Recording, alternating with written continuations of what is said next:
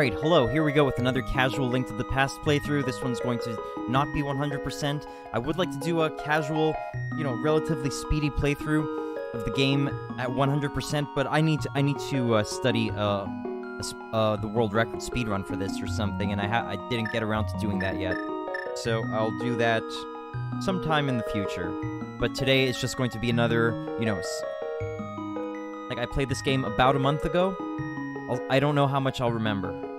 I guess probably most of it, but there might be some places where I get stumped, like because I haven't remembered all the pertinent details.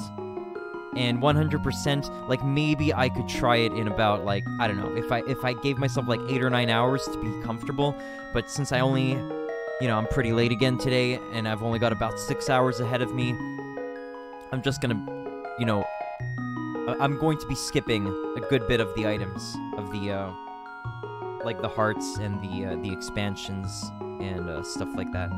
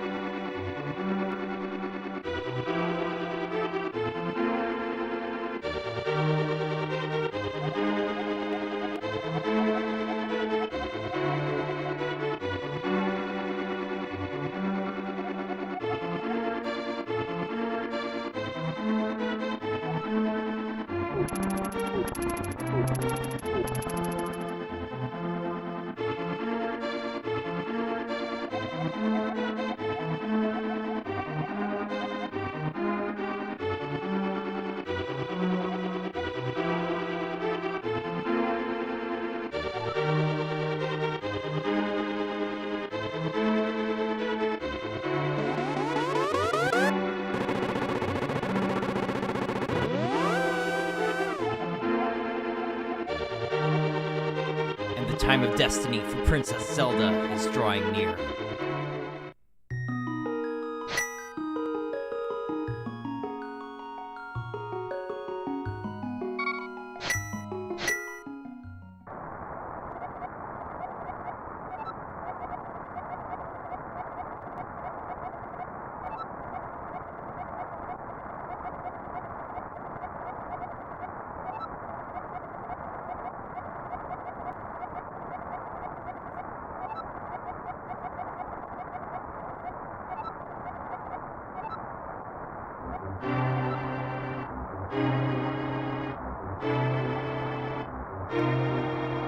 Alright, here we go with another casual playthrough of Link to the Past. Oh man, I love this game. It feels so good to play. I'd love to be an expert at it. I'm not yet, though.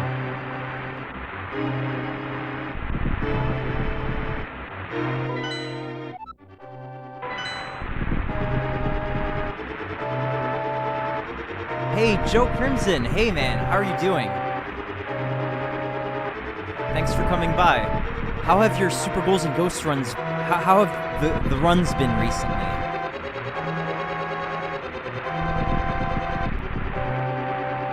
What? I'm pretty well, Joe. Thank you for asking. The anxiety of the tax season is over now, so that's a relief. Runs have been decent, going hard on the sub 40 grind. Okay, sweet. Do you remember when your most recent PB was? Was it the one from a few weeks ago, or did you get another PB even more recently than that?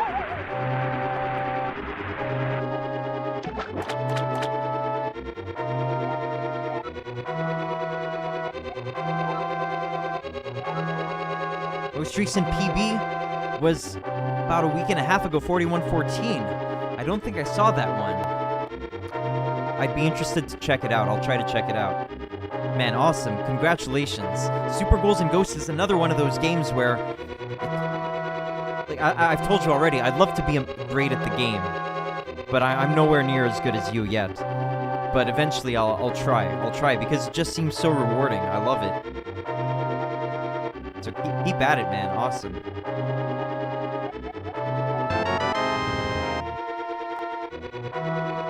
I think sub 40 should be very doable for me, LOL. Have you had a run where you don't die yet, or have you died so far in every PB? This is also a game I want to do at some point. Yeah, there's just something about Link to the Past, man. There's something very, very beautiful about the feel of Link to the Past, so yeah, definitely. I think if I manage to get a no-death run, it'll be an easy sub 40. It's really that hard to get a run of that game without deaths.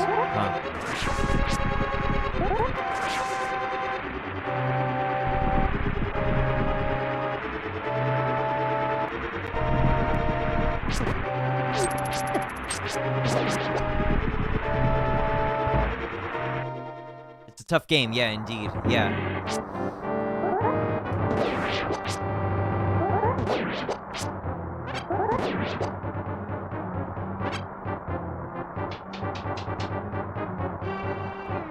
Jeez. I'm already not remembering where to go immediately. Oh, I think it's the basement. I think it's the basement.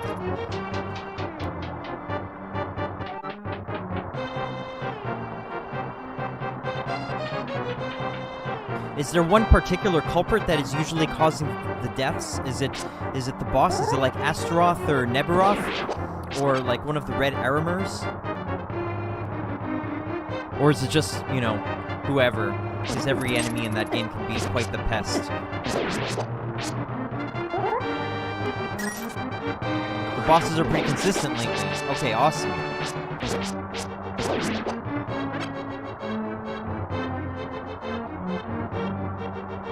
The problem is typically some enemy giving me a bad pattern. Oh, okay. Yeah, because there's RNG, right?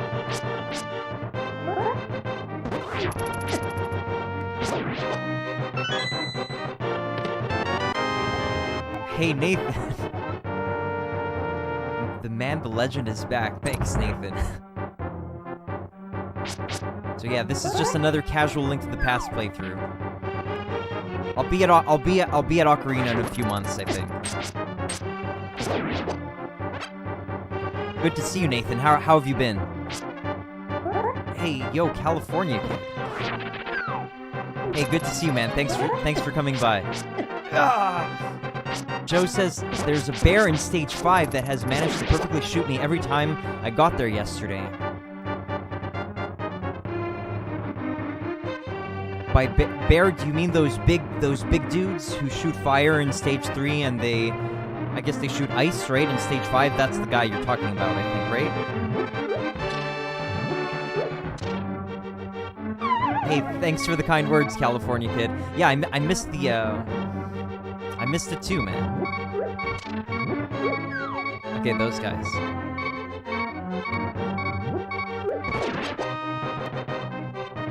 No! Oh, jeez. I'm coming up on a game over already. Yikes.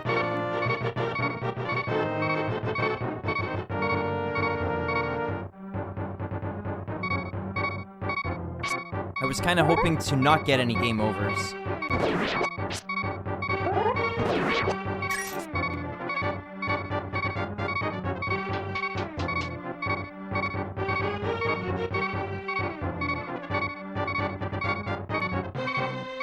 Okay, I'm nervous. I'm sorry about the low health.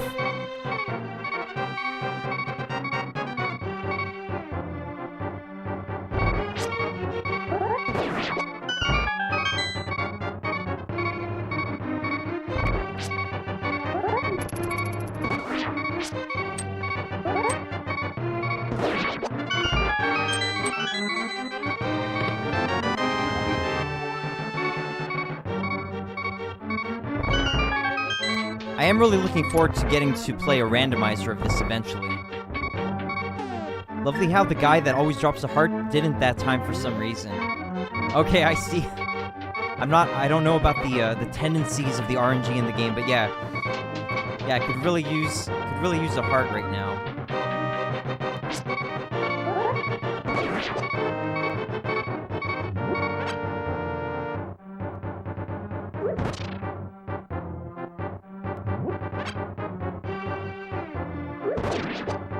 Oh, easy. Hey, Equality, good to see you, man. I have your heart. Well, that's very kind of you, man. Thank you. I hope you've been well, Equality, and your family, of course.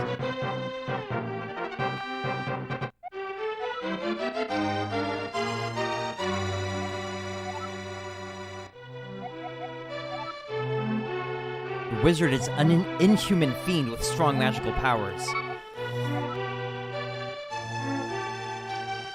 I'm pretty okay, thanks for asking, Equality. Like, I wanted to get like a little piano recording done, and I couldn't manage. Like, I've still got a bit of pain in my hand when I'm trying to do some stuff with like an octave stretch. And then, like, I don't know, like yesterday in particular, I felt pretty fatigued because I had this like, you know, like I wanted to get that thing done, but I couldn't manage it. So then, like, whenever I have something like that's imminent, that I feel like, okay, I have to do this thing, like, I tend to get kind of anxious, and especially if I can't do it, like, I tend to just get, like, kind of fatigued. So, like, I don't know, dealing with some fatigue and anxiety recently, but yeah, it's gonna be alright. It's gonna be alright. Nathan says, I'm gonna see the new Doctor Strange today. Is it a good series? Do you enjoy it, Nathan? I haven't seen any myself.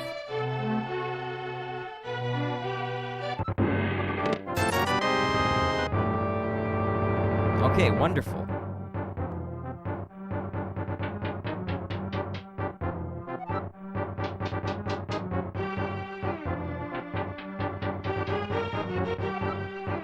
I hope you have a great time, Nathan. I'm going with some friends to see it. Okay, awesome, man. Quality says, I totally get you, brother. I'm glad and proud to hear you're doing what you can and knowing your limits, man. Well, thank you. Thank you, Quality.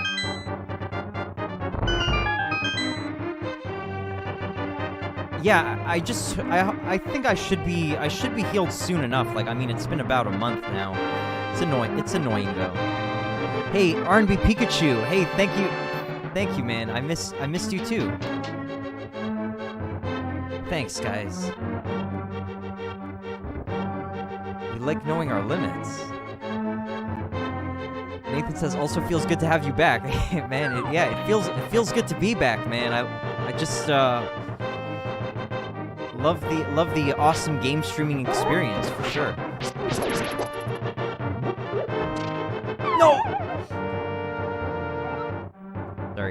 Sorry for the yelling.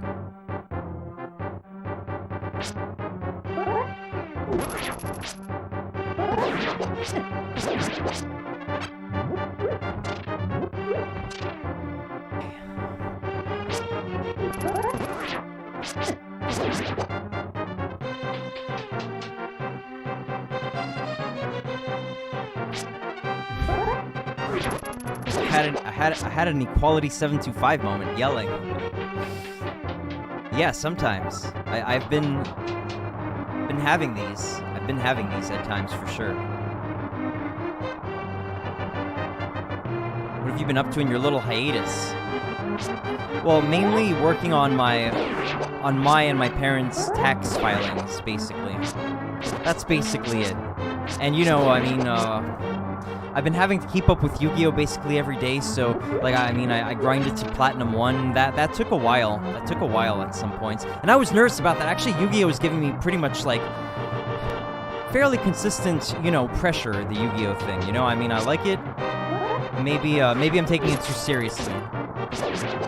But the fact that each season is only like a month at most, I know that, okay, like, I have to grind up to certain points by certain times, otherwise I might not make it, and, like, maybe I shouldn't be giving myself this pressure, but I mean, and it's kind of silly, but it's there. It's there. But yeah, some Yu-Gi-Oh! Stuff, trying to, you know, get some piano practice done, you know, I mean, like, I would have recorded a piano video, but I just had a pain in my hand as I was playing, and I knew that it would give me issues. Hopefully I'll be healed soon. Like, it was going to be, you know, a little piano arrangement of the prologue music in the game, but I wanted to have it done before, you know, this next session, but wasn't able to. And yeah, I got the taxes done. How about you, Nathan? What have you been up to? Some progress on Hyplinix, right?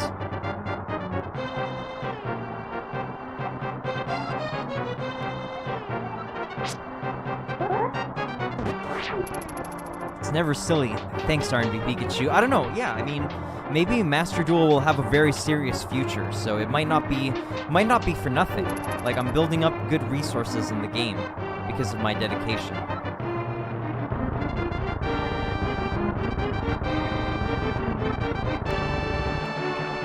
R&B says, I'm gonna watch and lurk. I'm gonna work out so I can get as fit as you. Hey, thanks, man, and have an awesome workout and day, man. Yeah. I 1,000,000% encourage you in your efforts to have a, you know, sustainable and healthy lifestyle. Nathan says, I think you saw the little text box thing, right? Yeah, I did. Oh, whoops.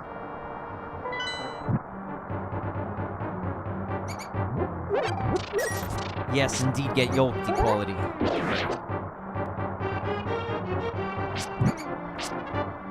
No, thank you, R&B Pikachu.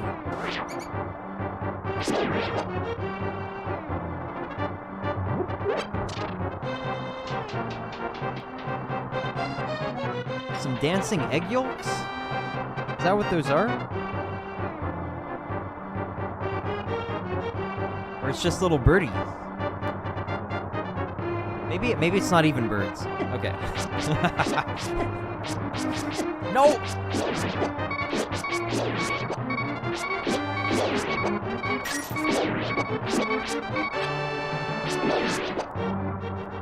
Oh, by the way, equality, I think I caught you right at the end. I caught you right at the end of finishing that SpongeBob game. How have your progress been? Did you get started on more SpongeBob games?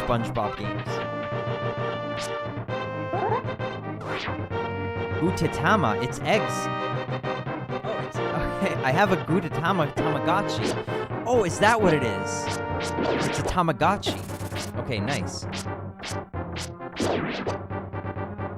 Oh, hey, I get it. It's a Tamagotchi.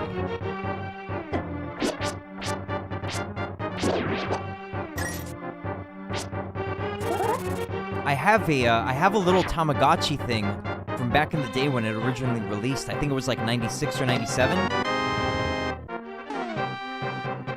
I don't know what this Gudetama one is, though. Let me check that out. Gudetama.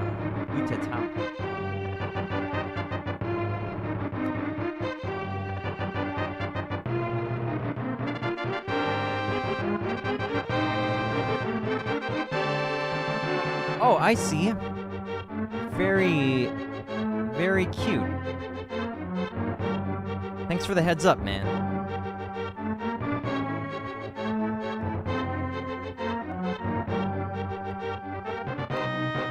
If you'd like to see my Tamagotchi and my Digimon things, I can go get them, actually. I know where they are. I could go get them and show you, if you like.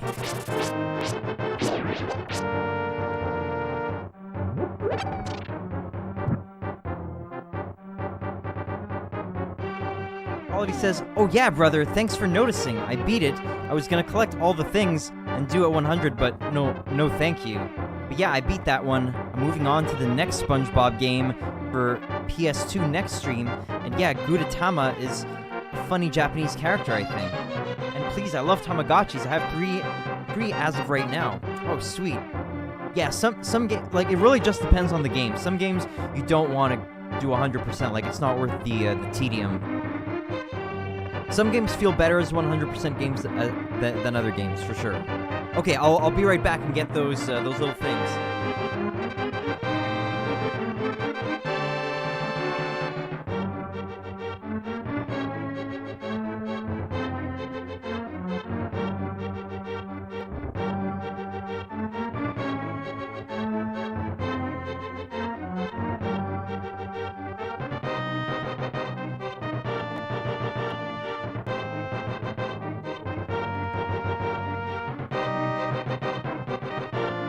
Alright, so you say tedium, just learned a new word. Oh, yeah, like tedious, the noun of tedious. Anyway, so here's my, it says 1997, made in China.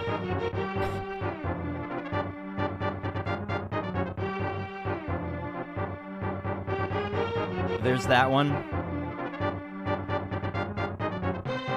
Oh, hey, Dragon Valor. Hey, guys, long time no see. Nice to see you all. Hey, likewise, Dragon Valor. Great to see you. I hope you've been enjoying the Yu-Gi-Oh stuff. There's some crazy stuff going on, like some new updates in Yu-Gi-Oh. Pretty nice stuff. Yeah,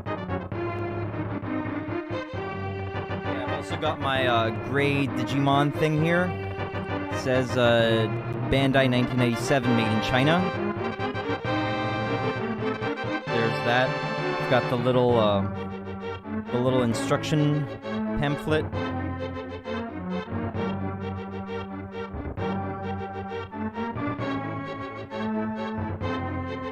And I also have this Nano Fighter Rough Rider. Anyway, that's it. That's all.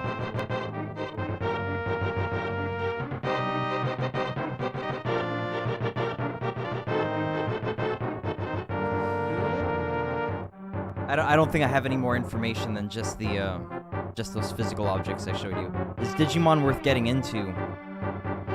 I have no idea. I'm not into it, so I can't say. I mean, I enjoyed the show back in the day.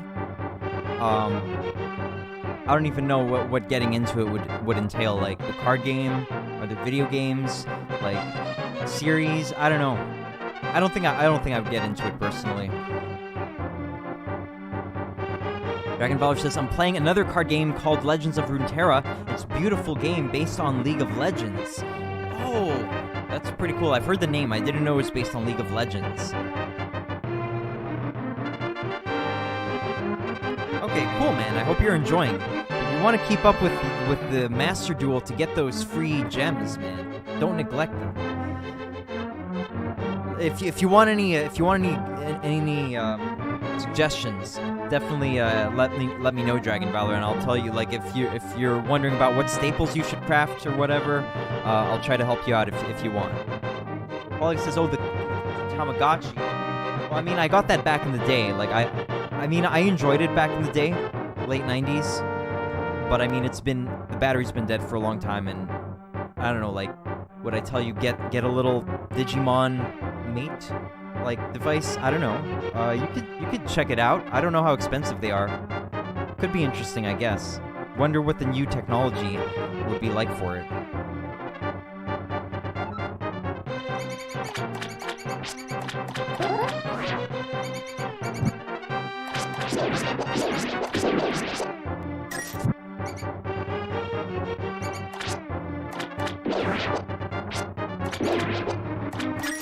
I think the creature in it was like Agumon, or the main dinosaur-looking dude, and it could become stuff that looked like Black Ward, like Ward Greymon or things like that. But I think the device itself like preceded the airing of the show, Not 100% sure, though. So I don't know if it's meant to be representing the character in the show, or if it's just like a similar appearance. Quality says that would be interesting to get into the card game, though. Maybe. I don't know. I feel like one card game's enough. I can barely manage just one card game.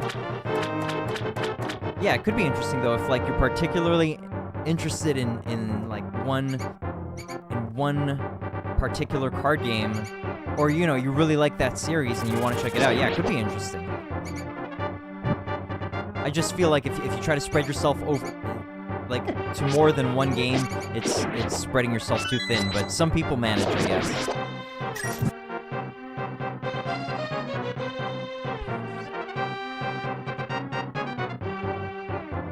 Dragon Valor says, I don't play many decks in Master Duel, just the ones I said before. I still love my Cyber Dragons.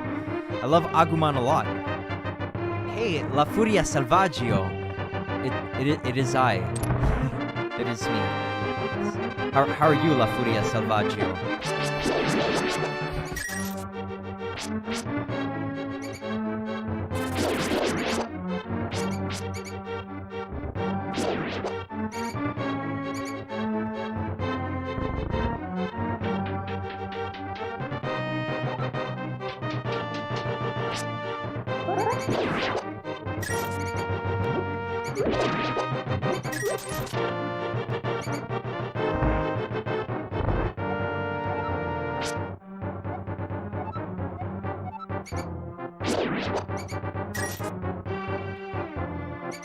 Eagerly awaiting your 3D Zelda runs. Yeah, Nathan is as well. So within a few months, I would say.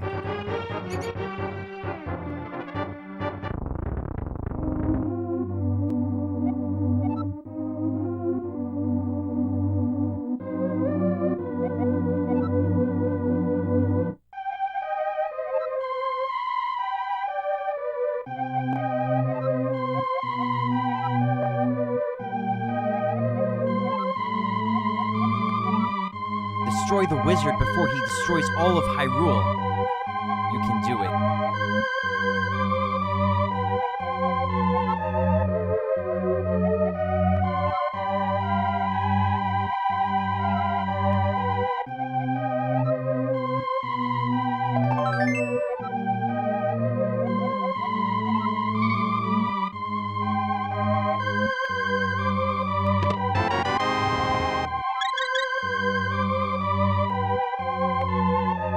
Dragon Valor says, love the creepy music.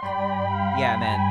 This Sanctuary music from Link to the Past was one of, it's been one of my cherished musics ever since I heard it back in the day. I love it.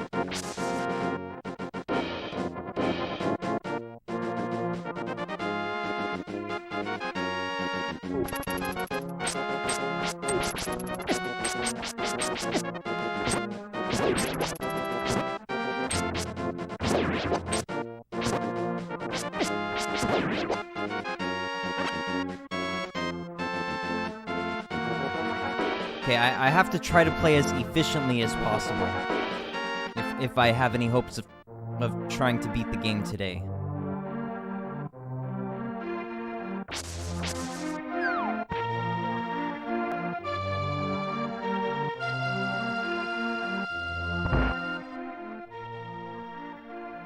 I think this guy gives us the net. Oh, we have to get the bottle first.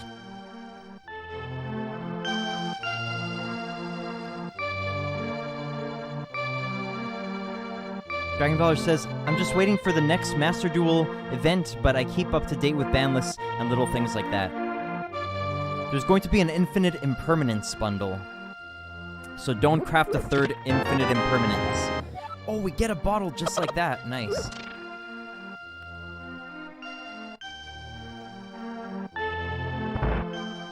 What deck are you playing in Master Duel lately? Mainly it's my Toon deck. I don't even know if it qualifies as a Toon deck because it only, well, yeah, it does, I guess, but I only have the 3 soldiers, not even any page flips, just the 3 Blackluster soldiers, and like the comic hands and the Toon Kingdoms and the bookmarks and the table of contents. and I find it's most consistent. Or actually, I also have the Two Nation Gear Golem and Blue Eyes in there. The bundle's available now. No, I don't think it's now. I think it's May 9th that it will be available. Yeah, there's some pretty interesting changes. Check the subreddit r/Yu-Gi-Oh! Master Duel, because there's some like pretty concise topics there as threads detailing some of the changes. You can check. Yeah. Anyway, I'm sure you'll find, like, if you do some searching on online, you'll find the new stuff.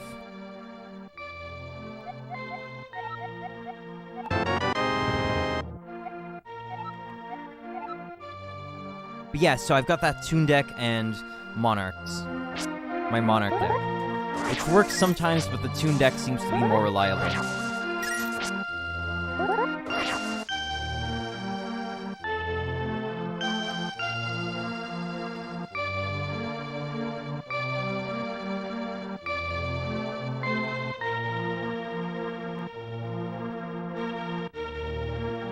I think this guy needs 100.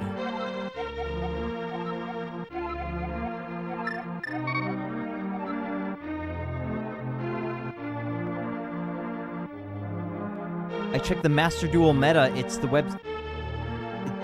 I check Master Duel meta, it's the website I check always.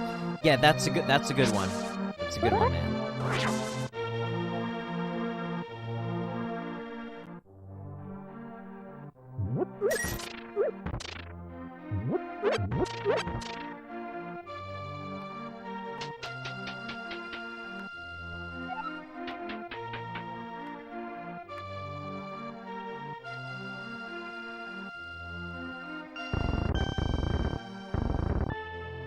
Oh, alright.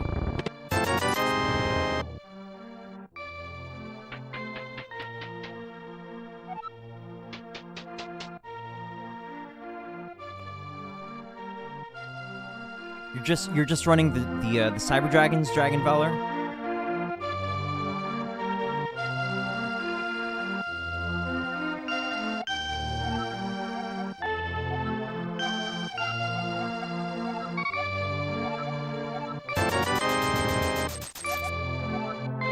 Are there any staples that you've really enjoyed? I finally crafted 2 Max Cs and 2 crossout designators, and they've been super useful for me. Definitely recommend.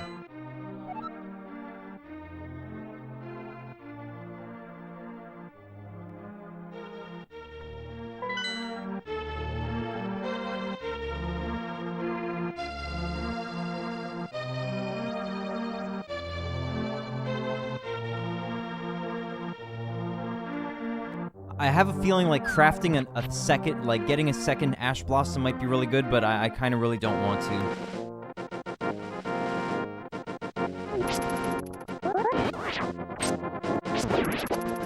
Right now, yes, but I'm building my dragons and dinosaurs and zombies. Okay, good. Not Zodiac or Zodiac Tri-Brigade. Those decks are evil.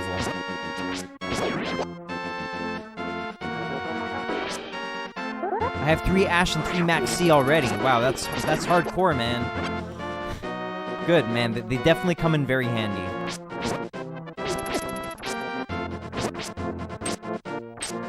No! Okay. Alright.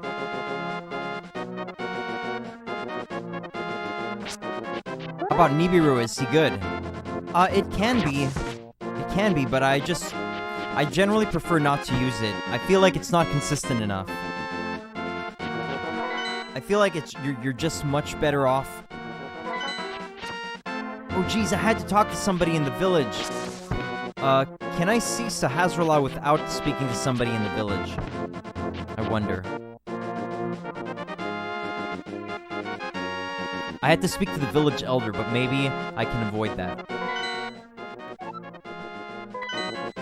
Crossout Designator I never tried. If you've got the Ashes and the Max C, Crossout Designator might be really good.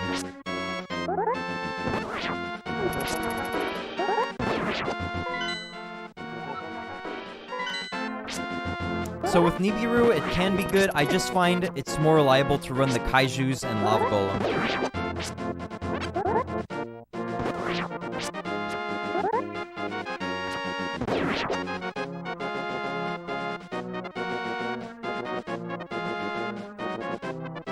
Quality says, that was my nickname in high school. Which one? Crossout Designator? Or, Nibiru? Or, what is it? Crossout Designator?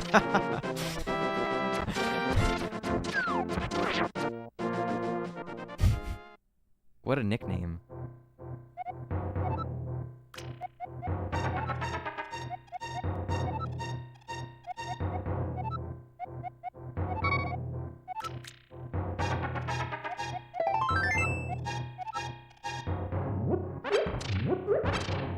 Dragon Valor says, I love the Kaijus so much. I run 3 Jizukiru in my Cyber Dragons deck. It's awesome. Yeah, super, super useful.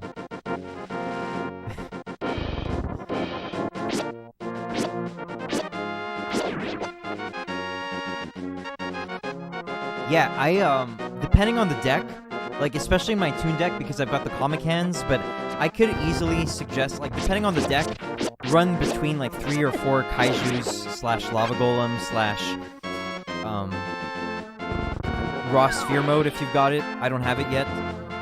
But yeah, Lava Golem and 3 Kaijus has been really good to me.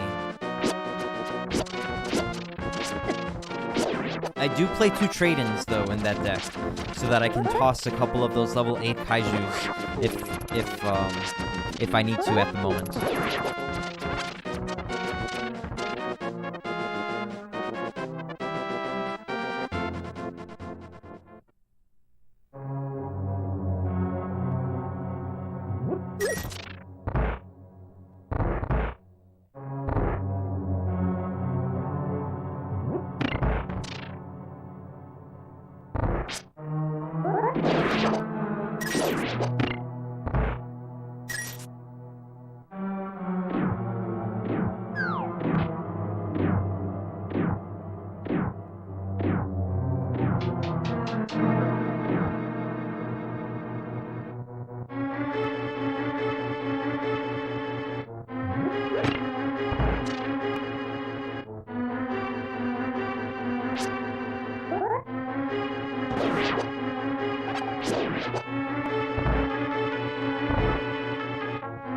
Dragon Valor says, Sphere Mode Raw is good too. I have 3 of him at my house, but he has almost the same function as the Kaijus.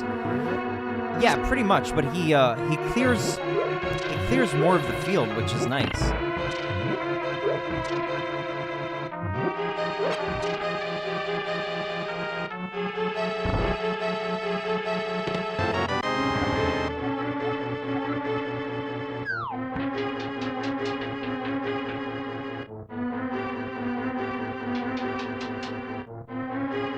What is under there? What kind of secret's under there? I forget.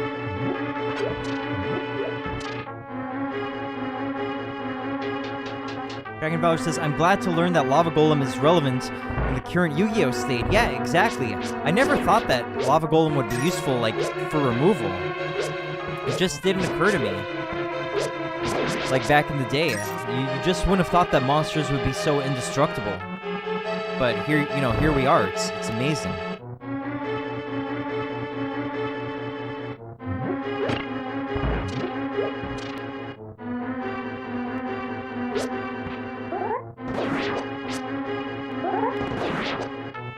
But yeah, sometimes I think the Kaijus are better because there's just one monster you want to get rid of. Like, they don't have more than one monster sometimes, so I think you're better off with more Kaijus than Lava Golem or Sphere Mode. I think it depends on the meta and what you tend to face. If you're facing cute big boards, then maybe a couple Sphere Modes would be good.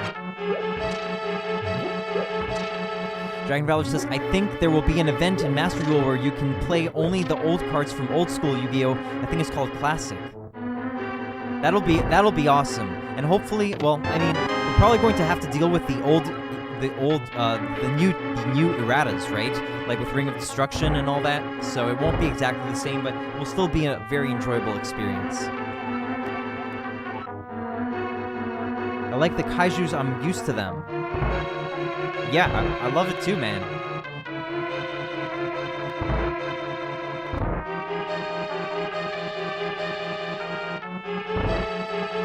They save you a lot.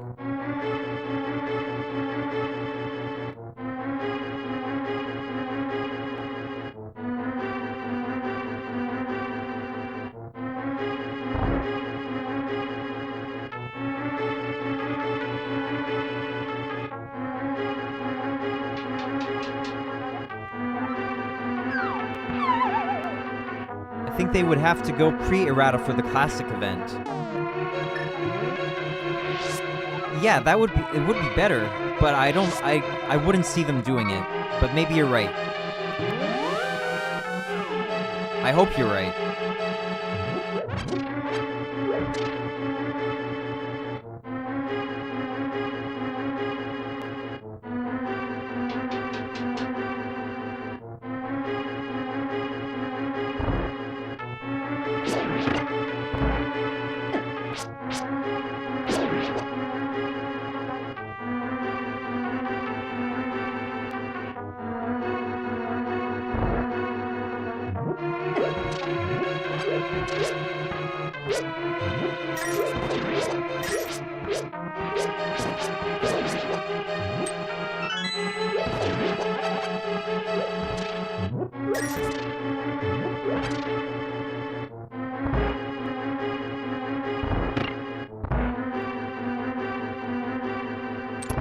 By the way, Dragon Valor, what ranks do you usually reach in Master Duel? Have you reached Platinum 1? Last 2 seasons I got Platinum 1. It's tough though. It's really rough.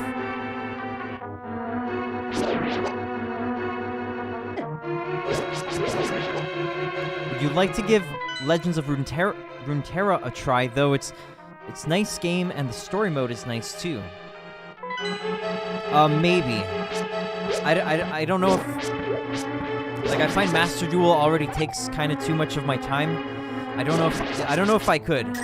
Don't know if I could. Maybe I would try it at some point, but no guarantees. I'll keep it in mind though.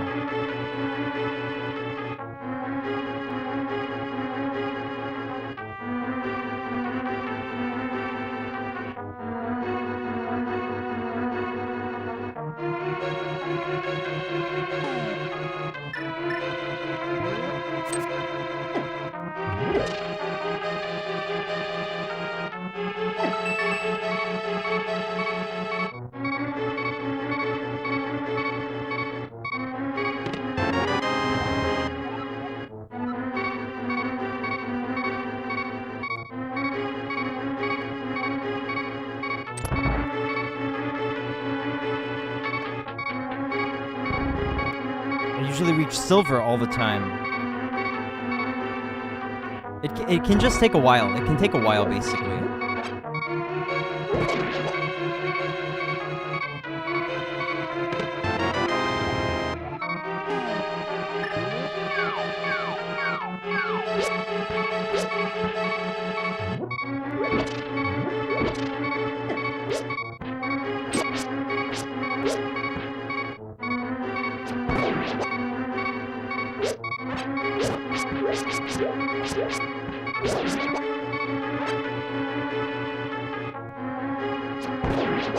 So that's the thing with Master Duel. It just, like, it takes quite a bit of time sometimes in order to get the rank ups, basically.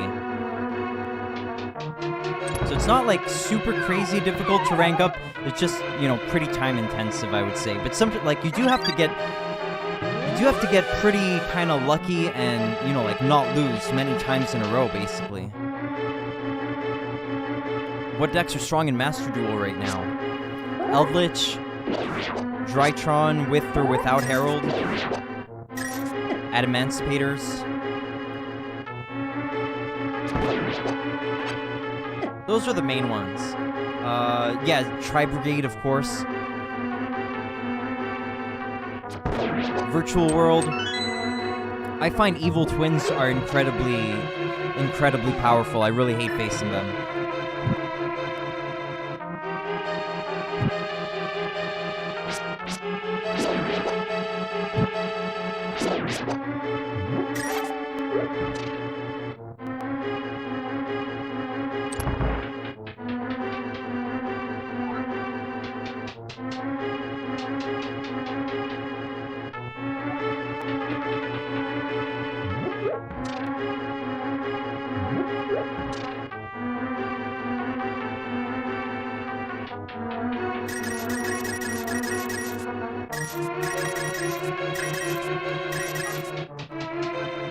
Dragon Valor says, Eldritch, I hate that one. I beat that one with Cyber Dragons every time.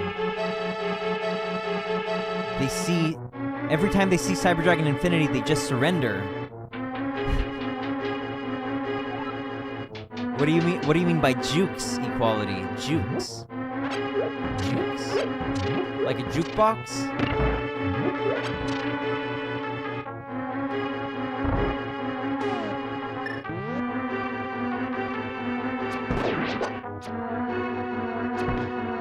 I'm extremely looking forward to the new restriction list on May 9th, because Eldritch will only have one Conquistador then, and I find Conquistador is one of the more troublesome cards.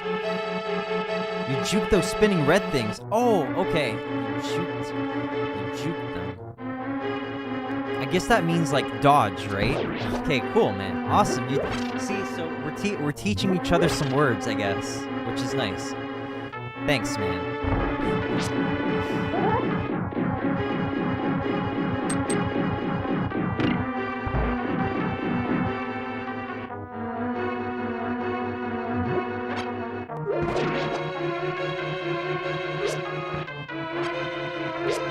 Yeah, I mean, I guess the ban list won't do too much, but I think it's better than nothing. I'm looking forward to only one Conquistador for sure. This Eldritch is just really annoying. They keep getting infinite resources off their graveyard. I don't like it. Equality says, yeah, juke is a football term. I'm not a football fan, but I do know juke. Sweet, man.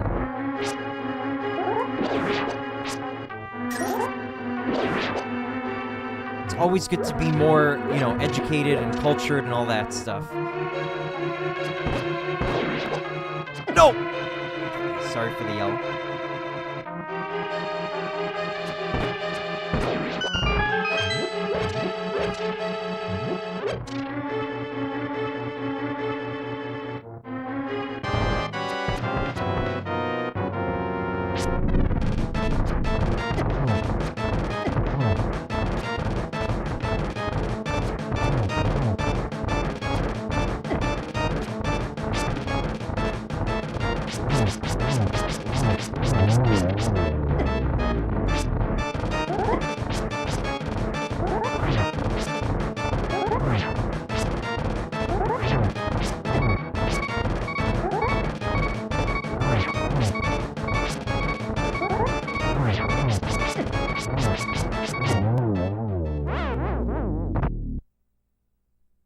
Dragon Valor says, sorry guys, I have to go now, but I'll catch you guys later.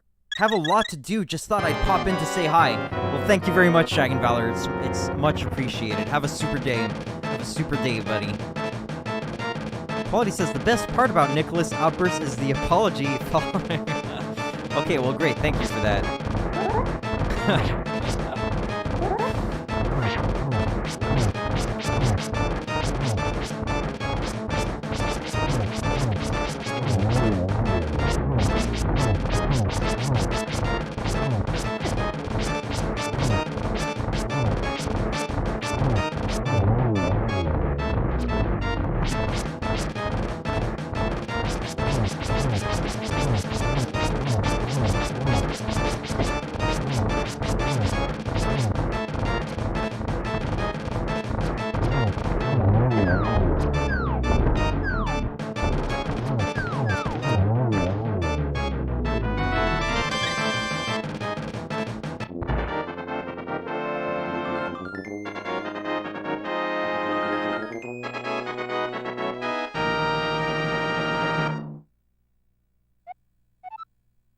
the vegan police have been alerted, equality.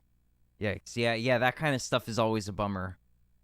Holy smokes, I just made a Bloody Mary and realized after drinking some it has anchovies in it. It's that, what is it? It's that gosh darn clamato, isn't it? It's that thing. Those tomato juice looking things, they always have some like super unnecessary thing in it for whatever reason, and it's like so subtle, like they like can't, it should be more obvious. It's like, why is there no picture of like a fish or a clam on the bottle or whatever? Is that what it is? What was it? What had the anchovies, man?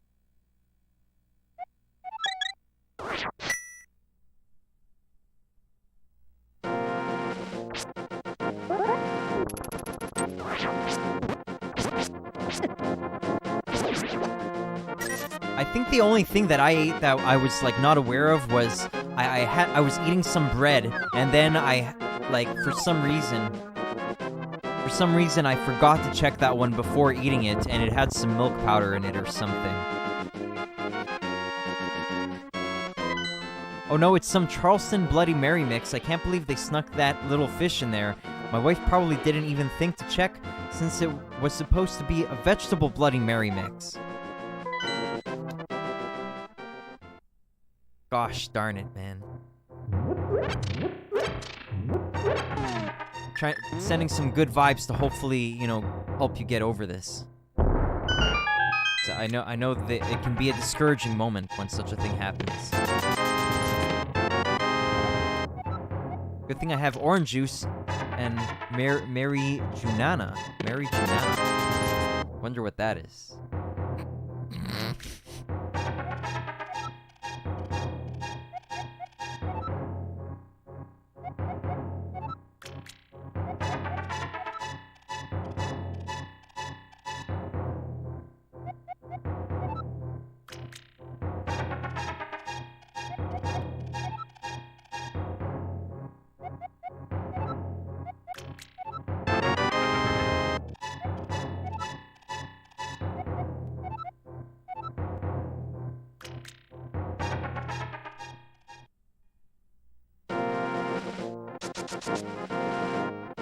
Quality says, "Thanks, Nicholas. It was a lot on my conscience when I first turned vegan first and effed up. But you learn life is about making mistakes, baby. It's how you recover from said mistake that will determine your mood and outcome." Okay, very, very wise perspective, man. Definitely.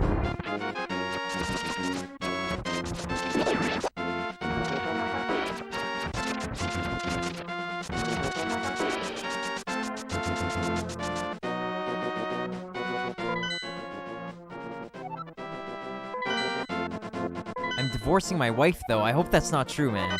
It's probably a joke. By the laughing emoji, which is following this comment.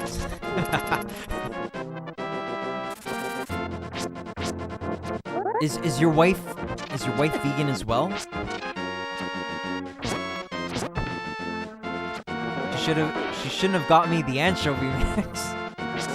You better document all of this, man. You've got to have all of this ready when you'll be going to court eventually. I guess.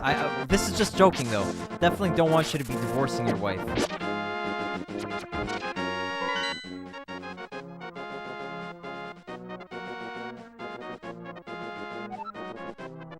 She is, okay.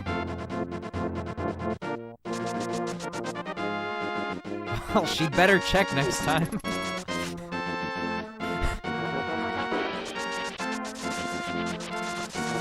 Rookie mistake. Not reading every single ingredient on products that you're buying.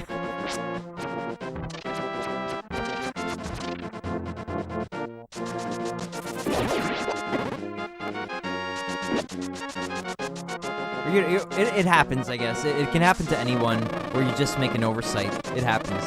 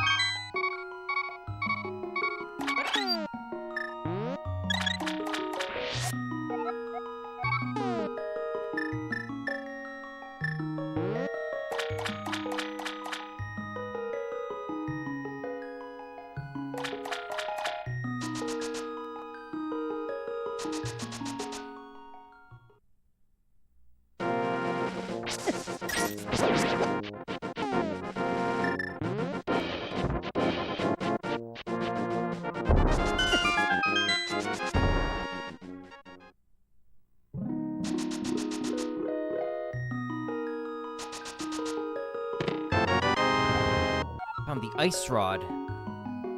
Nice.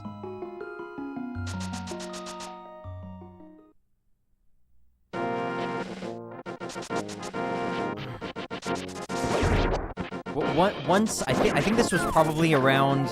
Okay, that was weird. Oh right. I can't swim yet. I think it was around maybe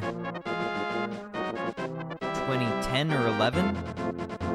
I went to some buffet with my bandmates, and my bassist friend was telling me about some sushi thing being eggplant, and only after I ate it did he reveal to me that it was something like octopus or squid or something, and I was pretty furious about that. I'm still angry about it. We've been on hiatus for a good while, but I do want to get back into it at some point. We've been on hiatus since about 2012 or 13, but it's not ended. It's just a hiatus, basically. Definitely want to do something with them again. What?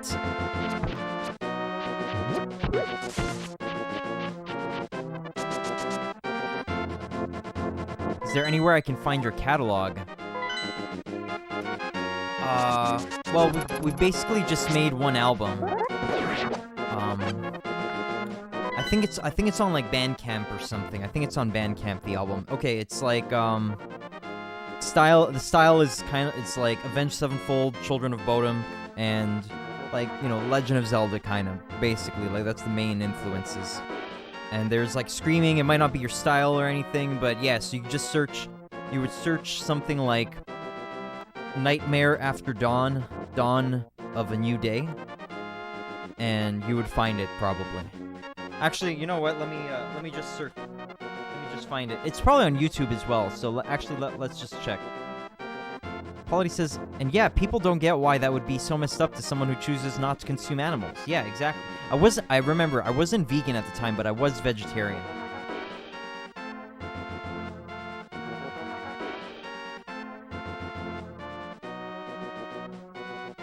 Yeah, so if you search it, you would find the Bandcamp here and the YouTube. I think this is probably a playlist of music videos. Yeah. Yeah, so you could find these here. It's like a little over 70 minutes, the album. So it's a while. Takes a while.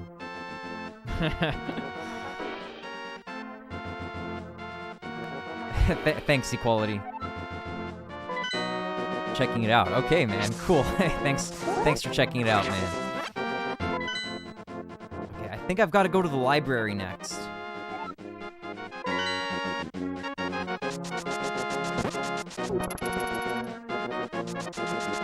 Kind of needed to get it remixed. Like, I think there's like the mixing needed a bit better work or something. And I think the guy who did it said he would. So I don't know. Eventually we're gonna probably maybe re-release it better. I don't know. Maybe not. Did your friend ever come to understand why that was messed up? I don't know. I can't say for sure. He was a little bit on the annoying side at times, but I don't know. Pretty good dude overall. I don't know. I hope that he did realize.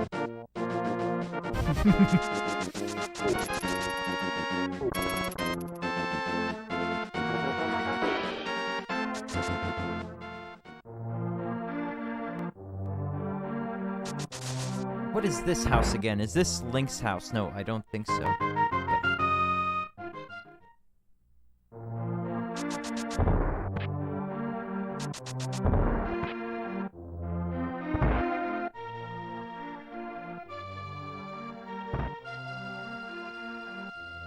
Nope.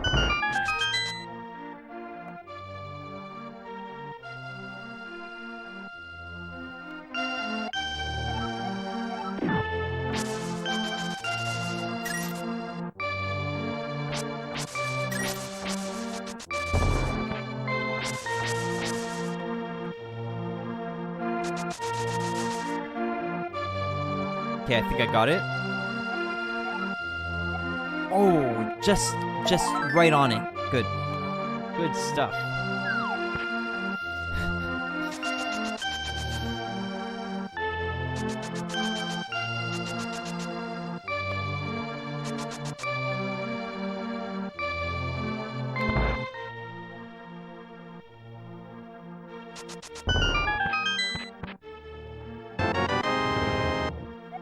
Found the Book of Mudora.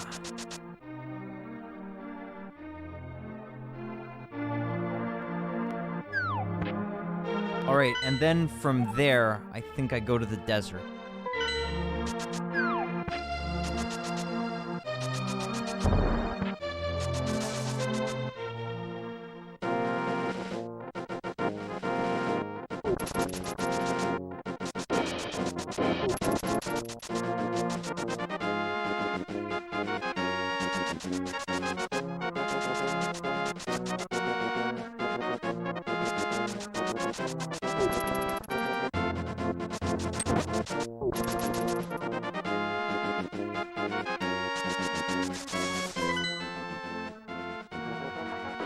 Cheers, Nick. Happy 420. Okay, thank you, Equality, and happy 420 to you. A merry old 420.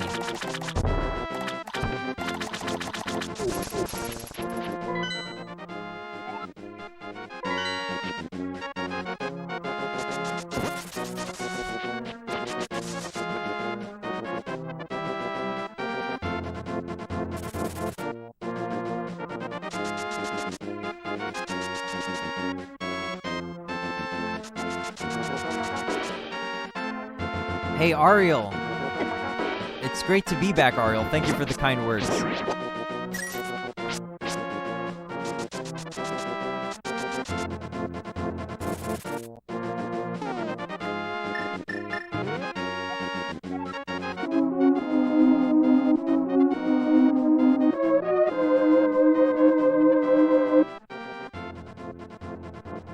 How have you been, by the way, Ariel?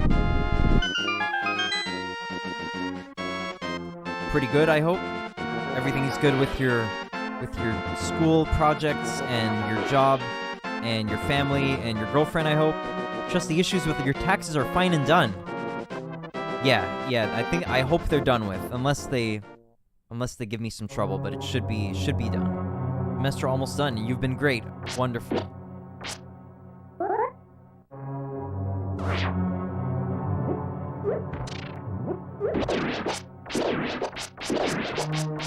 How long have you been with your girlfriend, by the way? I'd been meaning to ask, because I was just curious.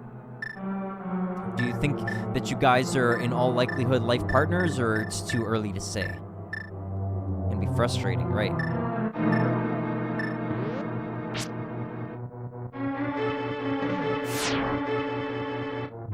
Not very long, I see. Okay.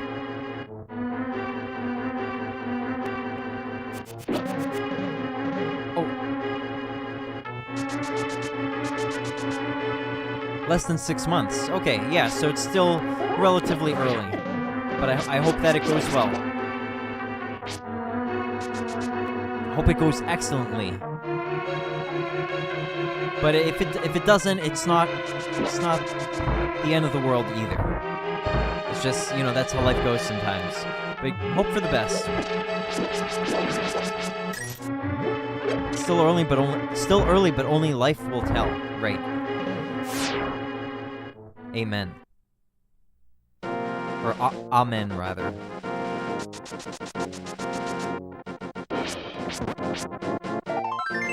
Okay.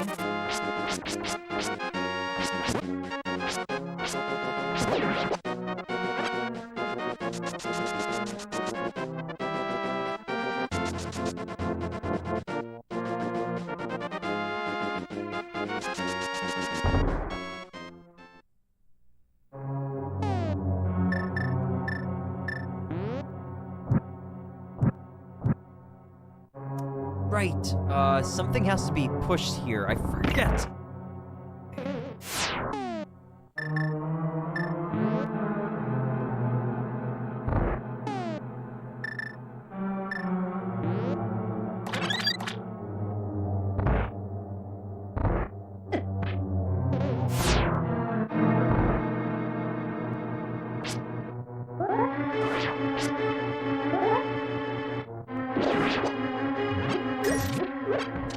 Have you been keeping up with Genshin, Ariel?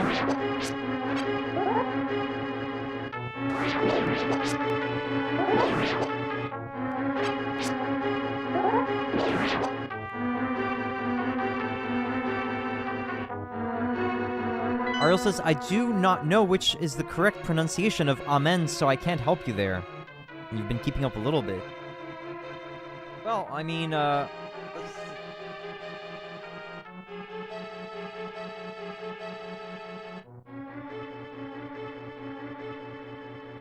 think it should... They're saying amen, but I don't think so. Or maybe it is okay.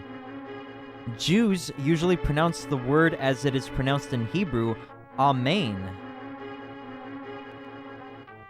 Huh. Amen versus amen.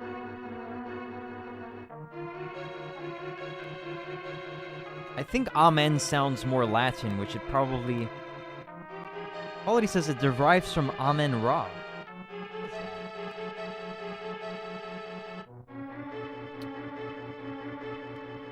Okay, this is epic. Amen Ra. Amen Ra. Okay, that was way too loud. I'm sorry about that.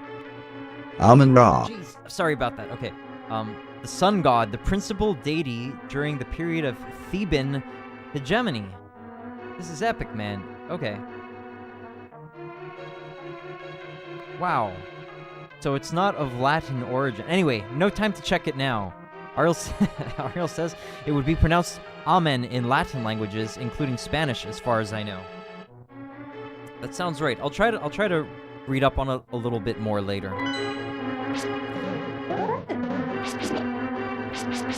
Amen just seems like a kind of anglicized or Americanized version of it. I assume.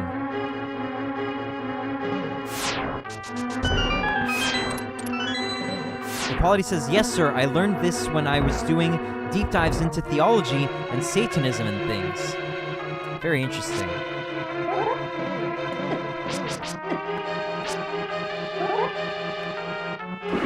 Thank you for sharing your knowledge.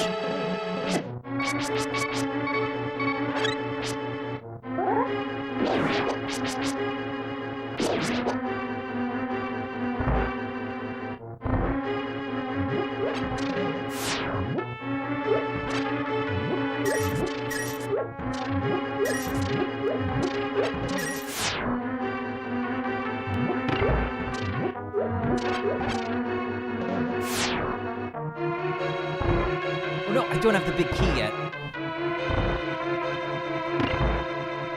Thanks for enjoying the info. Oh. You got me there.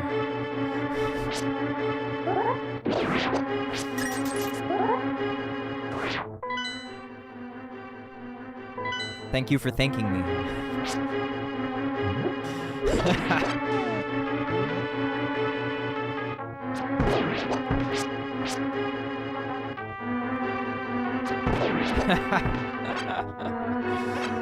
Earl says, Genshin just released a new part of the study and a new region, so I finished those and did some quests. I actually just saw a little bit of Genshin gameplay the other day for the first time, thanks to 7A Time, who was streaming it.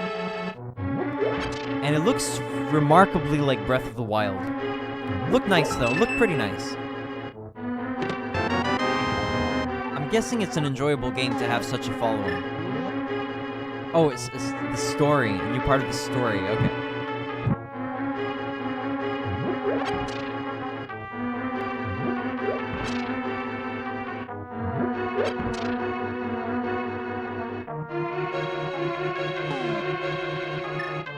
It's just the combat system and exploration.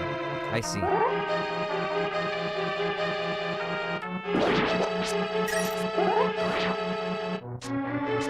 Still very different from Breath of the Wild. Okay. Well, thank you for the clarification on that.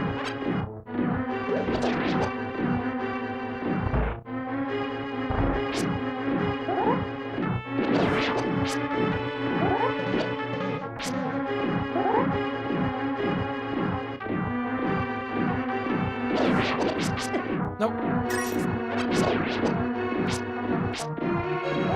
The story is mostly linear. That's what I like to hear.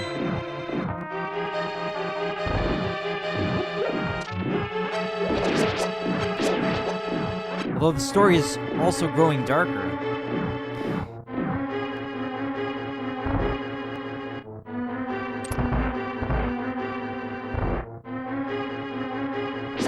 It looks really nice for a free-to-play game.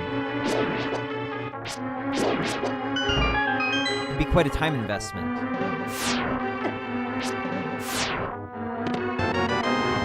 I would assume.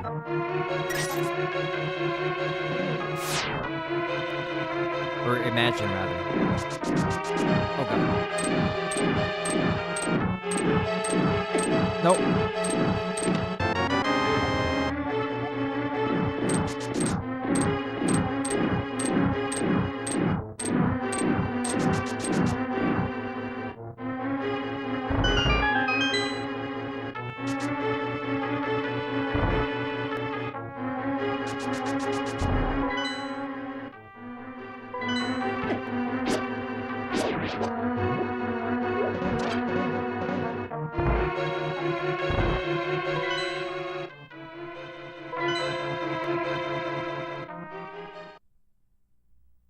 Nope.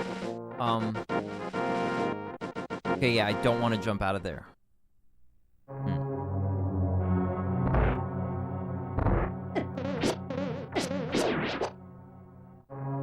I guess that's just a quick escape route.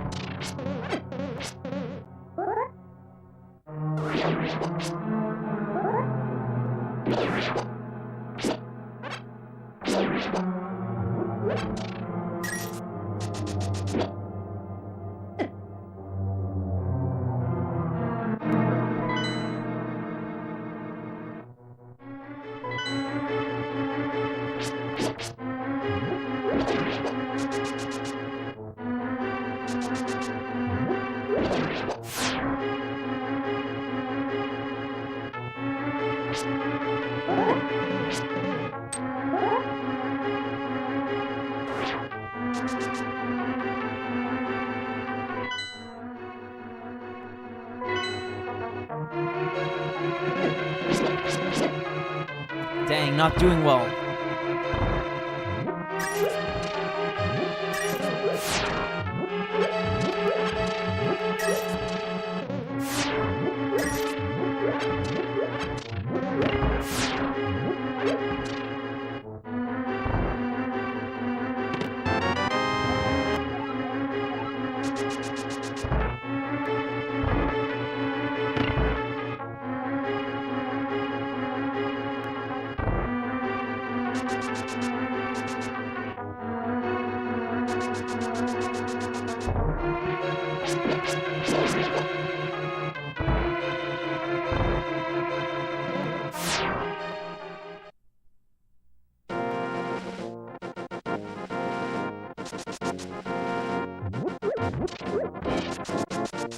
No! No! No! No! No! No! I'm sorry. Yikes. Oh, right, because you can't escape from here. Alright, dang it.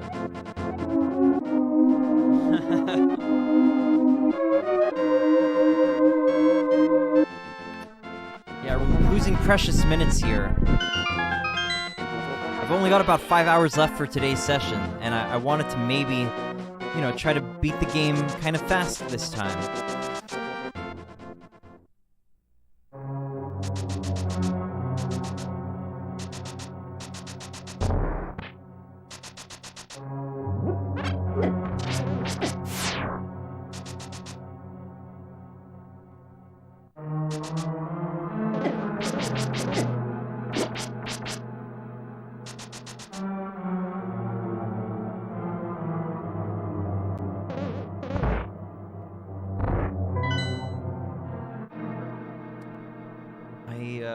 I went the wrong way. Dang it.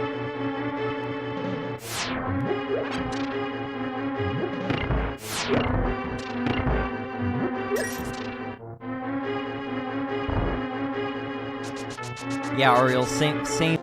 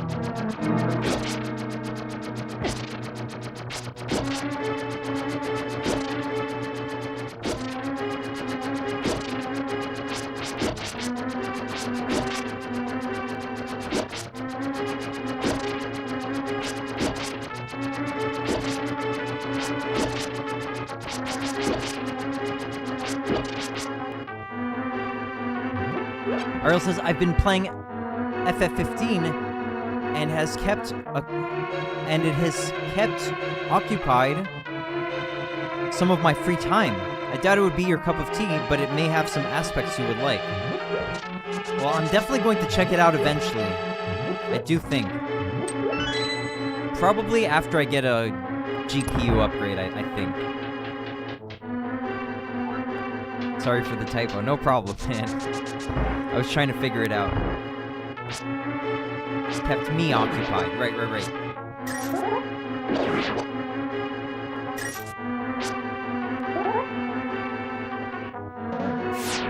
I mean, I really liked Final Fantasy 4, 6, and 7, so there's a good chance that I will like most mainline Final Fantasies, I do think. If you don't like it, though, try listening to some of the music. I'll probably play through it, I do think. It just might be in a couple years.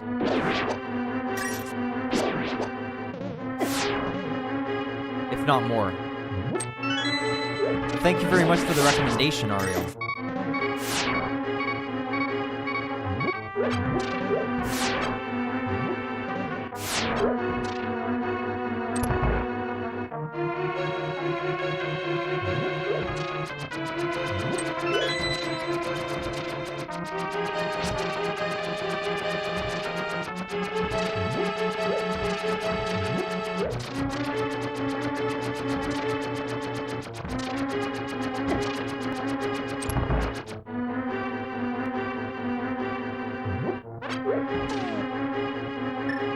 Awesome. Okay, thank you once again for the recommendation.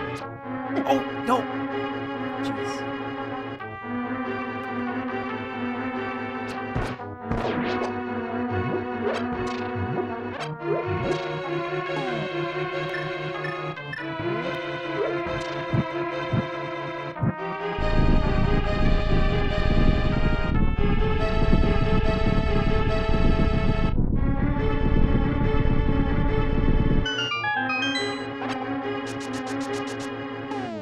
Alright, let's hope for no death.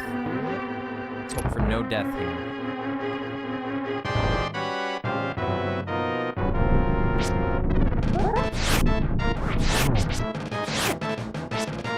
Oh, right, they're a little tough.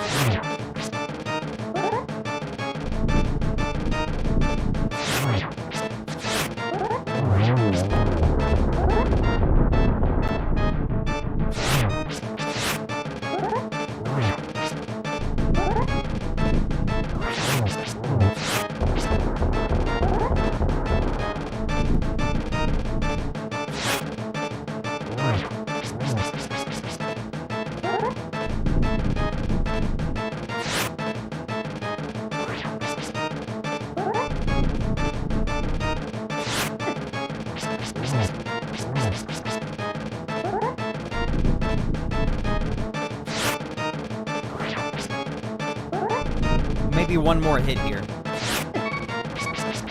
Oh, jeez. Okay, so I guess I have to get lucky.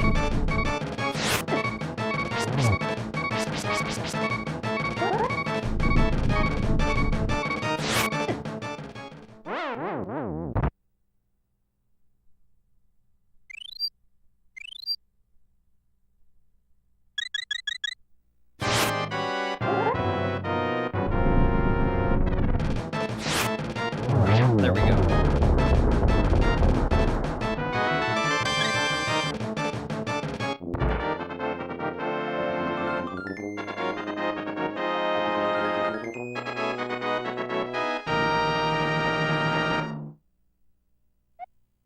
Won the Pendant of Power.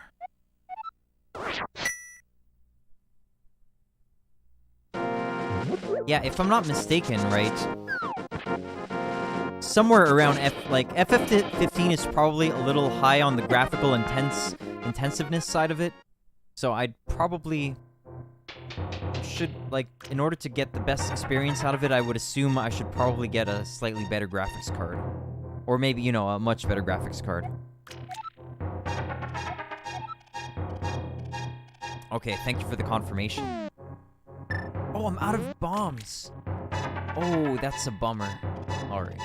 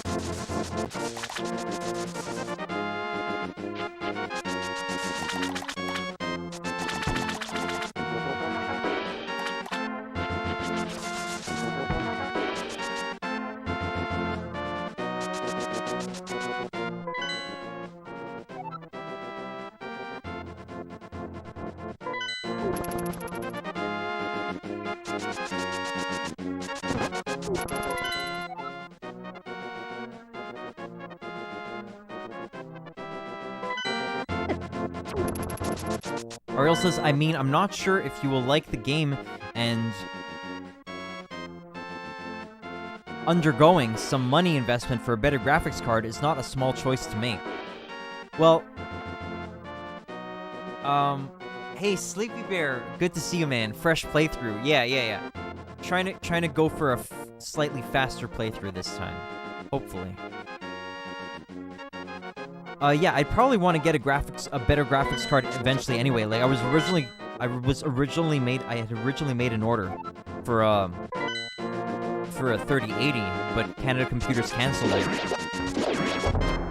So a buddy got me out of the jam I was in terms of, you know, being short of the graphics card, and sold me this one. But it's about a fifth. It's like this graphics card was like less than a fifth of the price of what I would have paid for the 3080. So I mean, I want to play some PC games eventually anyway.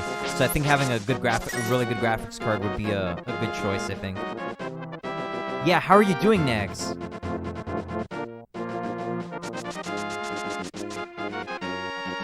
Doing good. Wonderful. Wonderful, man.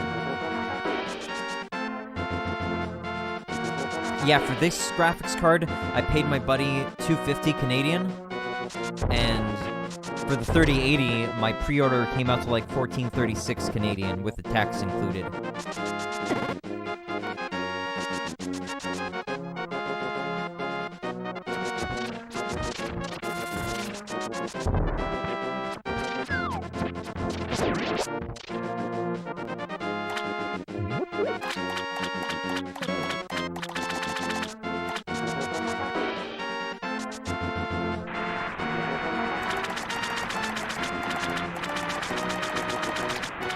Yeah, Nags, I hope that you and Ray and Princess Daisy are all doing fabulously.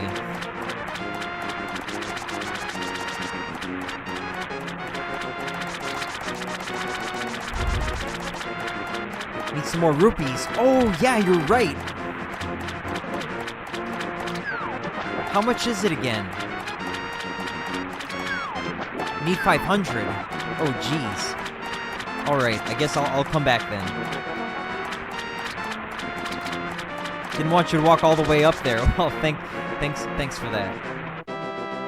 Yeah, I mean, I only played this game about a month ago, but still, I haven't remembered all the pertinent details. There's a bunch in town. Well, okay, I'm thinking to just go to Death Mountain now instead of doing that. I'll just come back for the flippers later.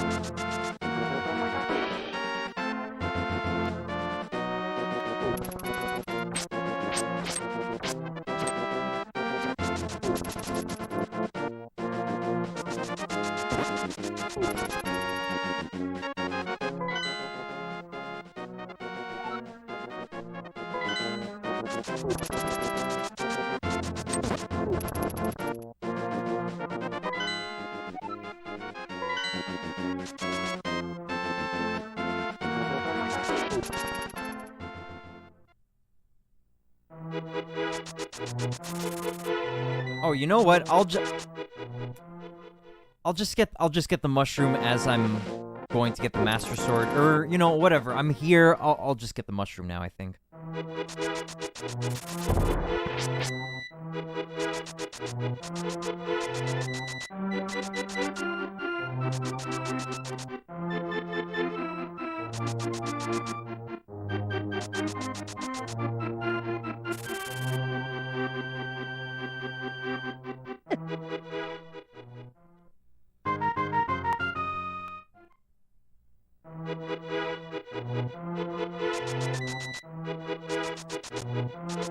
Wrong way, right.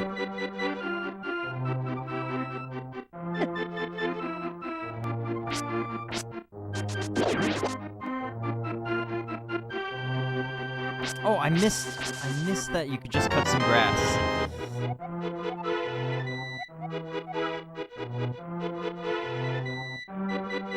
Oh man, the beautiful mushroom. It does look so tasty and juicy. Thank you. Thank you very much, Ariel.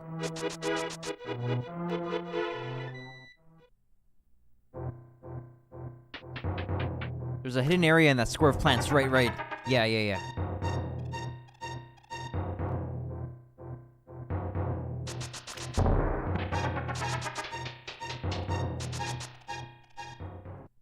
don't like mushrooms, but to each their own.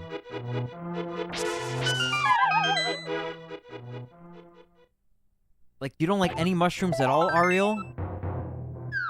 You find they're all unappealing to you.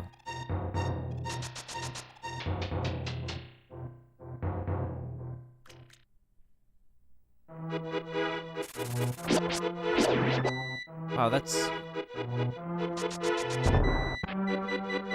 I don't know, man. That seems too bad, but I mean, it's whatever you need, man. It's whatever. You've got to listen to what your body's telling you. Maybe there's something about mushrooms that your body just doesn't jive with for some reason.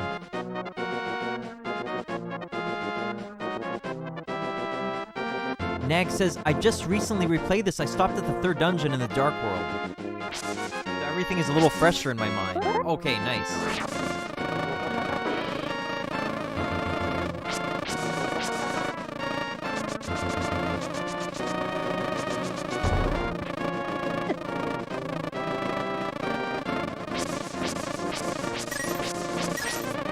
Don't think I need to do anything in here right now.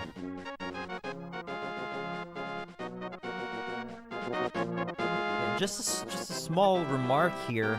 Like, there's so much beautiful detail in the houses. Like, what's this? Is this like some kind of fireplace where they cook things? Maybe the Link to the Past houses just look so cozy. Very beautiful.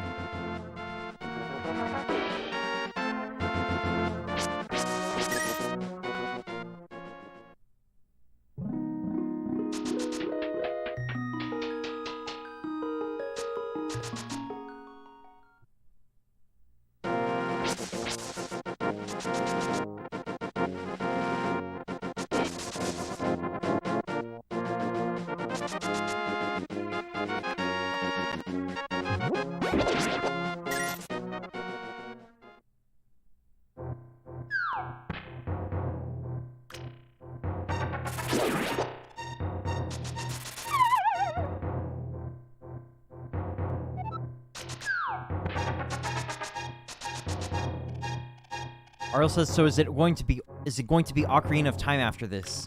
No, I think Ocarina is probably going to be in a few months. Because I'm going to be going chronologically. So not even just Zelda games, like, just, like, Yoshi's Island will be in there. I'm gonna do some Mario Paint, then probably some stuff like Mario 64, and whatever else is in there chronologically. I think I'm going to leave Super Mario RPG and Chrono Trigger till some point in the, like, further into the future, so that I can have those kind of in more of like a Final Fantasy chronology, something like that. Because they are pretty, like, Super Mario RPG and Chrono Trigger are more or less like a Final Fantasy in the Final Fantasy series in spirit, I think, right? Yeah, so at some point soon, Link's Awakening, then Yoshi's Island,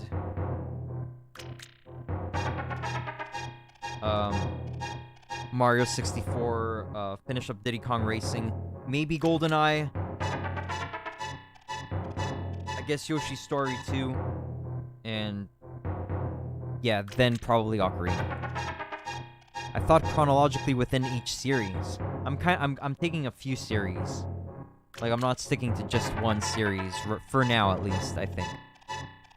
Wanted to go for mainly, like, Mario, Zelda, and Rare, maybe some other big games. Like, I might want to finish up Star Fox, for that matter, so that I could include Star Fox 64 in there as well.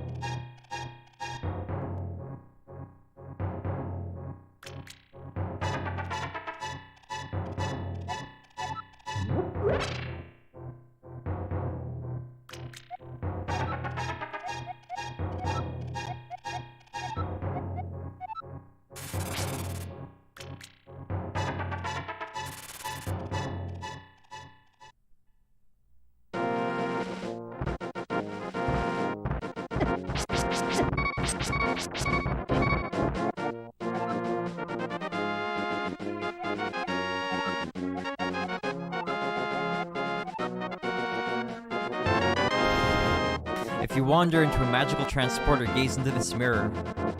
Pretty funny, kind of a funny sentence. Just happened to walk into a magical transporter, use this mirror. But maybe the old man knows about what's coming up.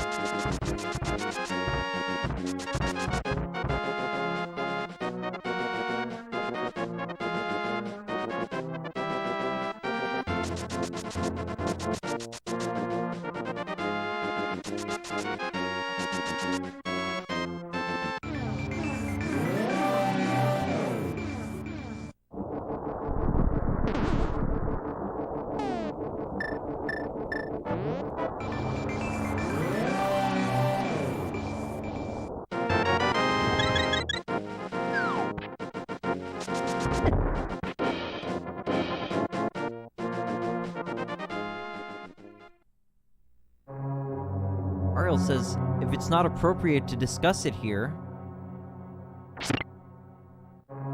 Hey, sorry, man, I didn't mean to read your message so early. What are your thoughts about the whole Twitter thing? Oh, yeah, it's probably fine. I don't know, like, it seems, you know, relatively encouraging overall. However, I'm just very... I could only ever be cautiously optimistic about Elon because like, maybe he's a good guy, but he just kind of strikes me as maybe kind of one of these, you know, one of these kind of figures that is planted to kind of maybe give people hope in a certain direction, but he's just controlled to do what, you know, the shadow forces want him to do, right? But maybe it'll be good. It looks good so far. What do you think, Ariel? Do you think it's a positive thing overall? Like a hopeful? Are you optimistic about it?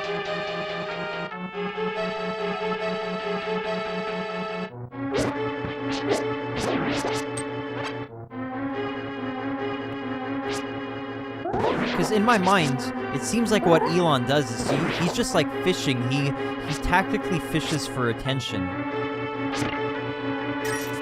Like with the whole Doge things, and it did seem like he was quite heavily manipulating the Doge hype.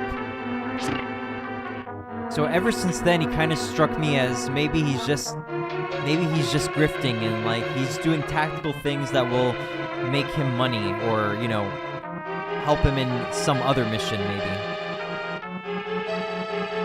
Perhaps a positive thing to some extent, but I would be quite suspicious nevertheless. Yeah, we must remain cautiously optimistic, I guess.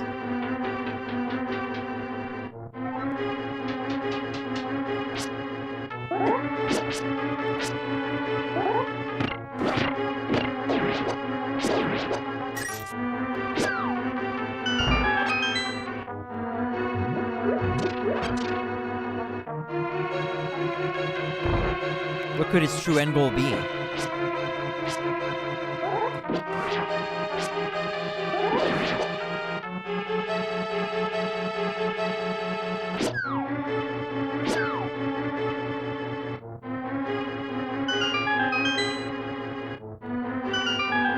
It could potentially just be for the sake of profiting. Oh, and some people have pointed out that he's into transhumanism, right? Yeah, that could be a big one.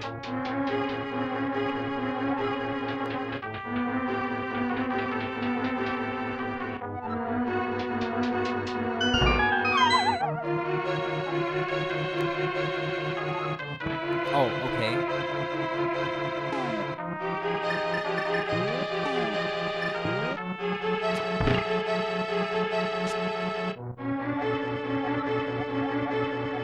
Oh, right, I might have to use that.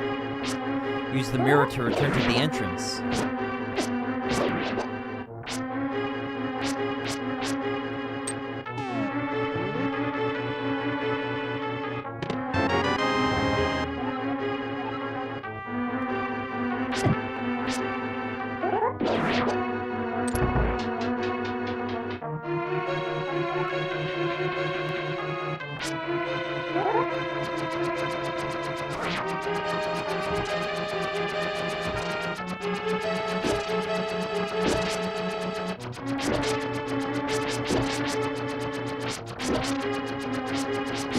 Ariel says, I don't condemn seeking profit as long as it doesn't transgress some certain moral boundaries. Right, yeah. You don't want to be an opportunist who's just, you know, taking some, you know, serious kind of political issue and then just trying to, you know, make some money off of it, and in the process wasting a lot of people's time and energy that could have been better used possibly in another way.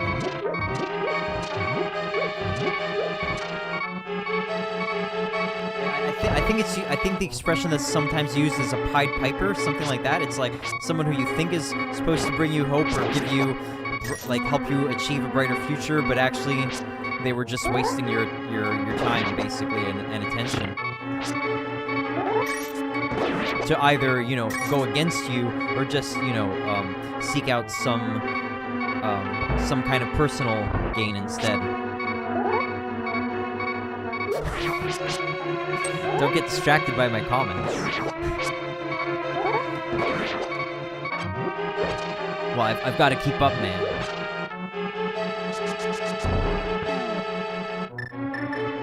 Oh no, I need the big key for this. I think. No, okay, cool. Oh, I get the big key. Nice.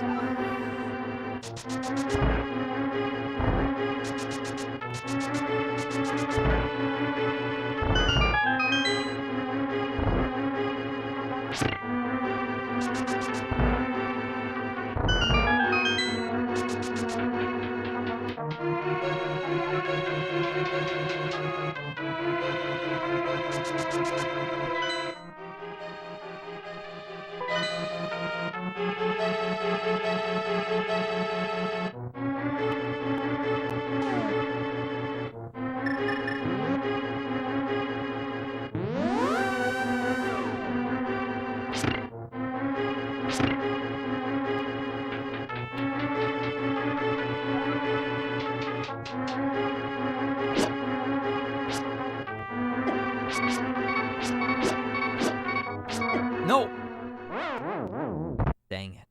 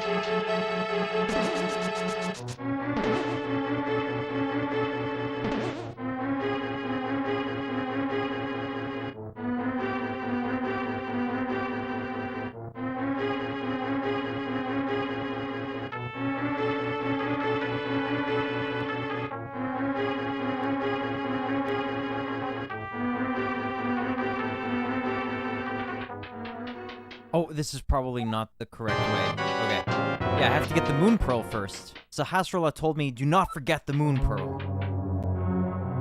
So is this where I need to drop?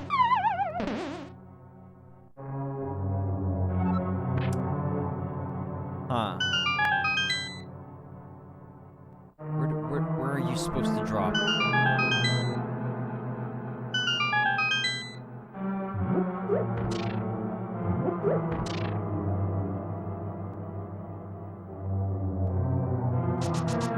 Maybe you do have to go to the boss room. Oh! Okay. I probably need to get the floor in the other arrangement.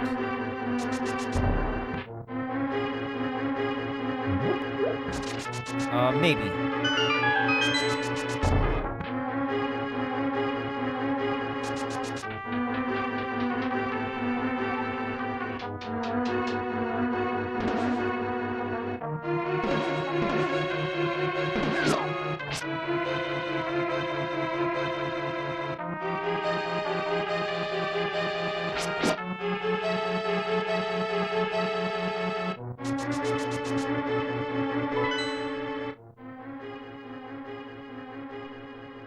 I'm forgetting. I'm sorry, but I'm forgetting how to get down there.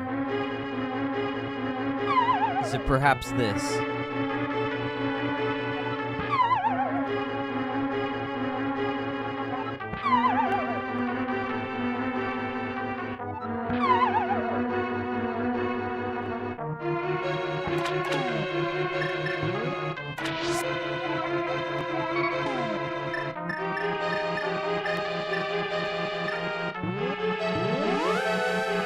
Why? Oh my god. I'm sorry about that. I meant to use... I selected the mirror instead of keeping the net on there. That was bad.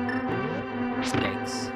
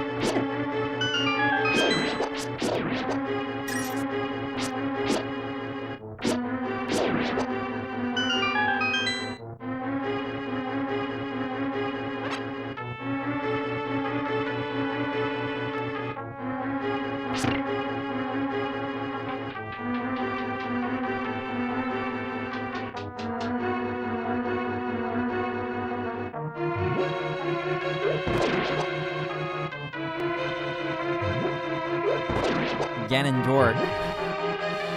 That's a good one. La Furia Salvaggio.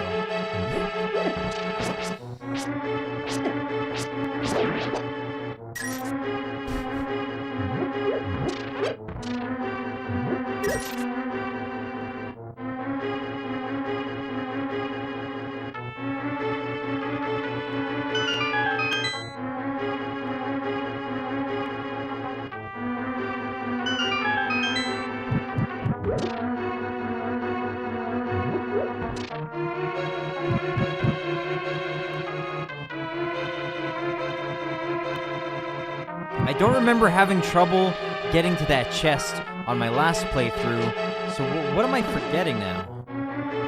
What am I not realizing here?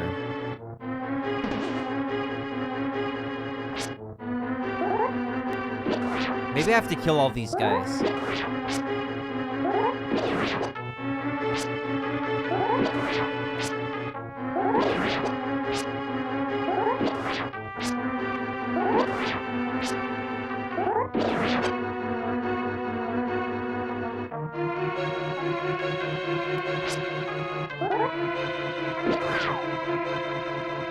Do a barrel roll.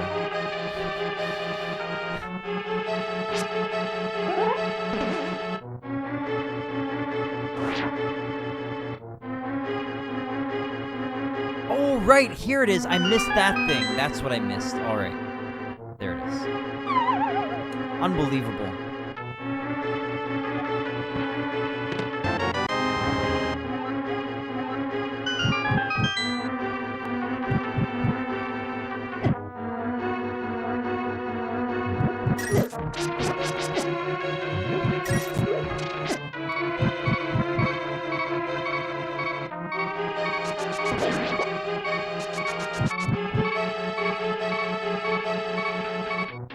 Okay, I'm thinking I'll just drop and get fairies. Just drop here and get some fairies, and I'll climb the tower back up. It's not terribly long.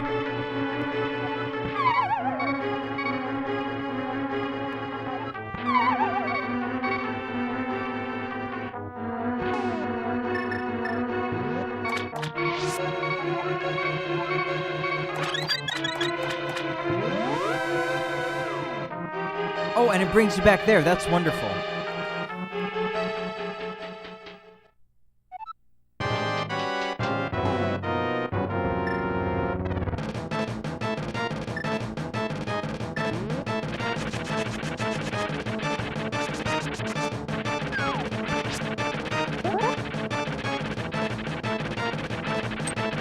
Oh, wow. Bad start. Yikes.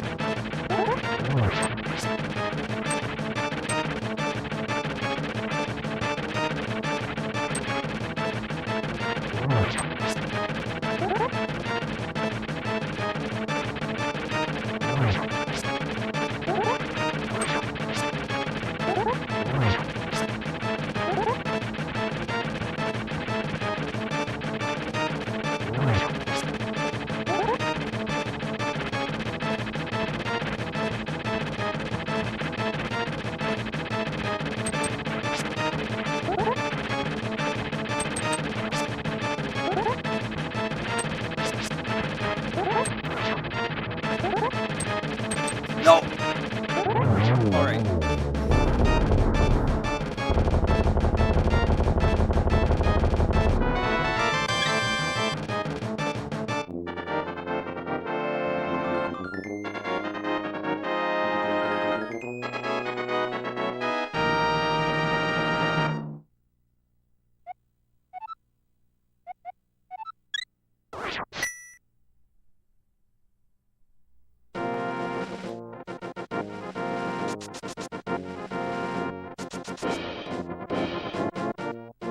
I don't think there's anything I can do over here yet.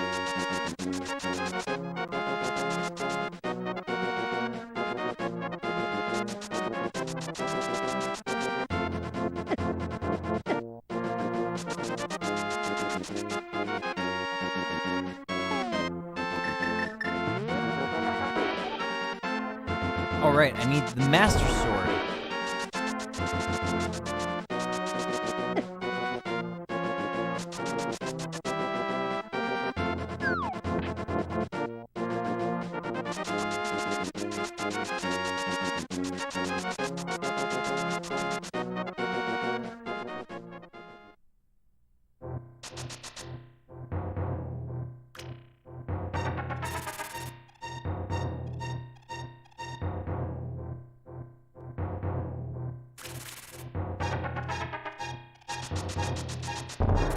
Oh! Okay.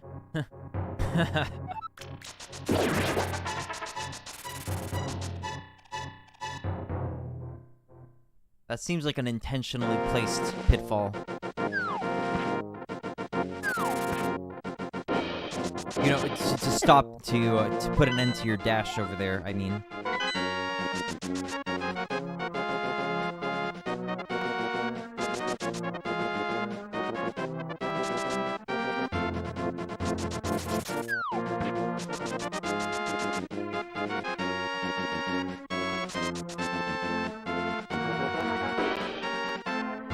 Sorry, I disconnected for a little bit. No problem. No problem, Ariel. I hope that your connection is alright, though. Oh, another mushroom, but don't I already have one? I can get more mushrooms?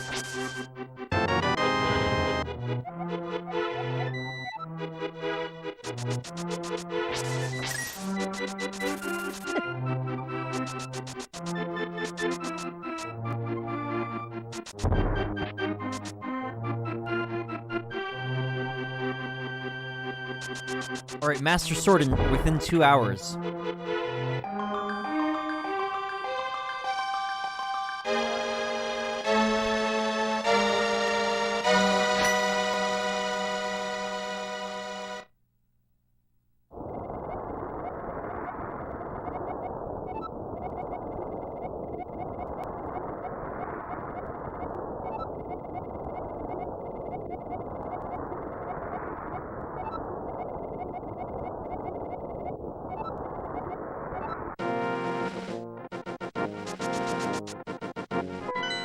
Ariel says, I missed that extremely annoying boss fight at the Tower of Hera.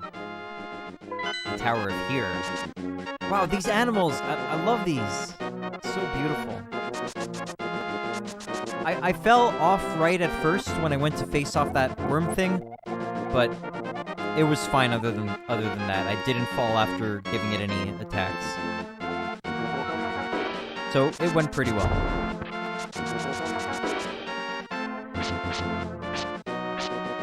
Get away.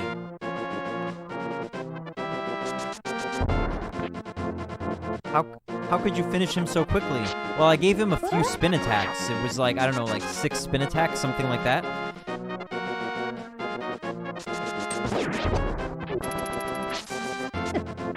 And I was just careful. Yes, it's very difficult for me to not fall every time I fight him, I see.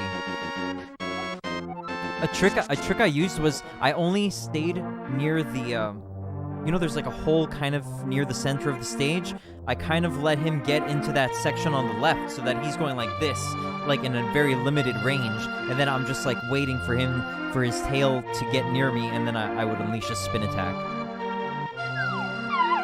Maybe you'll think about, you know, using the stage to your advantage next time you play, if you remember.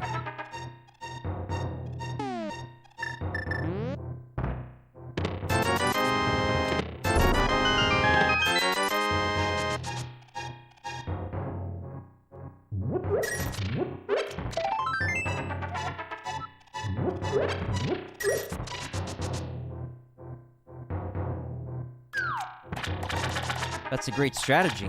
Yeah, it worked. It came through for me.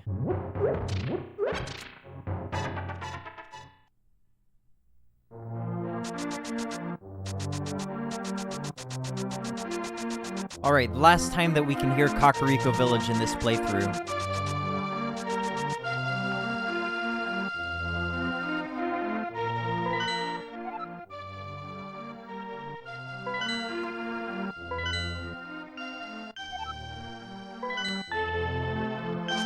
Same as Ocarina of Time. Yeah, I'm telling you, yeah, La Furia Salvaggio is a big Ocarina of Time fan. You should definitely play through this game at least once yourself. It's really not very long.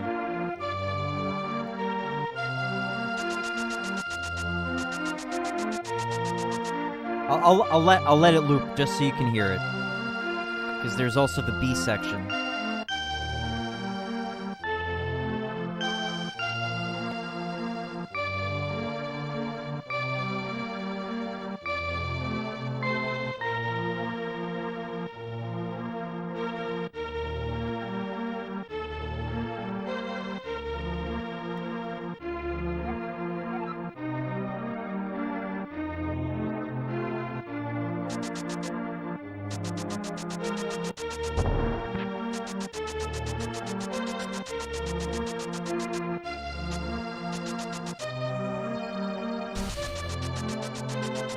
Yes, it's a very blissful tune indeed.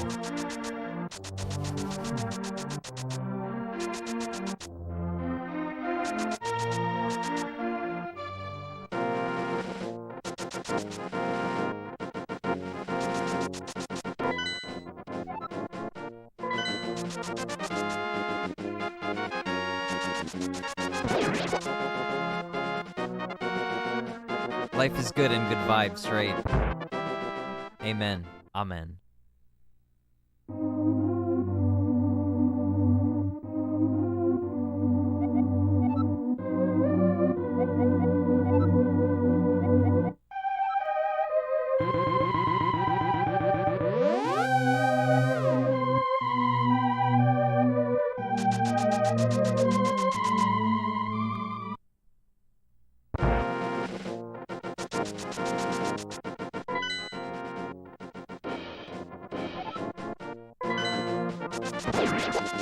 Banjo-Kazooie had some epic music as well doing a playthrough. Yeah, 1,000,000%, man. Banjo is awesome in many ways.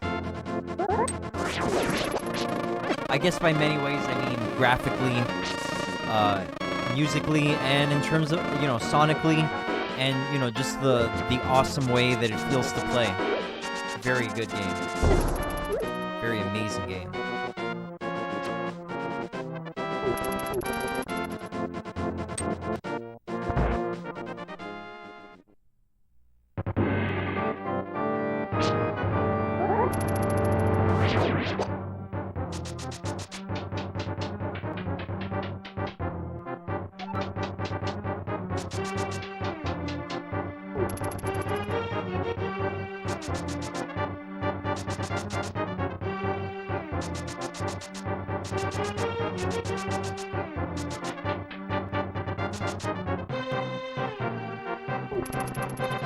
Oh, whoops.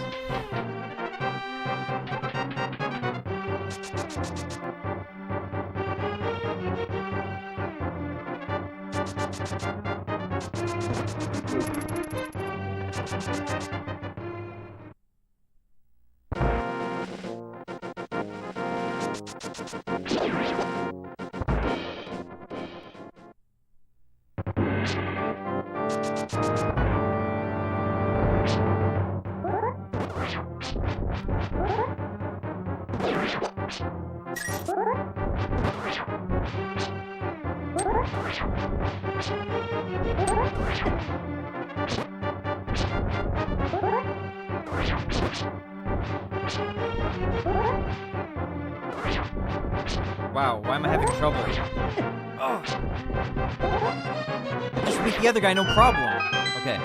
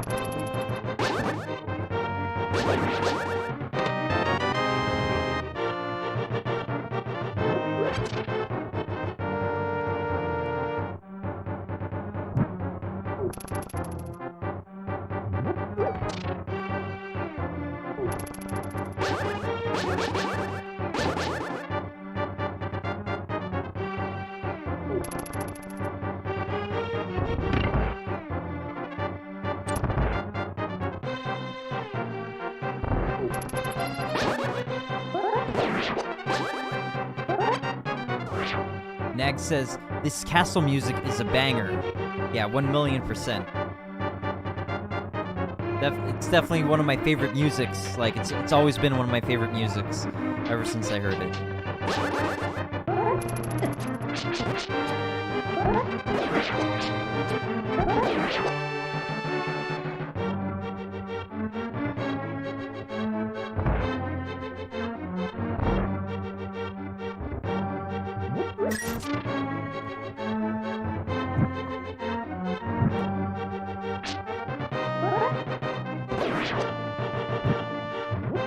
It is a pretty epic music.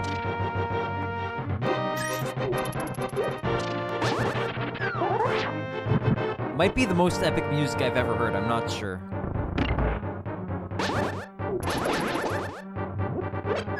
It's a strong contender at the very least.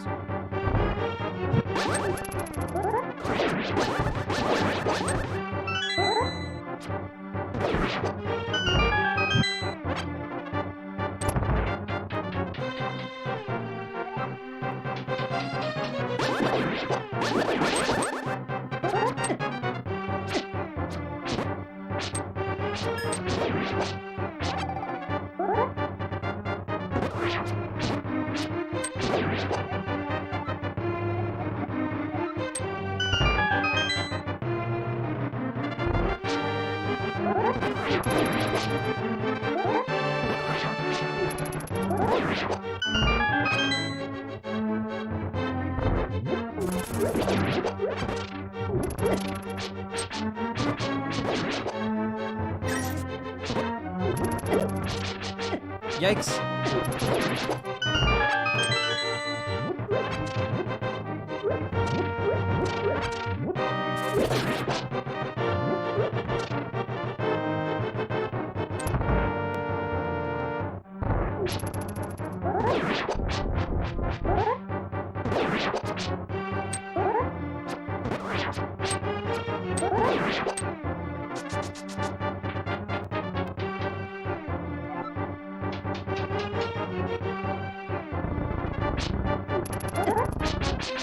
Yikes!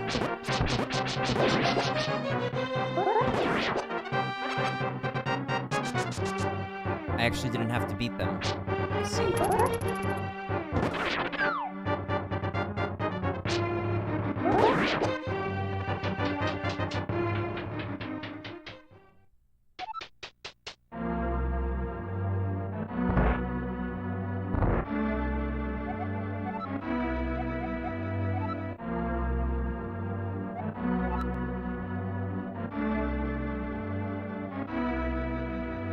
No, Zelda!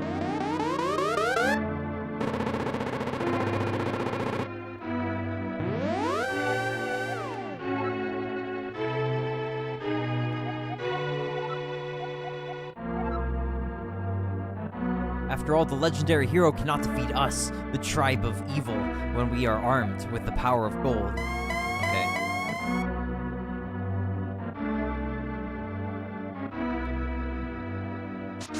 Pretty spooky altar thing that he's got there.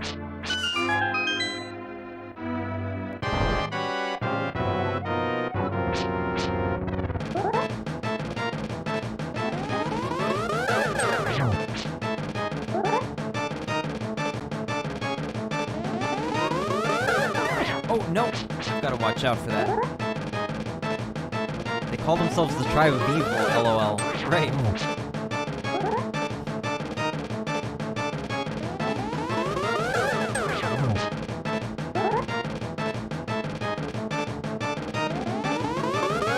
Oh, no! I had to watch out.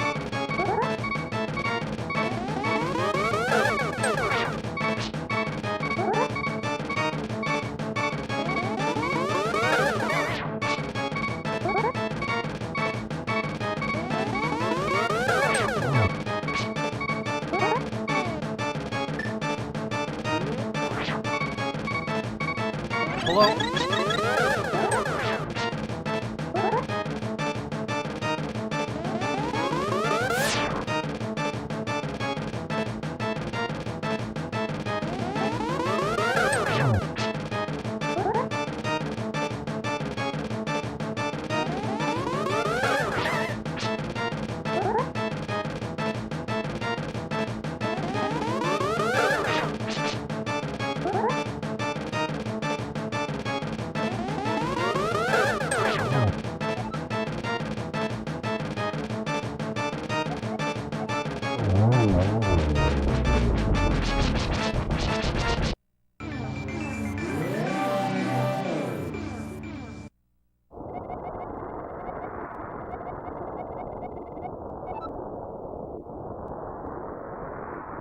Wow, I just realized this soundtrack.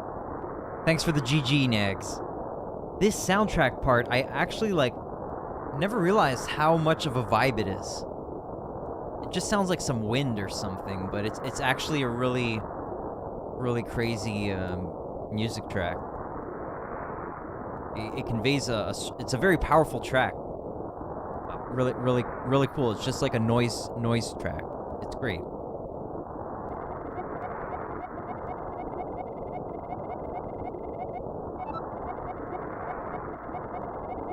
Thanks for the GG, Ariel.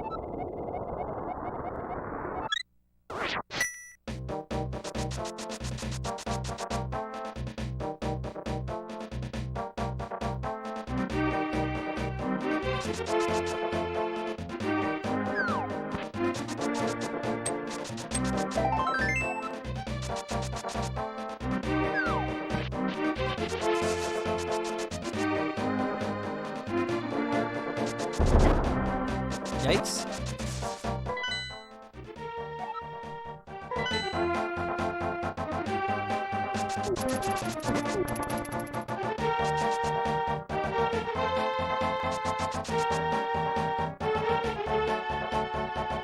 Oh, right, I need rupees here. Well, I think I've got enough.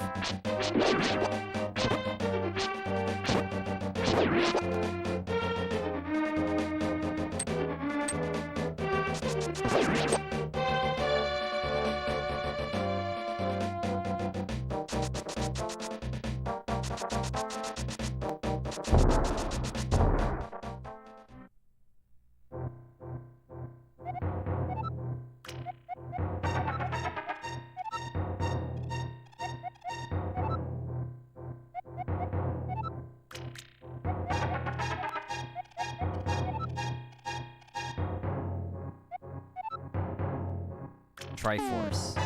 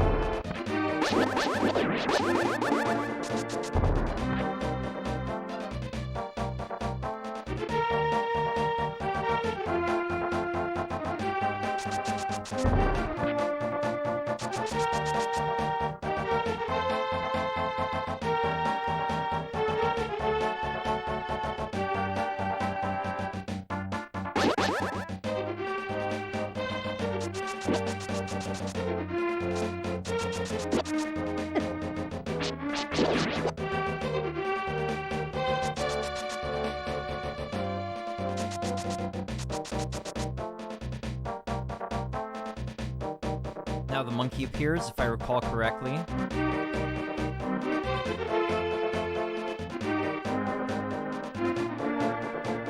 There it is.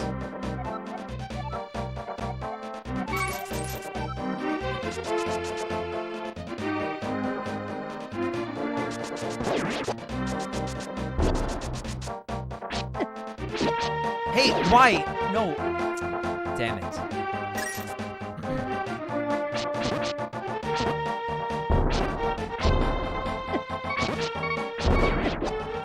Oh, yikes. Okay, I think I'm out of fairies. I've got to be super careful.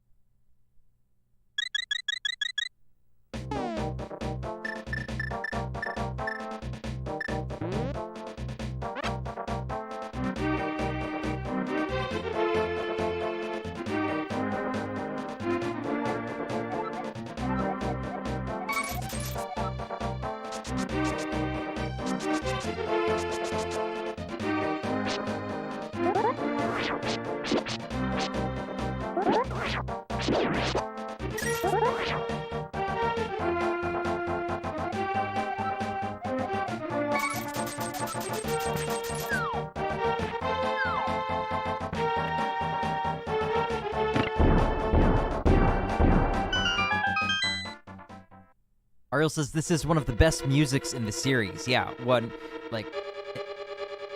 definitely, 1,000,000%.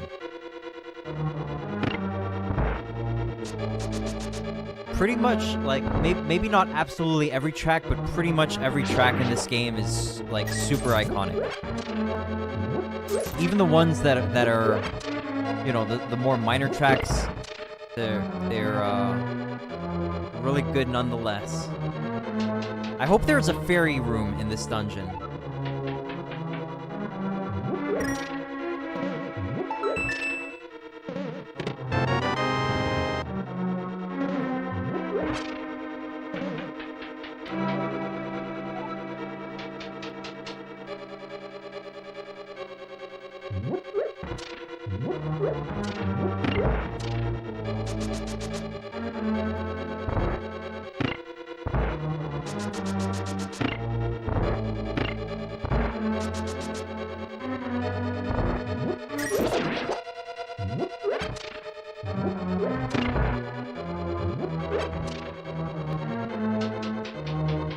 Hopefully this is a fairy room. I think this can lead us to fairies, which is really useful. Oh no, I don't have the powder! Ah, yikes.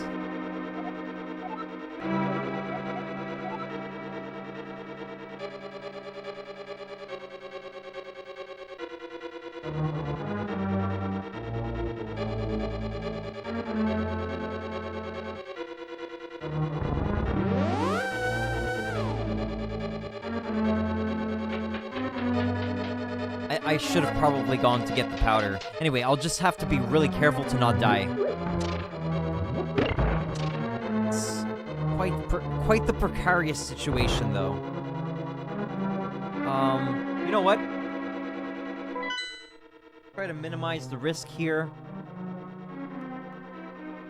Would like to check if there's a fairy fountain nearby. Oh, right, I need to check the Light World version.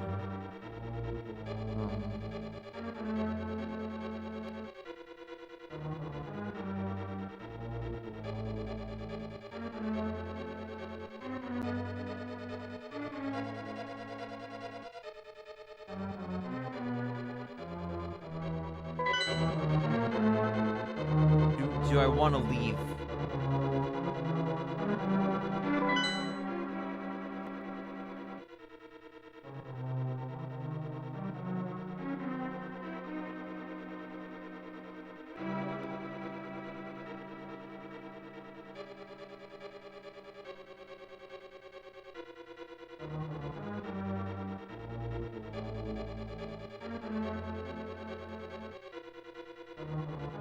Where is this? Okay, there is... Okay, so there is a fairy fountain nearby, or a fairy pond in the Light World. There is one.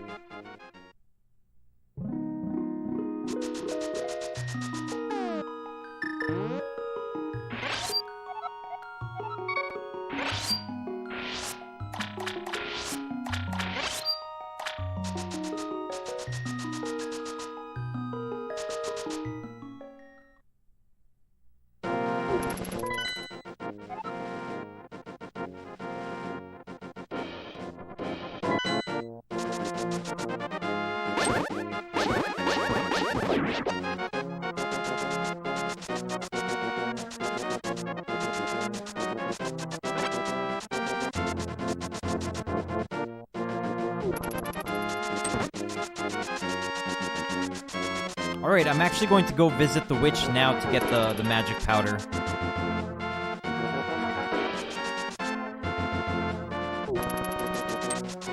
I think it's worthwhile to get access to more fairies.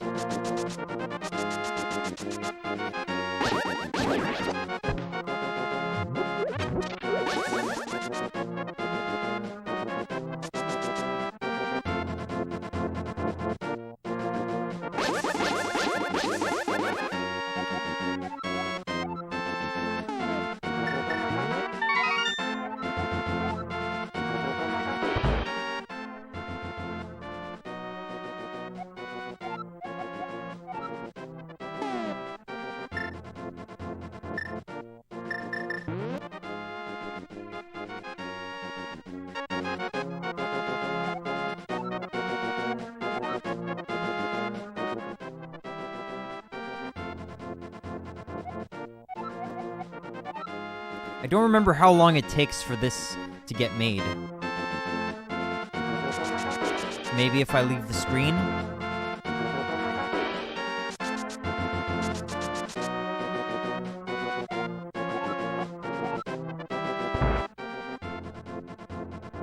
Yes.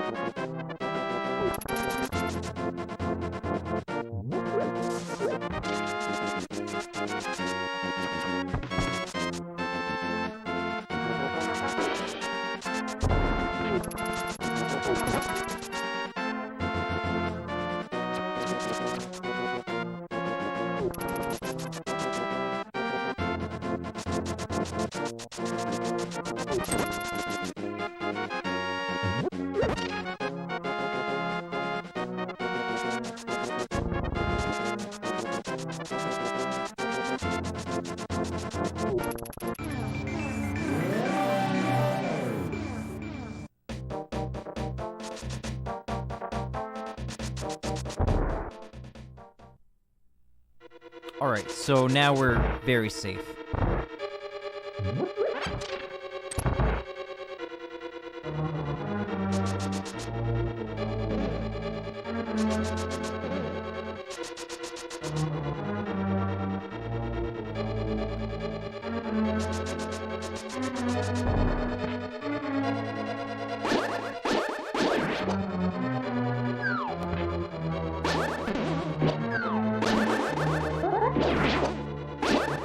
No!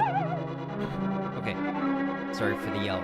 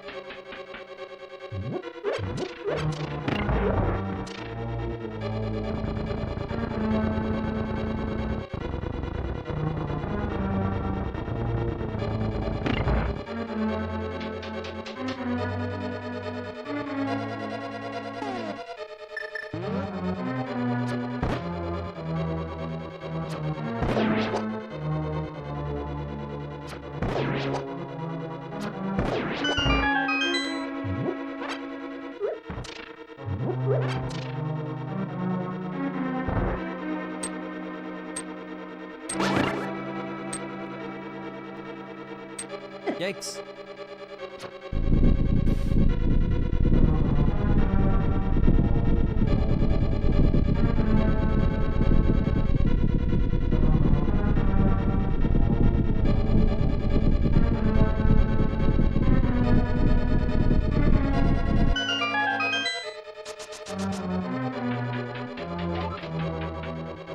Oh no, I'm stuck!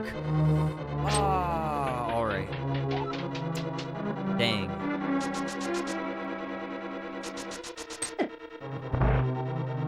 Came all this way for nothing.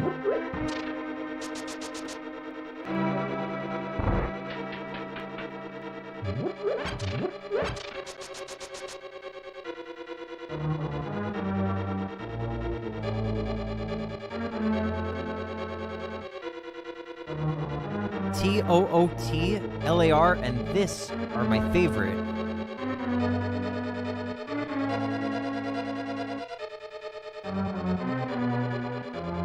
By TOOT, do you mean the Ocarina of Time and Link's Awakening remake? Is this what you're referring to, Nags? The Ocarina of Time. Okay. Yeah, they're wonderful games. I haven't played the Link's Awakening remake yet, though.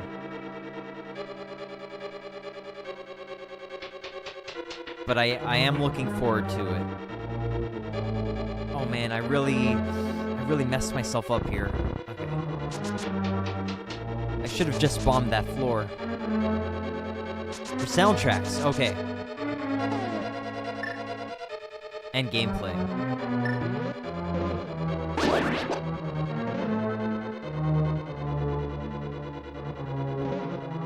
Yeah, for me, Ocarina and Link to the Past are definitely some of my favorites.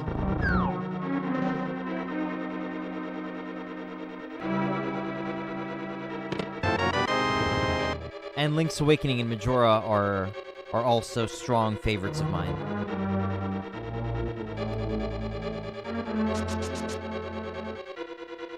For soundtrack and gameplay.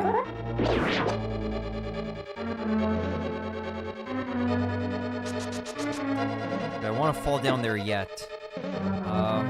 Maybe. Ariel says, I'm still having issues with Twitch, so I'll leave for now. Okay, I'll see you later, Ariel. Thanks so much for hanging out, man. Have a super day.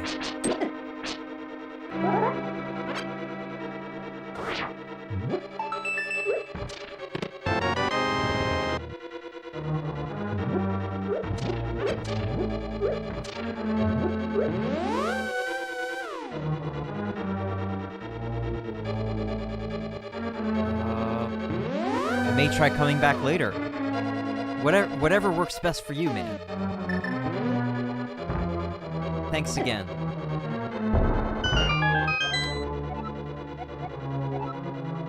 Oh, I didn't notice that crack earlier, I guess.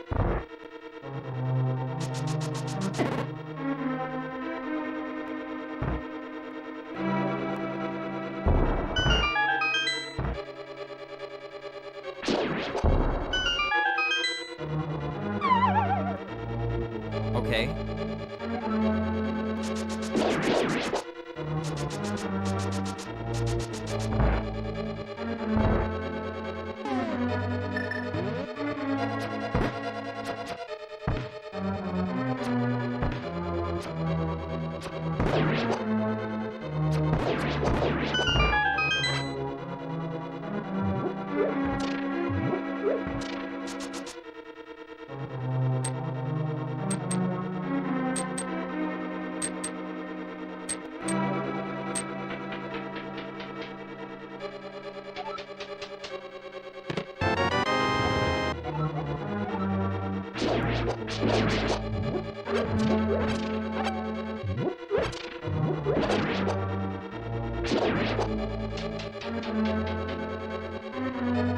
Guess I should have had the hammer first.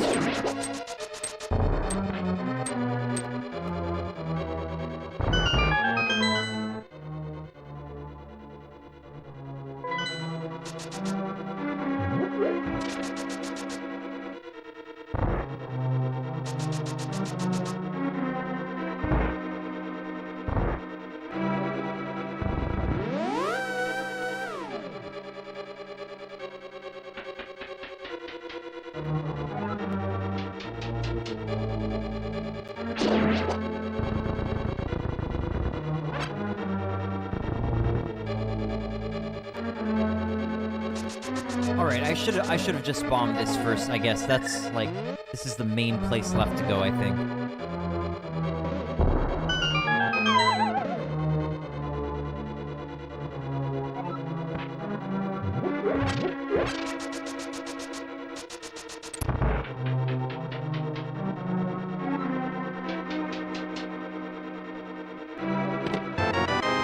Yes.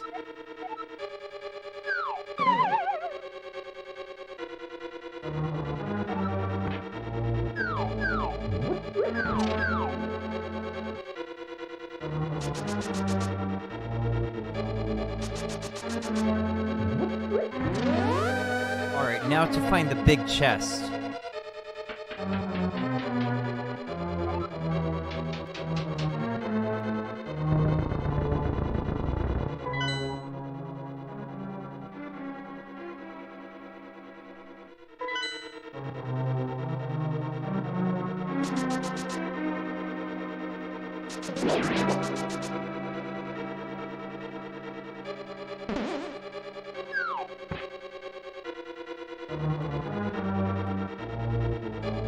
Oh no, I already went up there. Ah, but I forgot to check those cracks. Ah, what a fool. Damn it.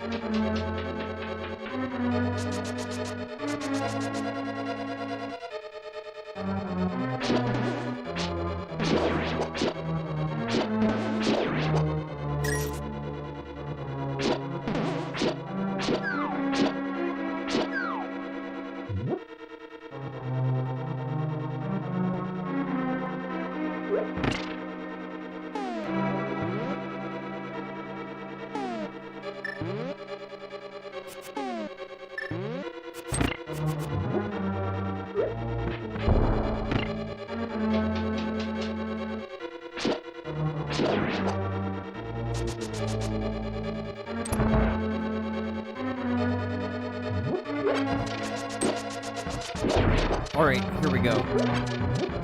Just need one more key, and we're in business. That must be it. Maybe it's the compass, though.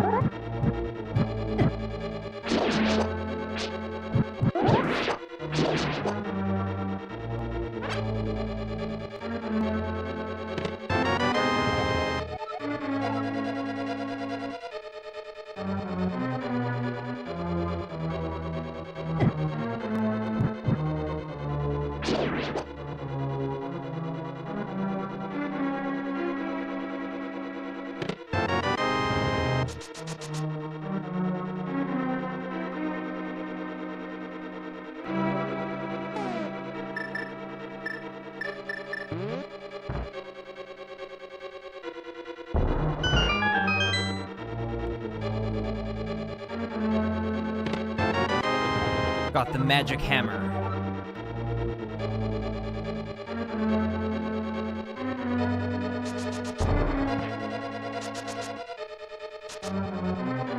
Polly says, I've been lurking and hanging out, man. Sorry, I've had my hands full. There's no problem whatsoever, man. Nothing to be sorry about. I hope you've been having a good day, bro.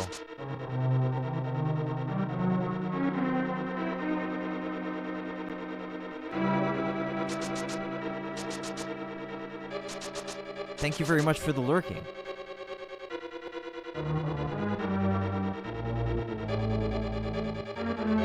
Trust the same for you. Yeah, it's been good so far.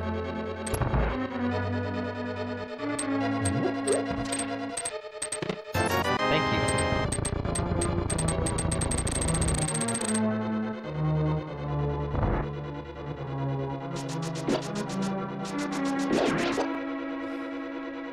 I'm pretty nervous right now. It's looking like I'm not going to be able to finish the game within 4 hours, but I'm still going to try my best.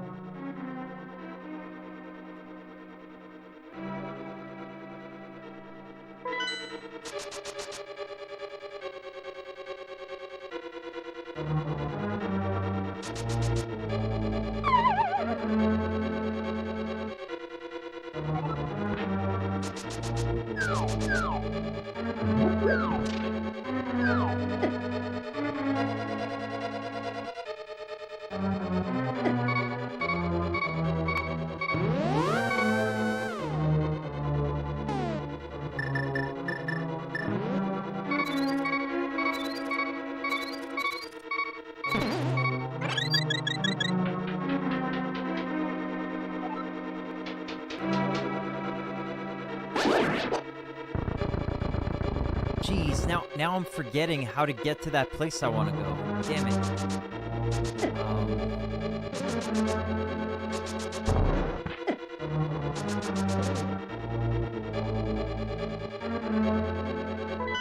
So I want to get to that room to the right.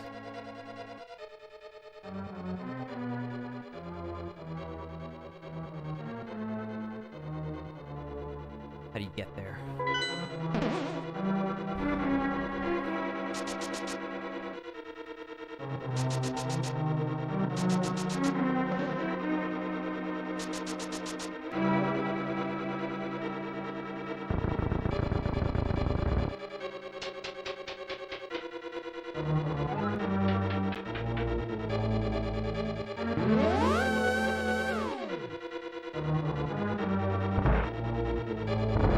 Oh, maybe this is the way, right. Hopefully.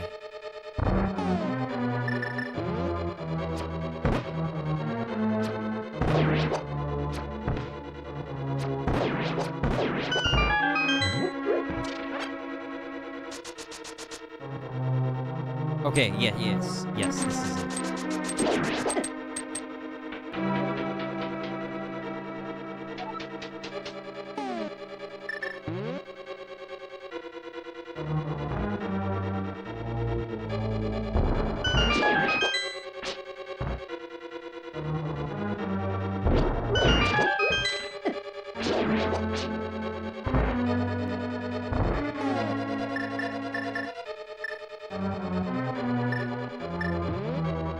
How was I not full on fairies? Well, maybe I died at some point, I don't know. Thought I was full though.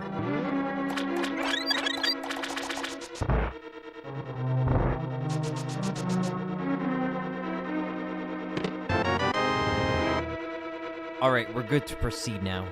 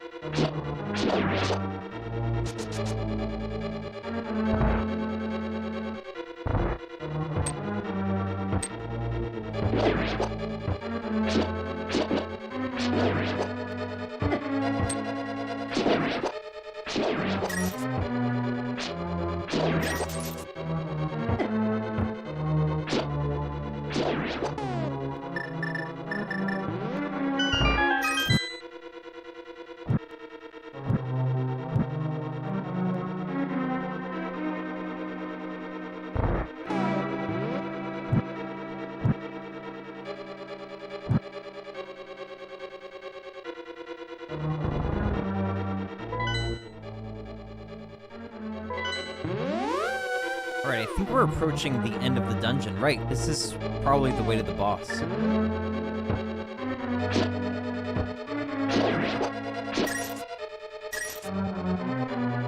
Alright. Gotta be very careful. This is a risky boss.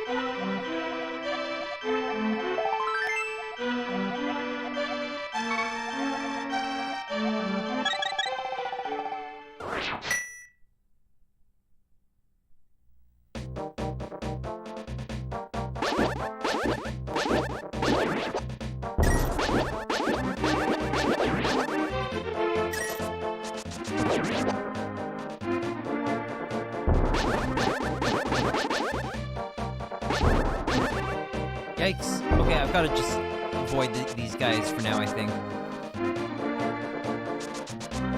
Alright, I can just use the mirror.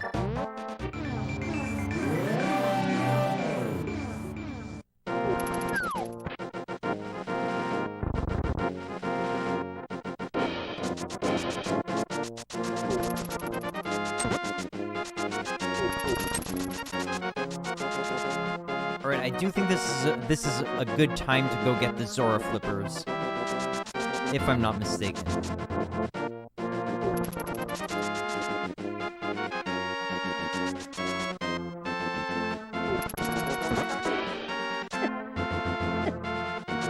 Hey, stop it!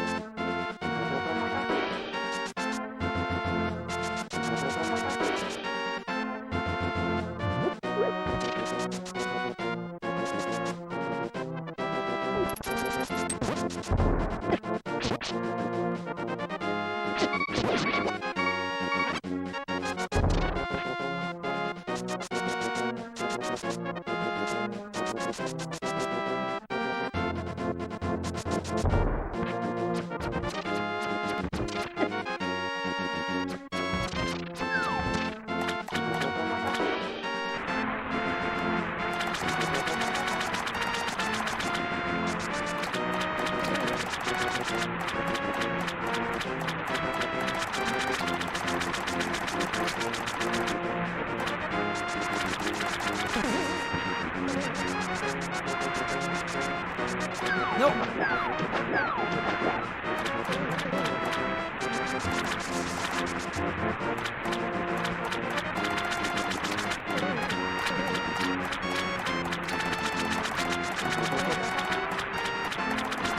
Wow, what a trolley design.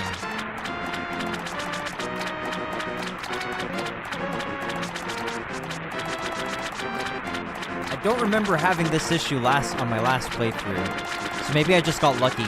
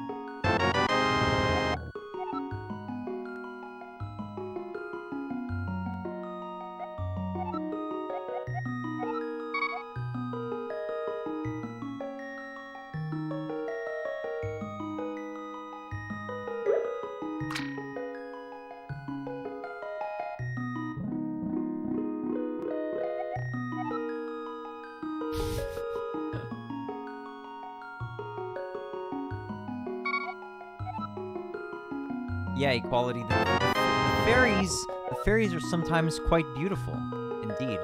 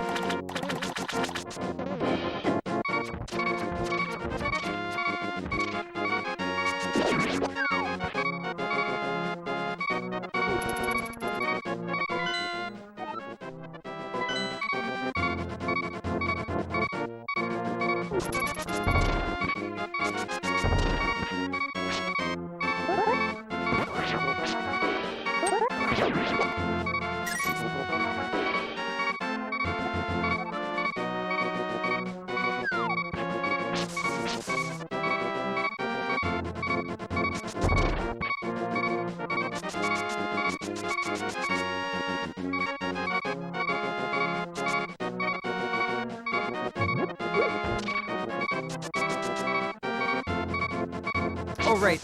I think I can get a heal here.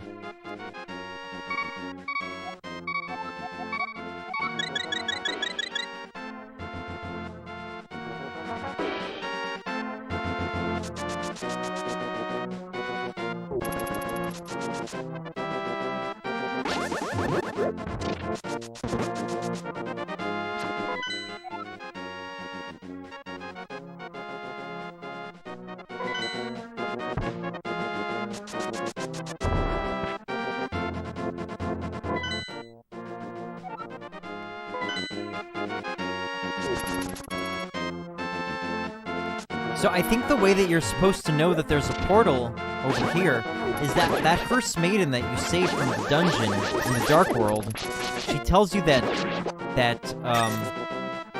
does she say Aghanim or Ganondorf? I forget. But she says that he's trying to open a portal near the gate of Hyrule Castle. So I think that's how you're supposed to know that you have to use this as an entrance to the Dark World.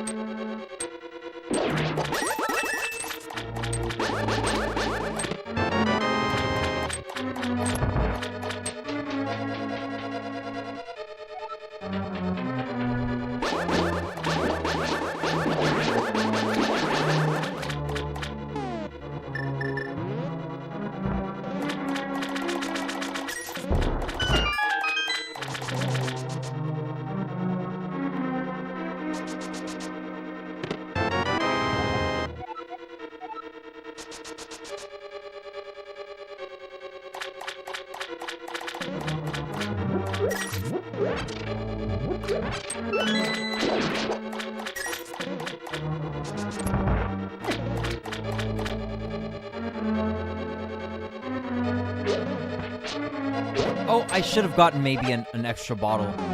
My mistake. Because I've got the flippers now.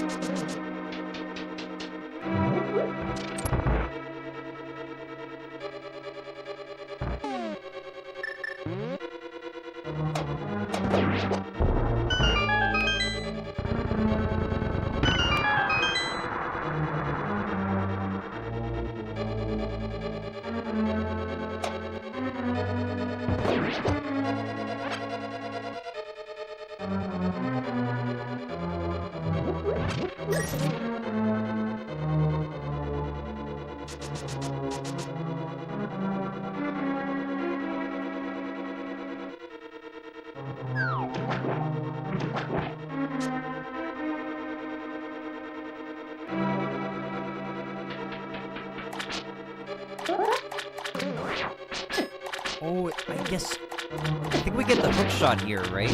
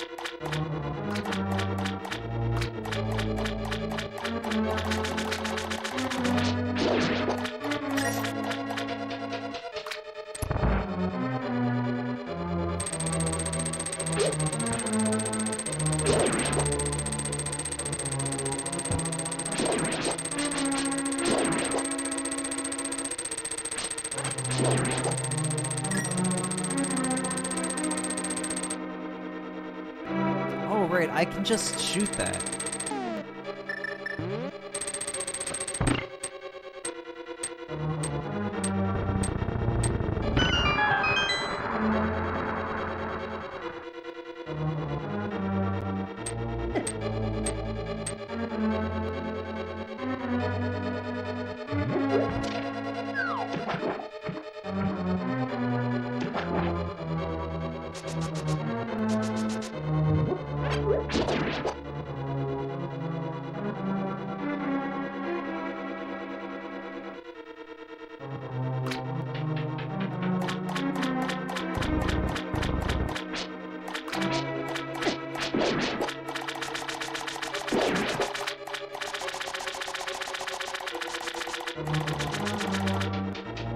Okay, so we're coming upon the big key over shortly, I think.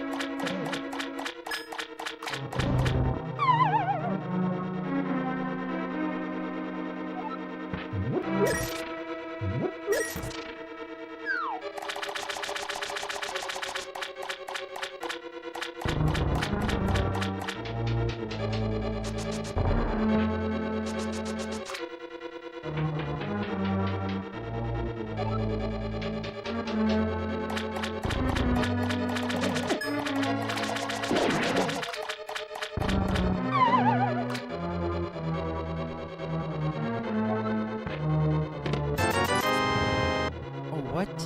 It's not the big key. Why?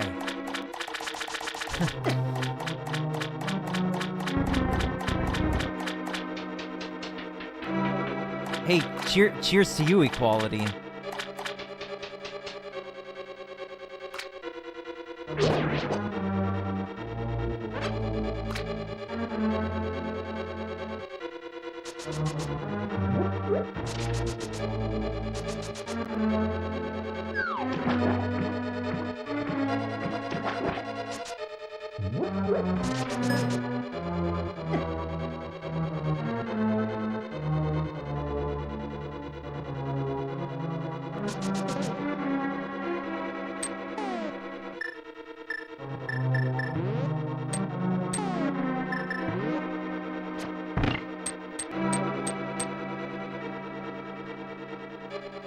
I'm not sure if this is the solution, but it might be.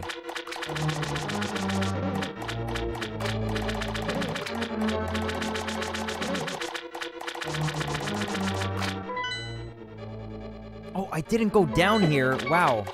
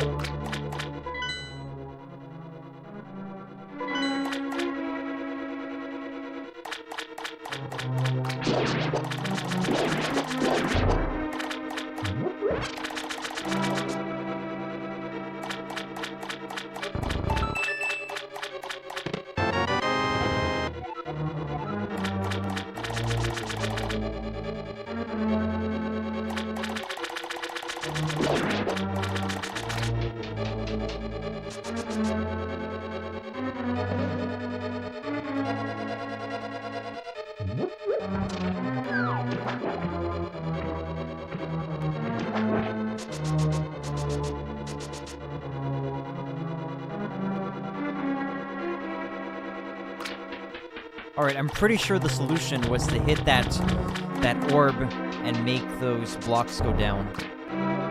So that we could proceed to the right when we drop down here.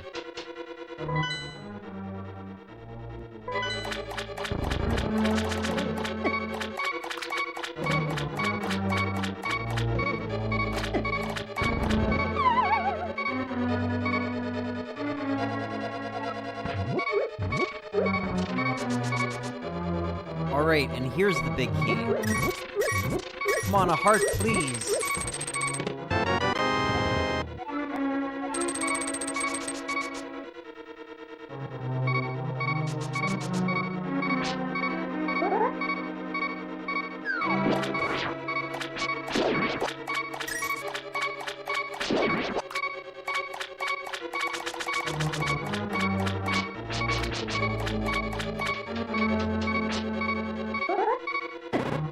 Yikes.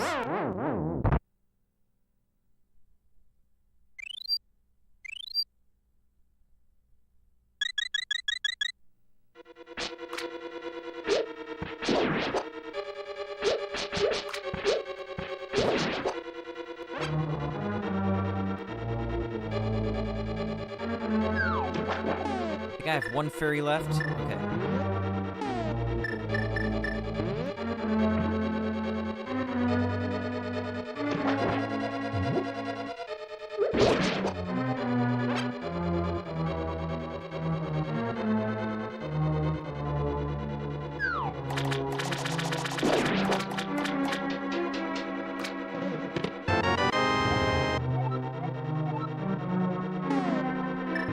Got the hook shot.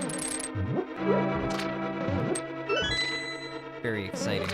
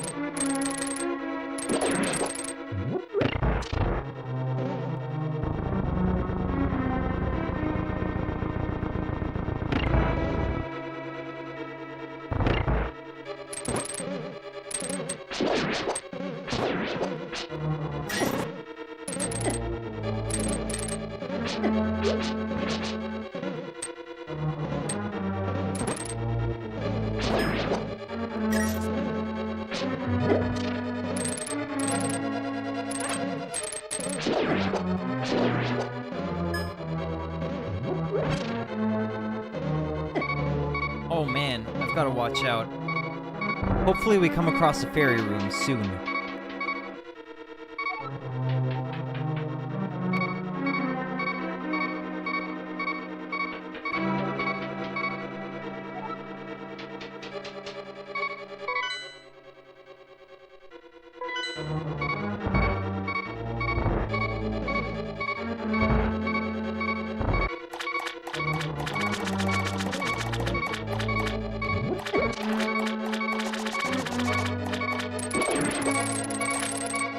No! Alright, I have no fairies left. Really need some. Gotta find some soon.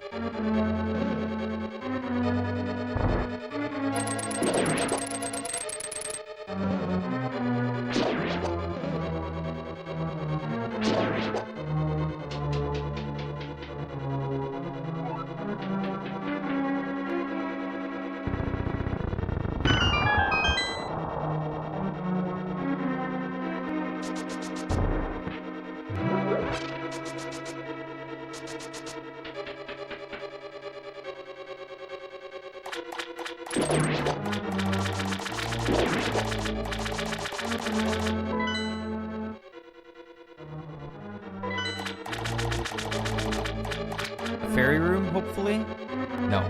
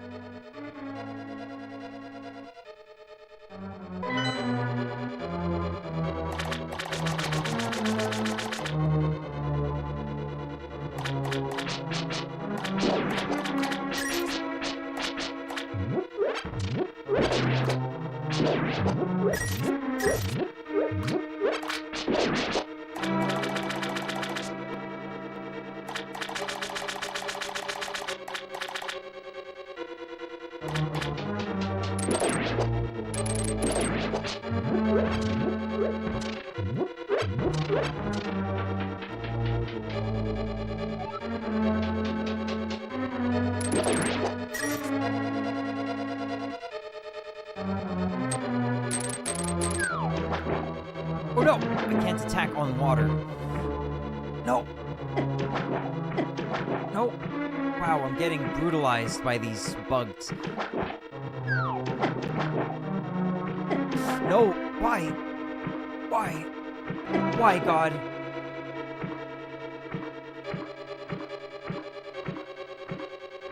Okay, it seems like there's a current in the water.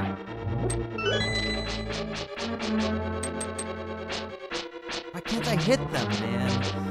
Gosh.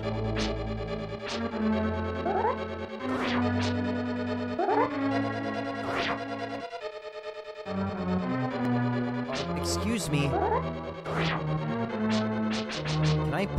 Can I pass, please? God.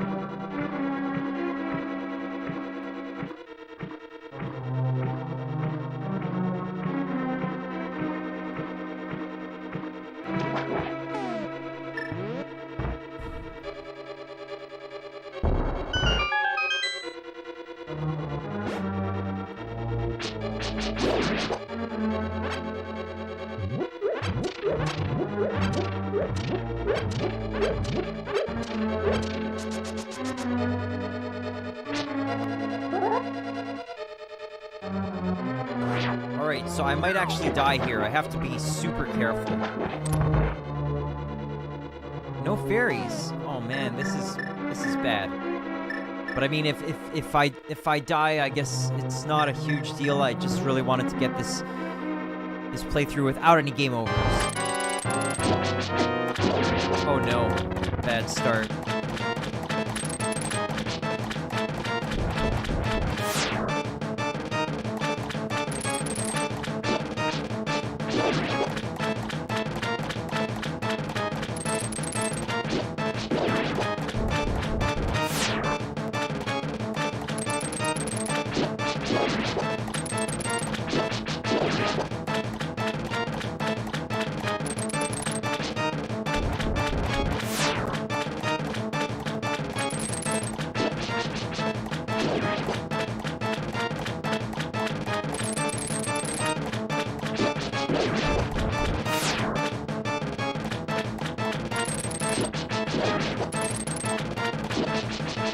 Ah.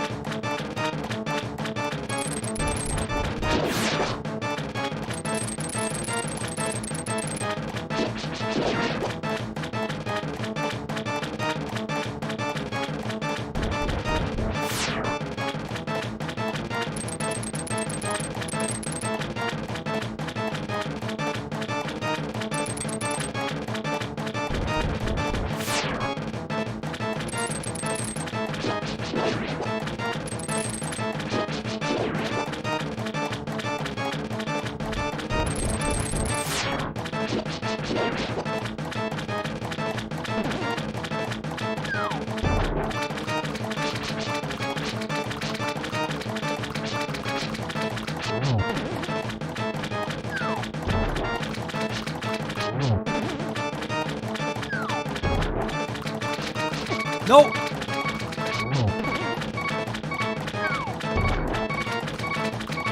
He takes two. He takes 2 hearts. Oh my god. Oh my god. No! Alright. Okay, so there's the game over. Damn it. Couldn't do it without a game over.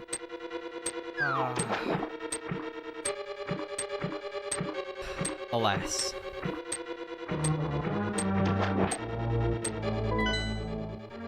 Alright, so where's a fairy fountain nearby?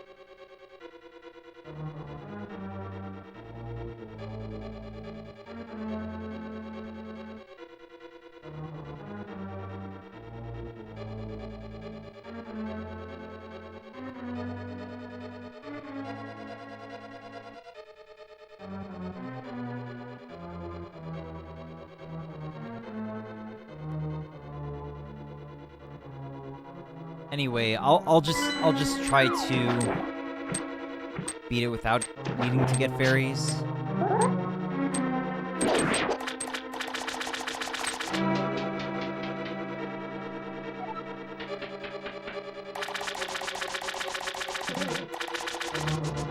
So I mean, I game overed, so there's no pressure to not die again. That's a bummer. I'll have to try a game over free session at some point. I mean, I did it on my 100% playthrough, but it wasn't in one session. The goal is so that little number that appears on your file after you beat the game, I want that to be 0.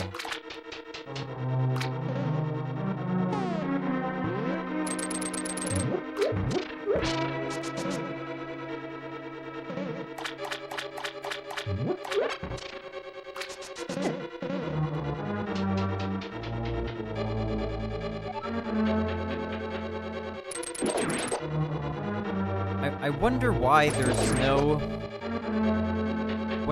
no fairies in these dungeons, in these first 2 dungeons. I think the later dungeons tend to have a fairy room, if I recall correctly.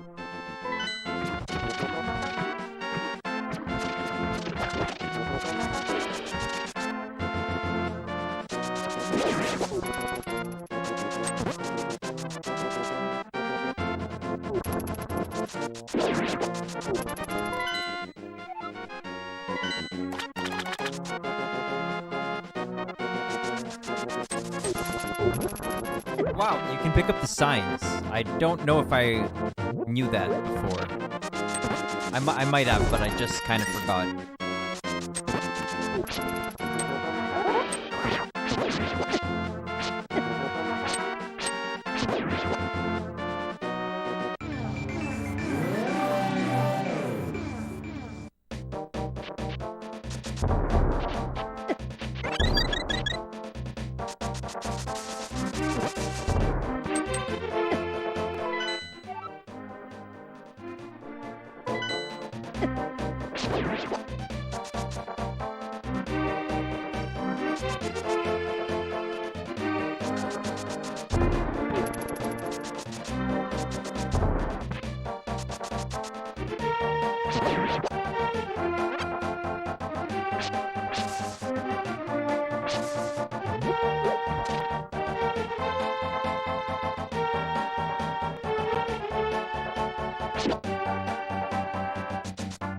I don't remember if you can get the, what medallion is it? The Bombos or the Ether?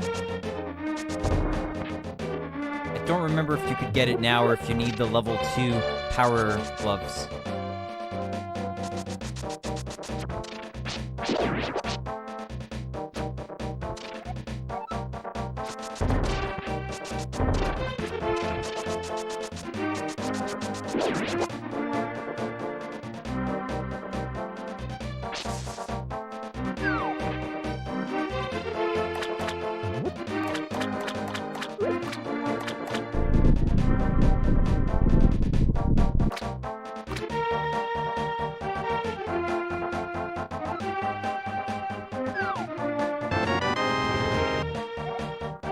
Quake medallion, alright.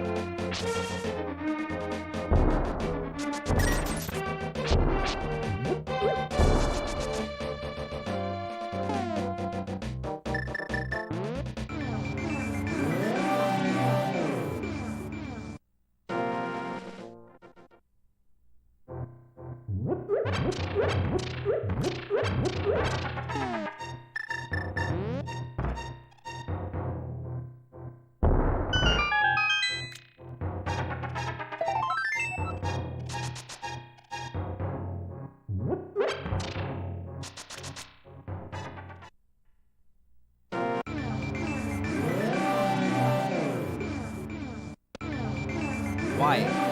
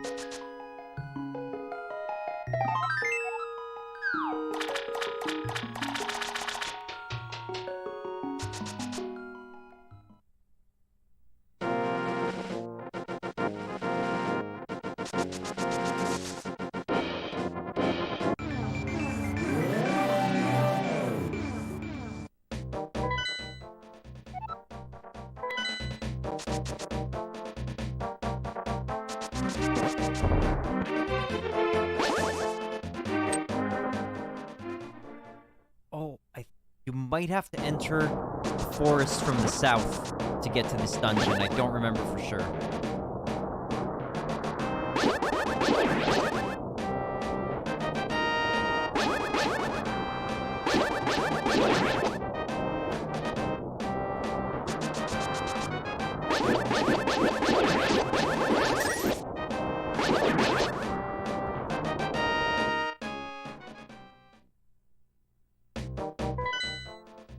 Right, I think you have to enter it from the middle. From, this middle southern entrance. Or maybe the other one, but something like that. I remember something like that.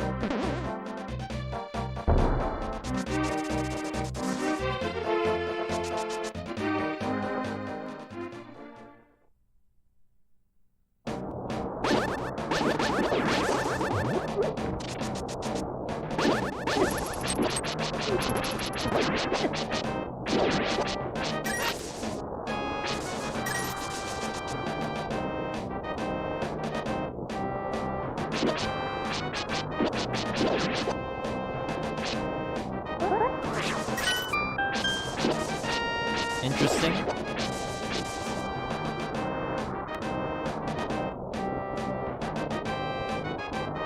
Do I need to take that? Maybe.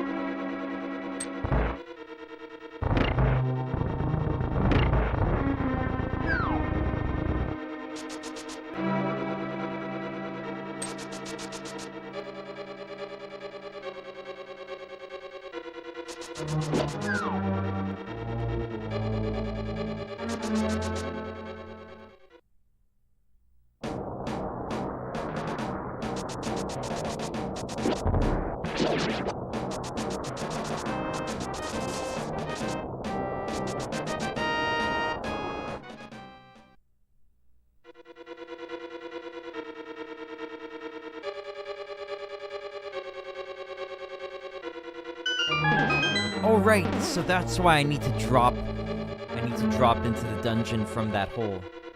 I see.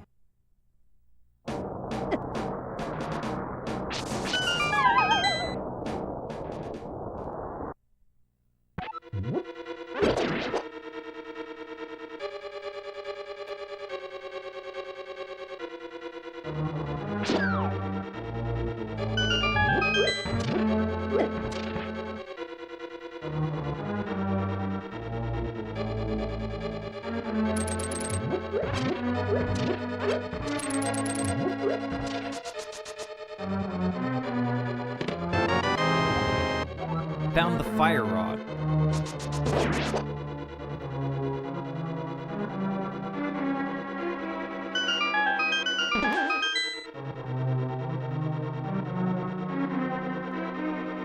Alright, I've got to find some keys.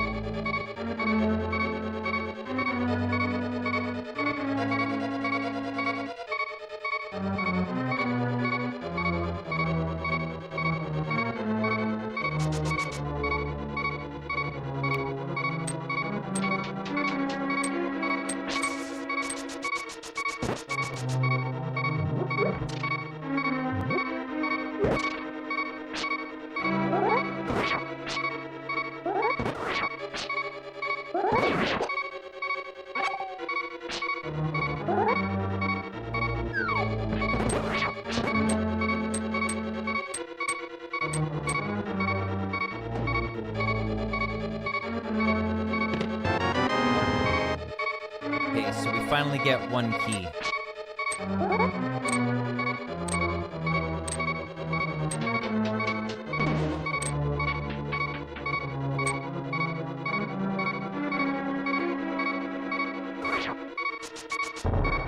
Jeez, I'm sorry about the low health alert.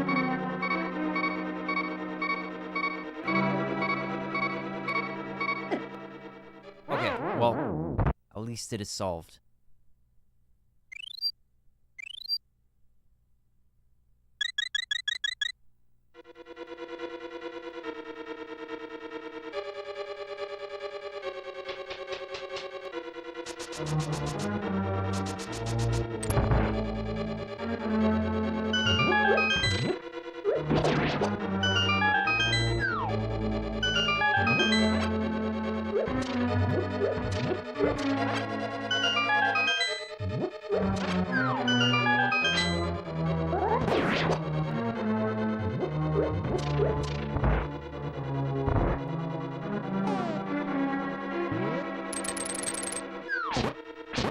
No!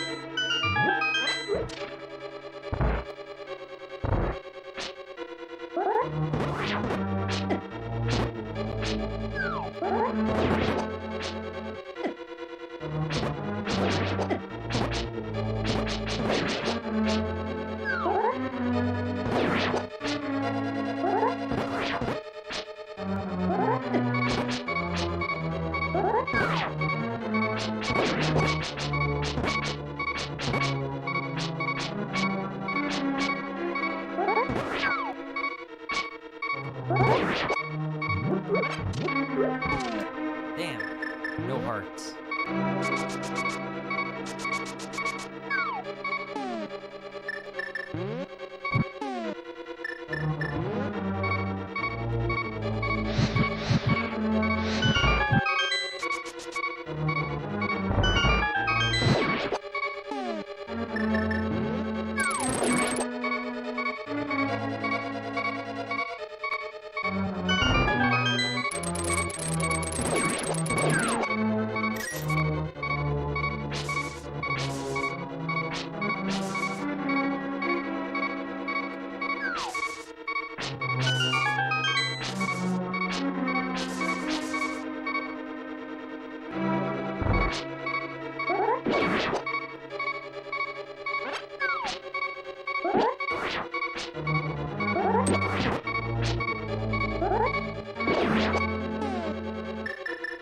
Once again, very sorry about the low health alert.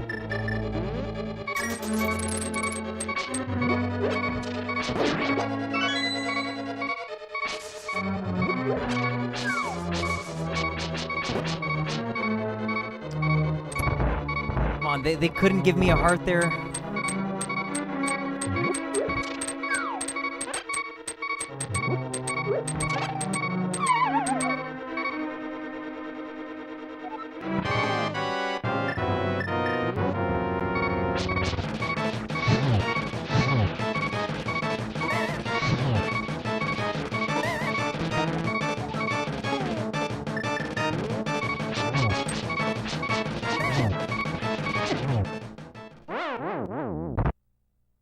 I think I'll be able to beat him.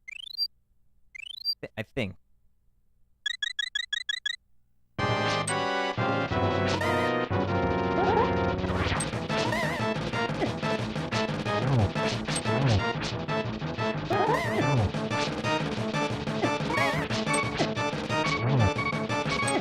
Okay, I think I've got one fairy left after this. I hope.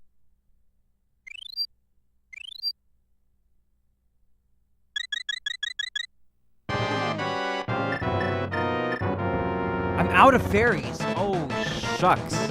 Okay.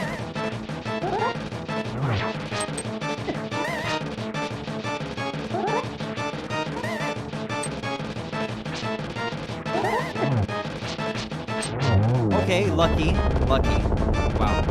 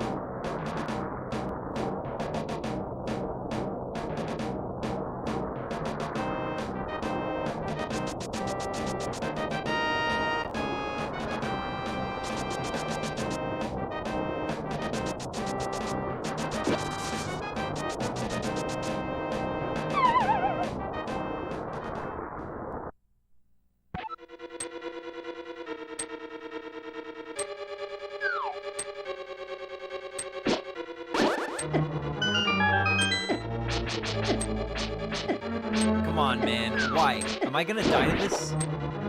Oh my god. Wow.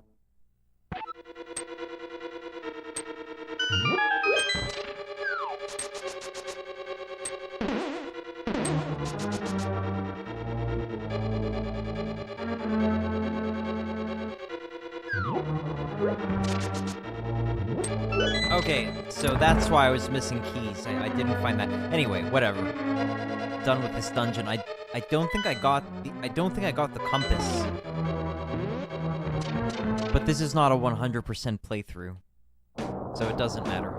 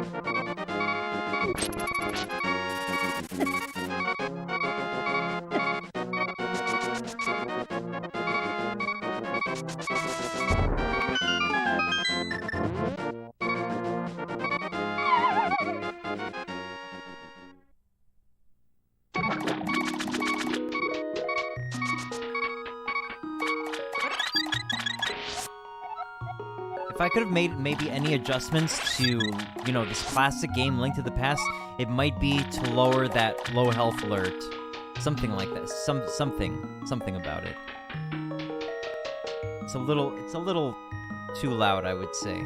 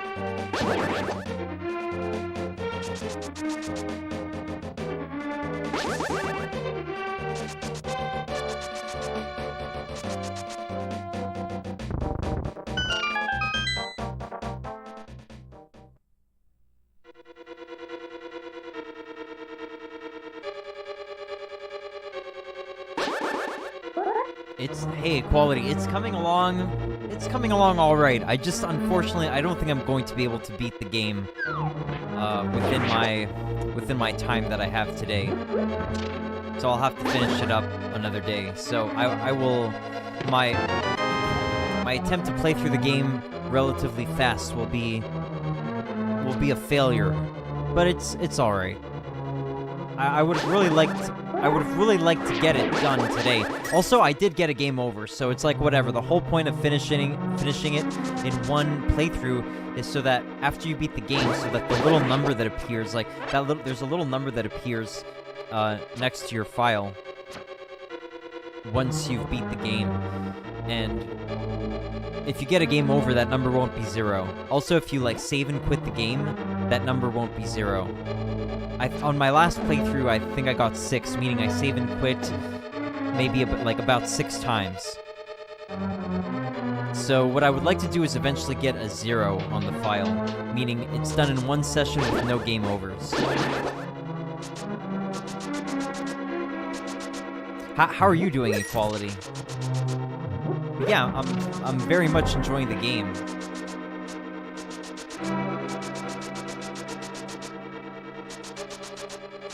Getting too many, many more low health alerts than I would like to, though. So that can get a little annoying sometimes.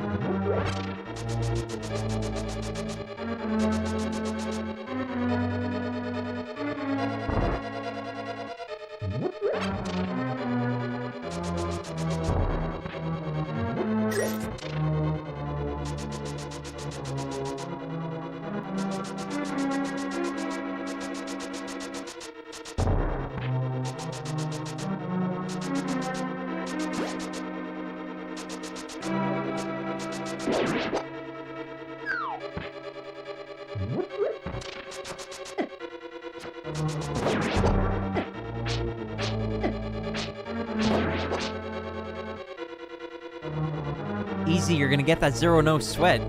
Well, I got a game over. I got a game over in the second dungeon, so it's not gonna happen. Unfortunately. I'm sorry to let you down. It's not gonna happen on this session. Maybe on a future session. Hopefully on a future session. I already got the game over, man. Sorry. Whenever you do... I mean, whenever you do put your mind to it. Okay, well, thank you for your encouragement. I do believe as well. Thank you.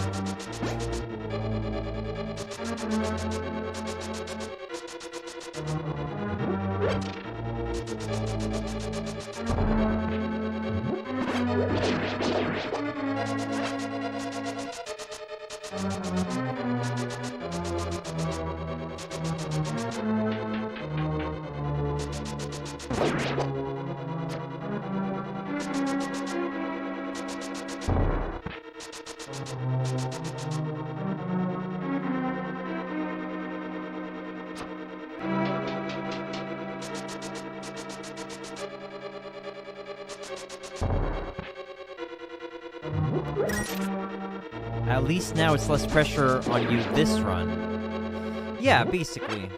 Because it was already going to be pretty tight to try to get the game beat today, considering my start time.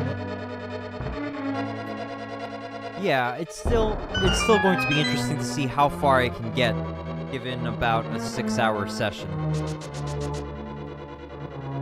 I think I've gotten, like, decently far. It's not terrible. Could be much better, though.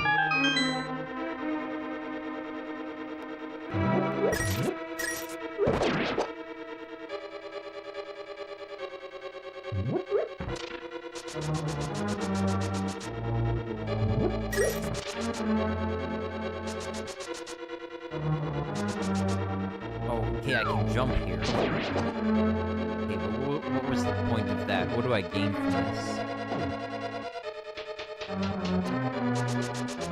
Going in circles here. I didn't have trouble with this. I didn't have trouble with this dungeon on the last playthrough. But now I'm getting a little stumped.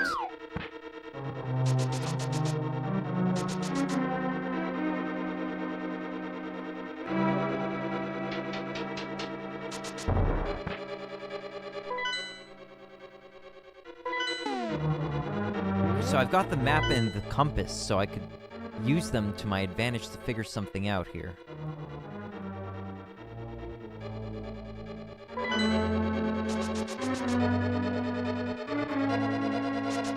Did I miss something that I could do in this room?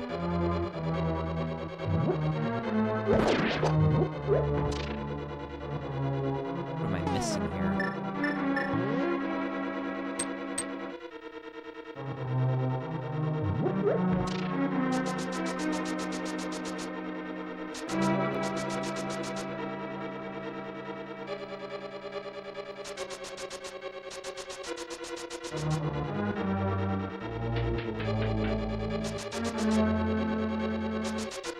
Nick, you like Sublime at all? That's a band, right? I don't think I'm very aware of them.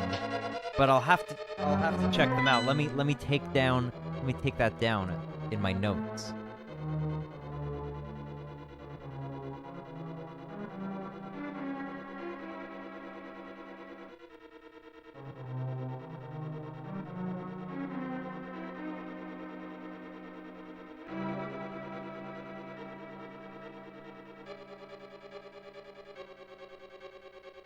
Thanks, man. Do you like Sublime? Do you? It is a band, right? Do you like them more than TLC? Well, that must be the big key. It's not. It's just rupees.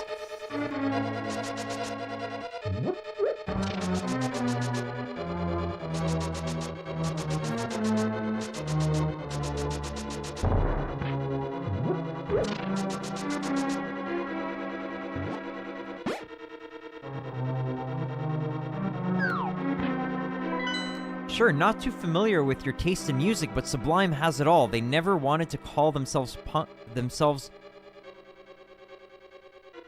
reggae, or rock, or ska band. They just wanted to make music, which is cool, and yeah, considerably more than TLC. Okay, nice. I'll have to check them out. I've heard the name. I was listening to exclusively Sublime for a couple years after high school. Okay, nice.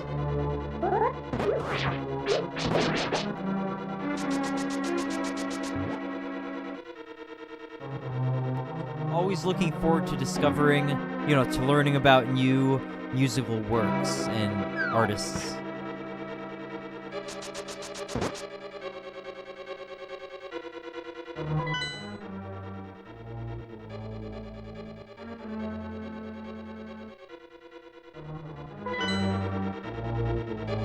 Alright, so I still have to find the big key in this dungeon, otherwise I'm not going to be able to advance. And I'm looking forward to listening to The Dawn of a New Day. Thanks, man. Don't want to listen till after stream, though. Well, that's very kind of you, man. It's long, though. It's long, so I mean, I understand, like, time is difficult to manage sometimes.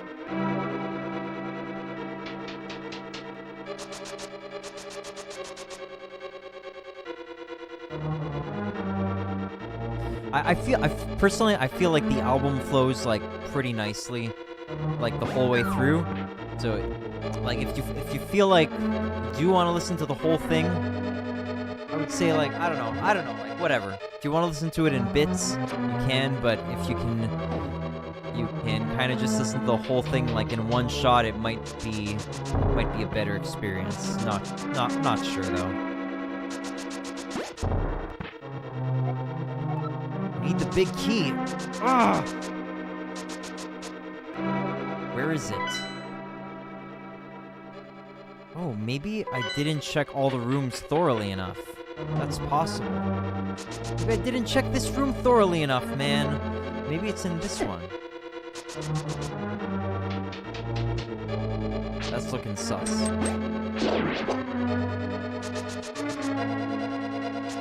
I'll give you my thoughts after I listen. Hey, thanks, Equality.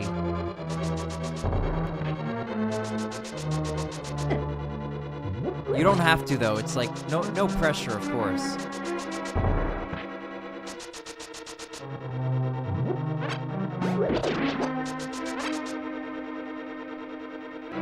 Oh, there it is! That's right! Oh, I messed it up. Alright, so I know that, right, I should have taken note of that. I should have taken note. Thanks again, Equality.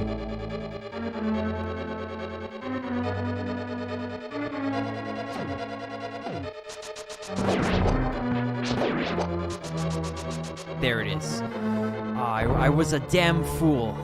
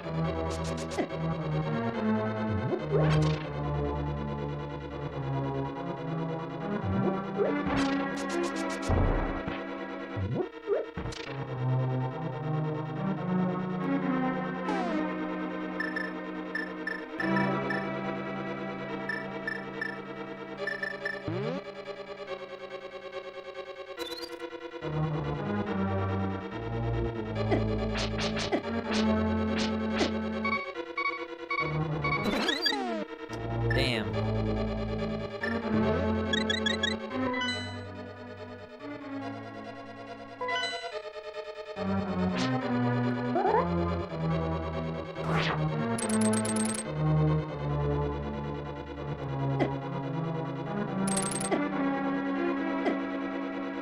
Nope.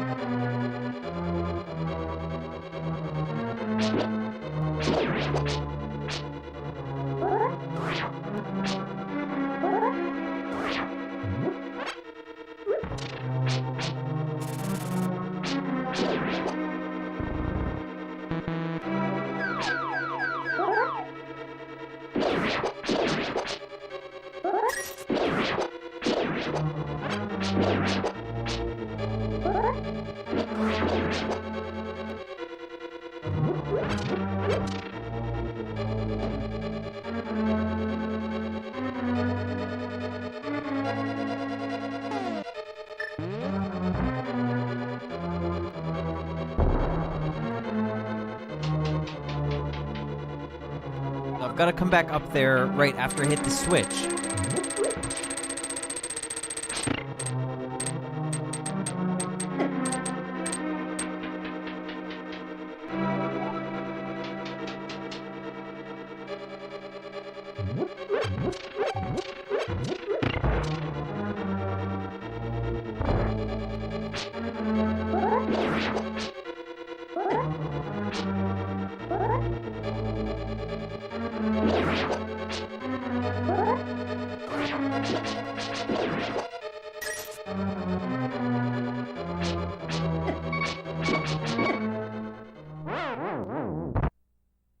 Unbelievable.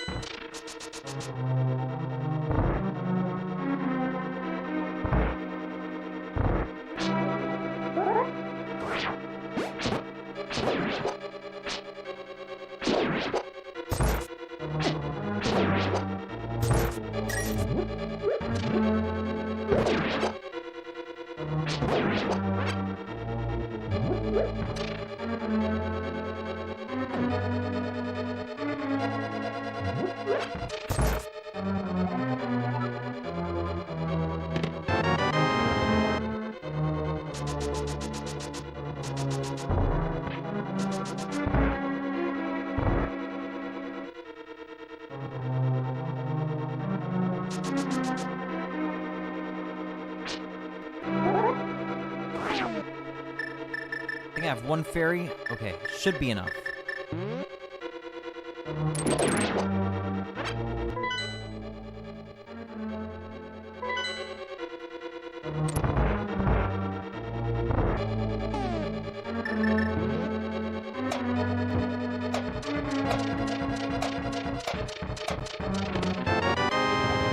Got the Titan's mitt.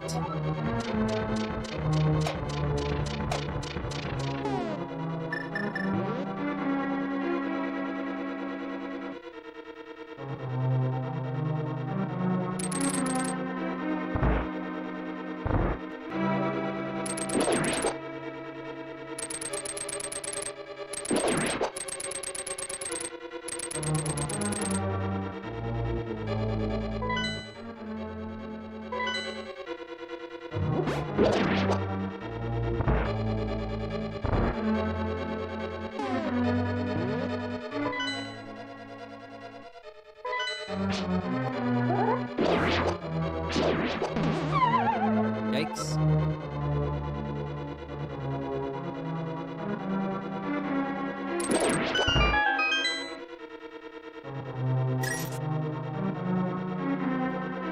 This room is just a trap.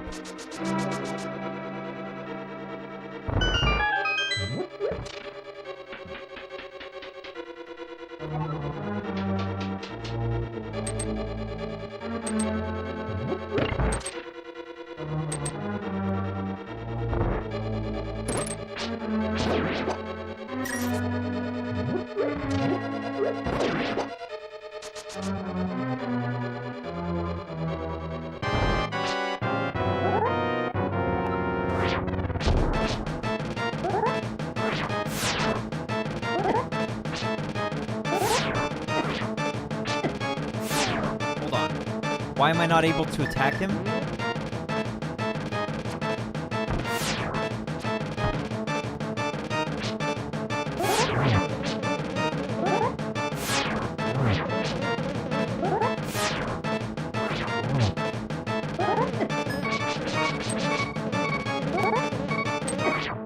Oh, whoops. Okay. I've got to be careful here.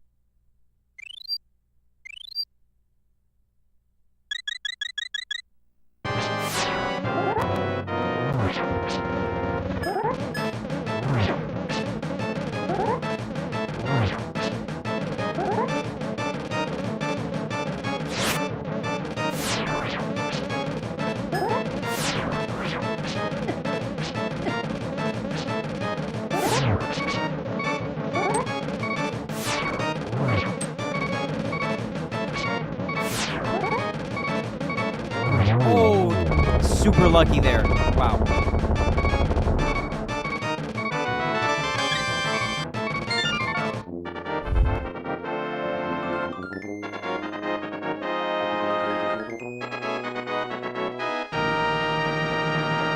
Yo, Mayo Dongs. Hey, man, it's great to see you.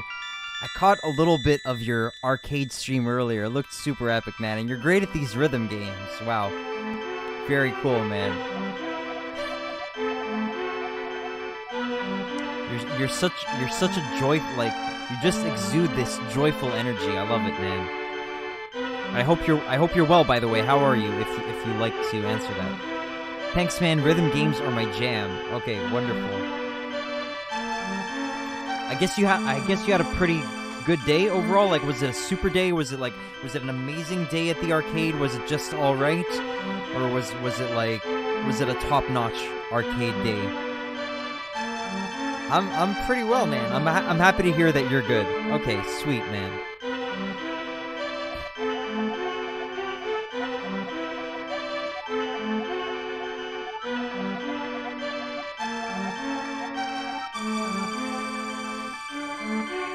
I finally got past, the that dreaded tax season, so that's in the past for now. Well, for this year at least.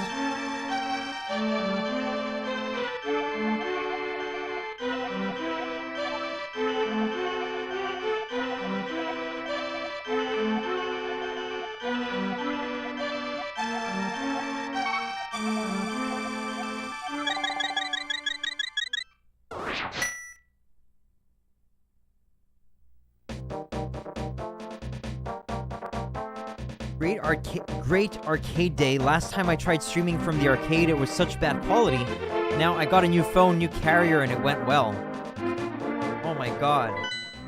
You have the capabilities to be an IRL streamer. That's pretty next level, man. Very, very cool. I'm happy to hear that your gear is treating you well, man. Wonderful. I also noticed that people were I mean, I don't remember if I saw any other people, but I noticed that you didn't have to wear, like a mask inside there. So that's really awesome. That is great. That is a great development. I must say.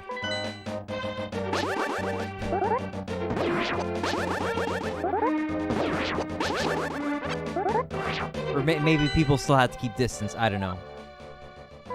We're pretty much mask-free here in Ohio. That is awesome. Things are basically back to normal. Well, I'm very happy to hear that.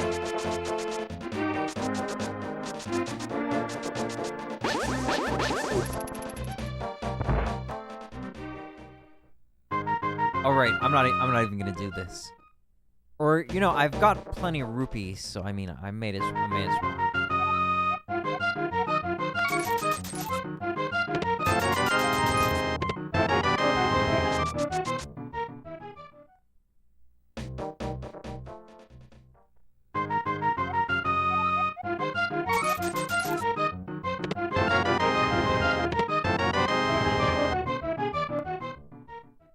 Alright, this isn't a 100% playthrough, so I'm just going to leave it at that. Jeez.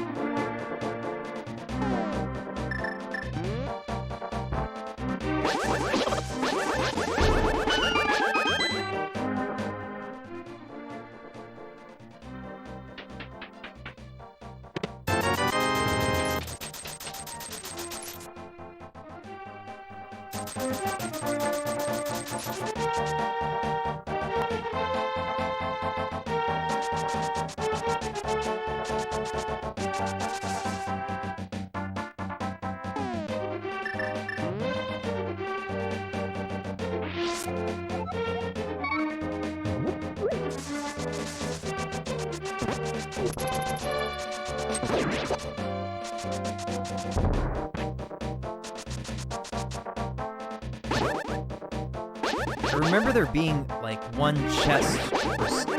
There's something in this town that follows you around, but I forget where it is.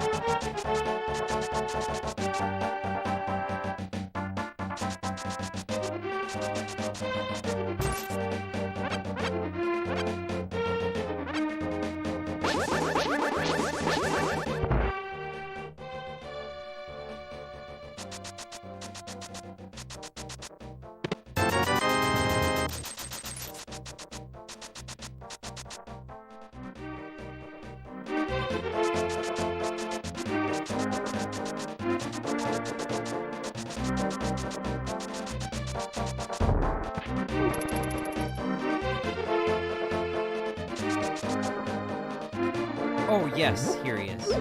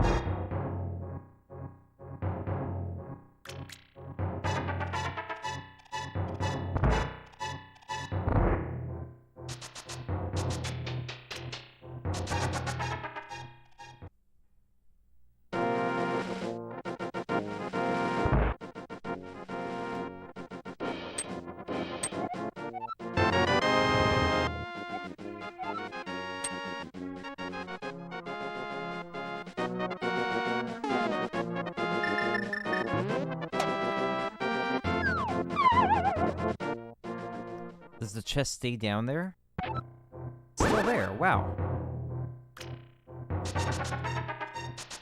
Okay, can I take it, or is it stuck down here? Okay.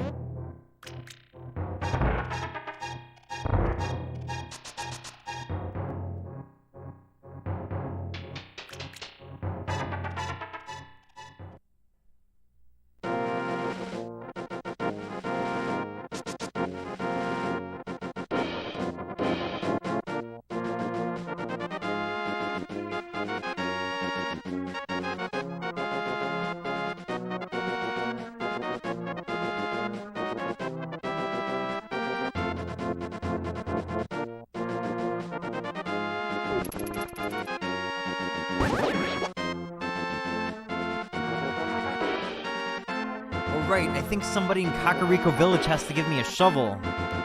Right.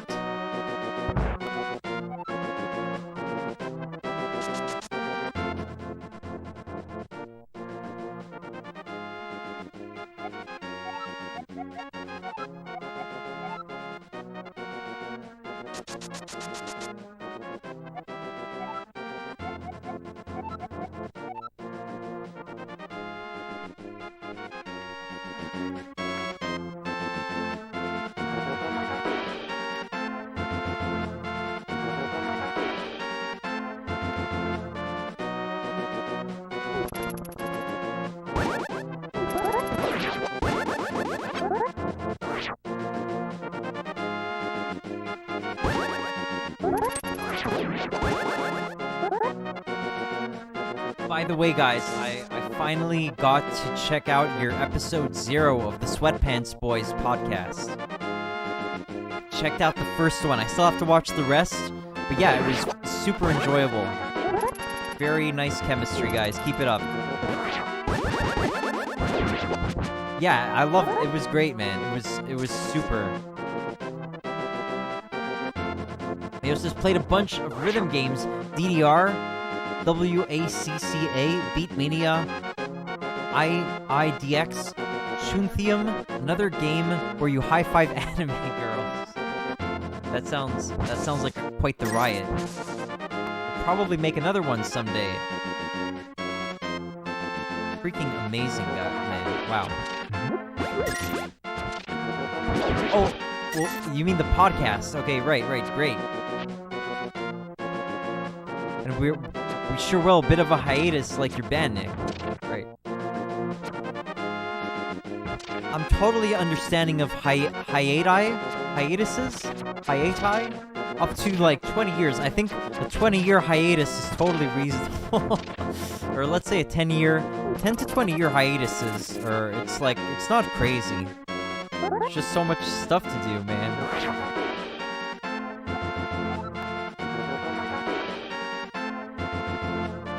Releases.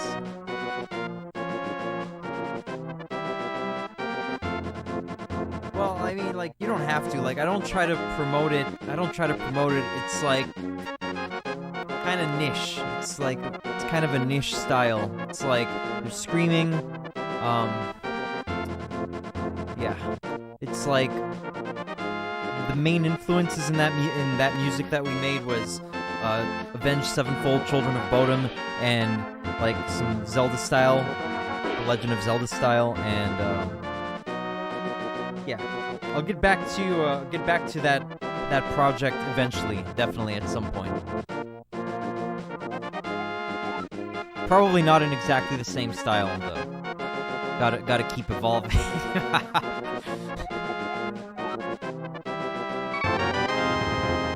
Right up our alley.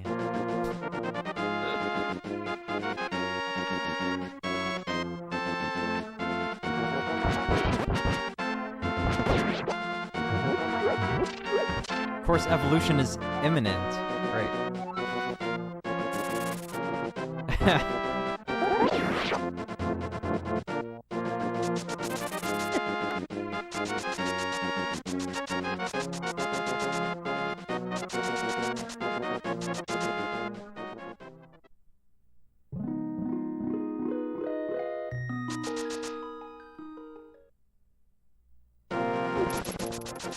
Evolution is imminent, transcendence is imminent.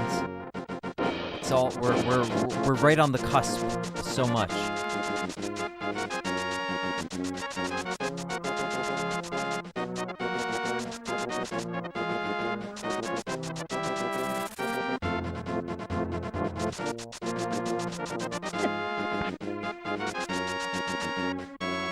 Yes, cheers equality. Oh, I hope, by the way, geez, I forgot to say it, but I hope you had a good 420.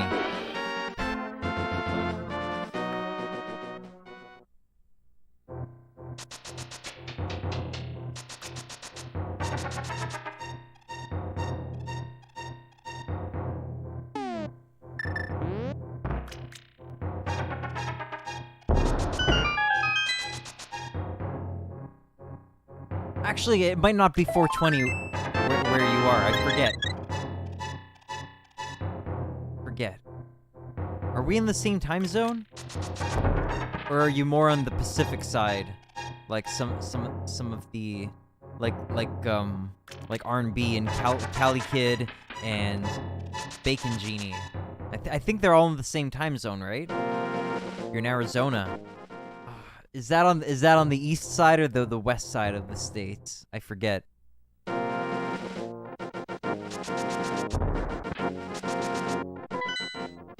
You know what? Let me just look it up.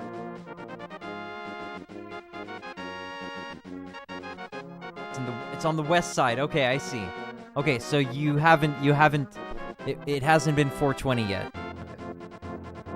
All right, but maybe I was maybe you thought I meant the day, right? Yeah, I hope you had a good day. I mean, it was a Wednesday, right? So, like, maybe you can have some kind of festivities, but, you know, maybe not.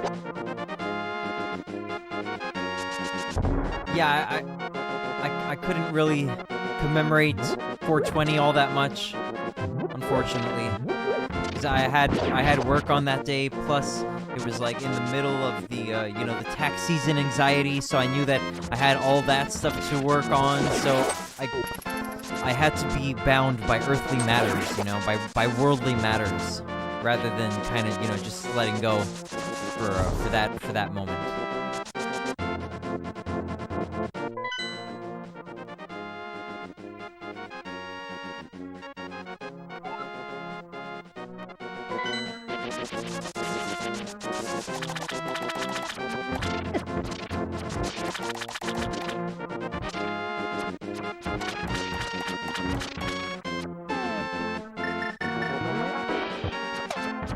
Oh, now that I recall, I was able to smoke that day, so I'm grateful for that. I'm grateful at the least. I know how those earthly matters go. Right.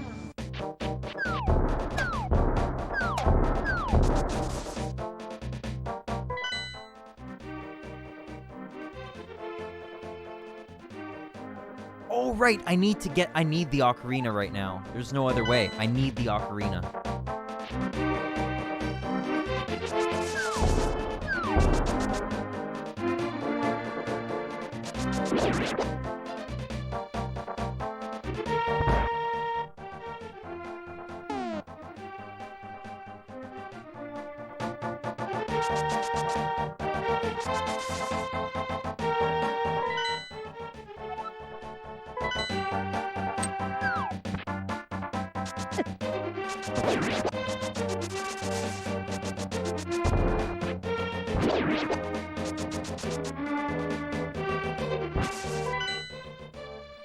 Not going the right way. I'm sorry.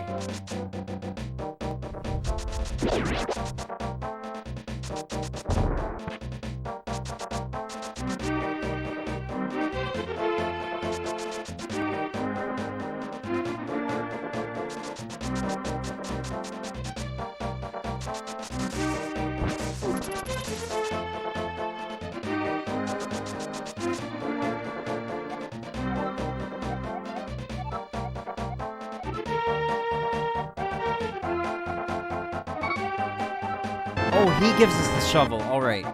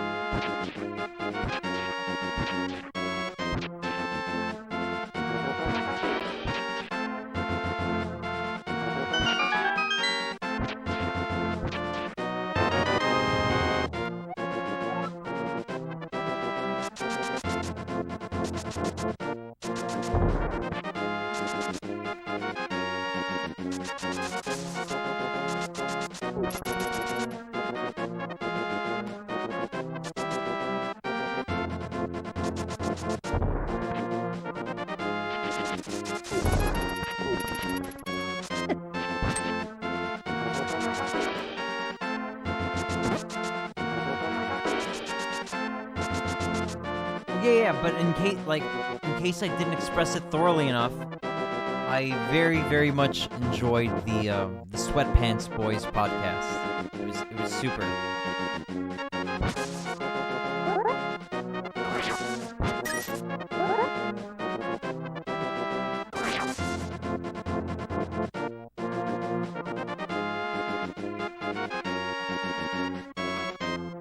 I remember you guys were talking about how you got your usernames, but I think I'm forgetting how you said that your username came to be. So I think I'm gonna go back and listen to that, unless maybe you didn't say it. I think I remember Real Rain and Mayodons explained their usernames, but I don't remember Equality's username explanation. We'll have to go back and check that.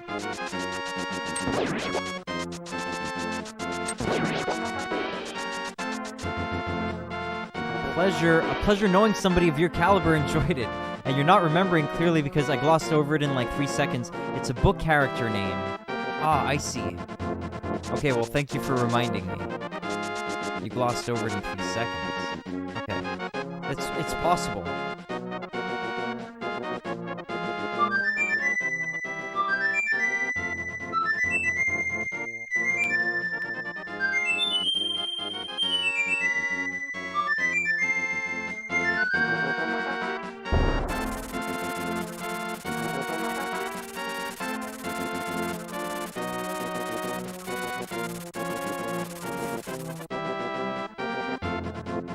I remember you mentioning this.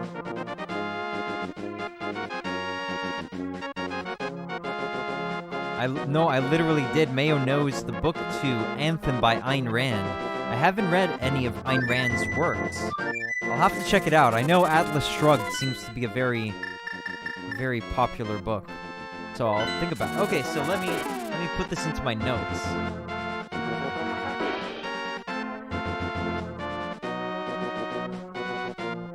Thank you for sharing, guys.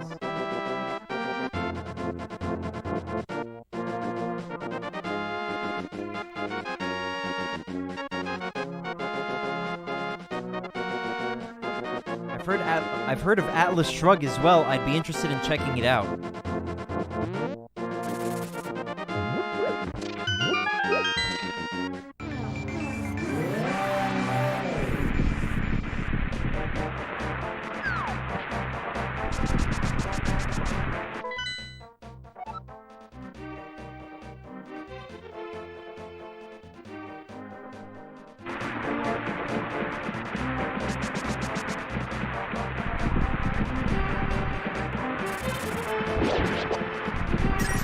I know that Ayn Rand seems to be fairly popular in kind of libertarian communities. I don't know if there are other communities or, ideologies that are very fond of Ayn Rand as well.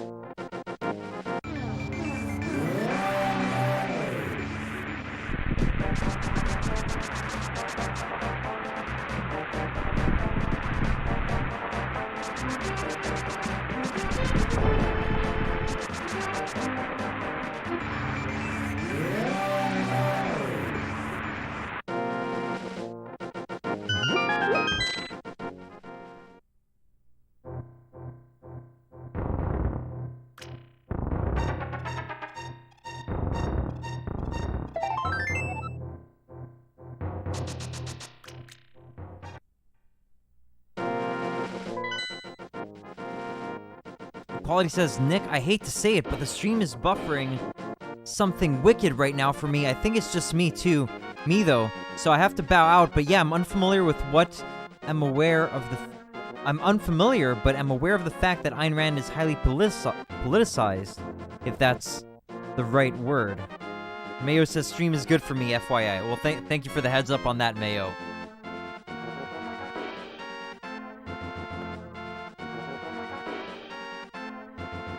And I know that, like, people interpret Rand's works as political. I know that much. Yeah, so I'll have to learn more about it. But yeah, take care, Equality. Have a super rest of your day, man, and thanks so much for hanging out.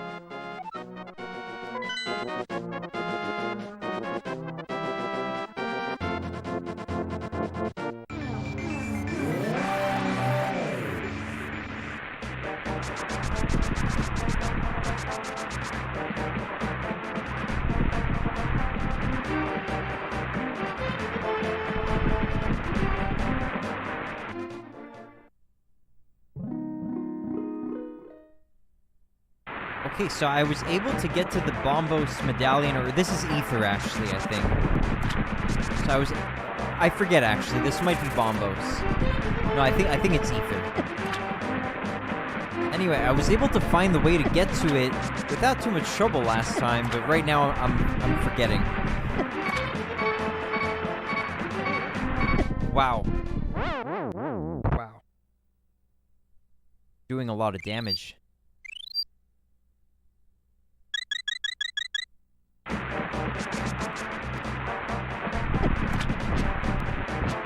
Oh, right, I might have to come from the other side.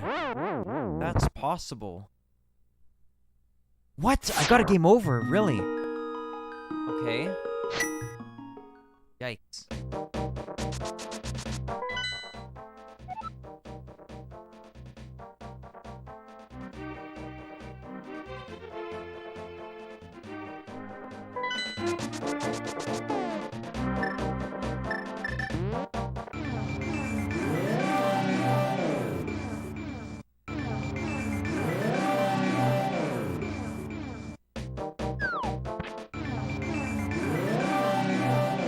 Didn't realize that I was running so low on the fairies.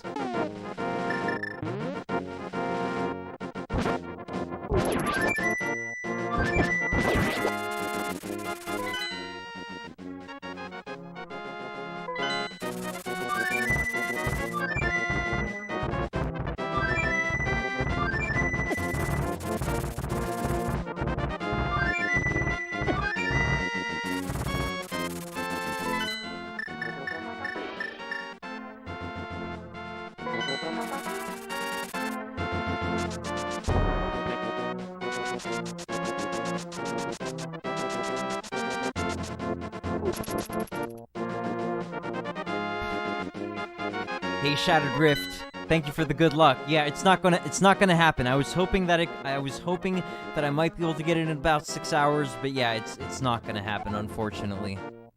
I have, like, I think 3 dungeons left in the Dark World. I'm not gonna manage, unfortunately. But maybe next time. Also, I wanted it. The point of it was so that I could get like 0. You know the number that appears after you beat the game. It tells you how many times you saved and quit or like got a game over. Well, I already got a game over a while ago, as well as just a moment ago. So I've already got game over. So the 0 run already died. But Chatterriff says, you were hoping to land the bragging rights. I hear you. Well, I'll get it eventually. I'll get it at some point. Just that today was not the day. I also started a little bit on the late side. So, like, I'd rather give myself, like, maybe 8 hours to be more cautious. So that in case I'm running low on fairies, I can leave and go and restock on my fairies. Because I kind of just, like, I didn't restock on my fairies when I died in the second Dark World dungeon, I think.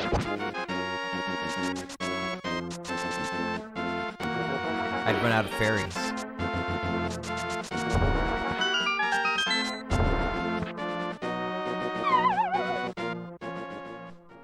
Also, I'm forgetting quite a few things.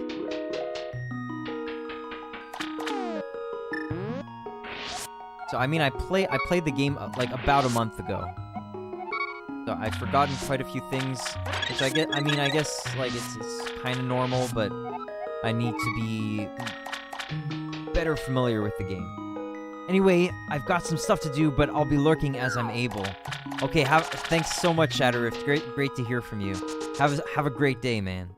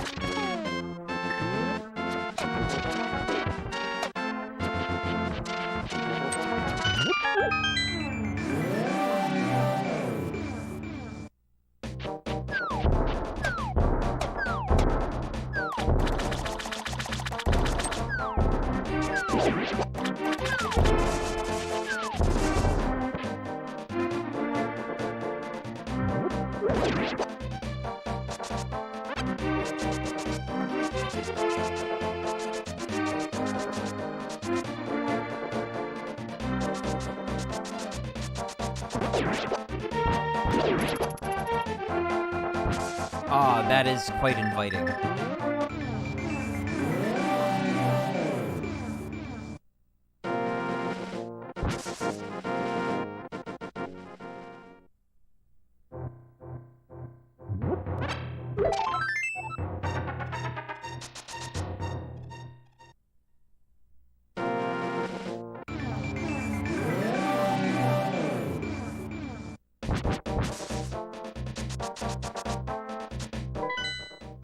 Oh, I went the wrong way. Wow. Pretty far off from where I was intending to be.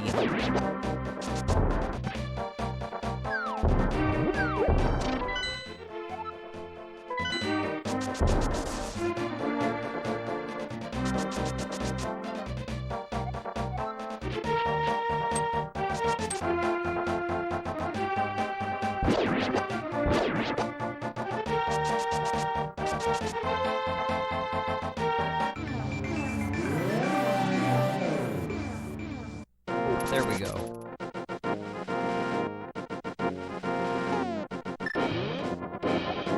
Hold up the Master Sword and you will get the magic of Bombos. Okay, so it was Bombos, not Ether.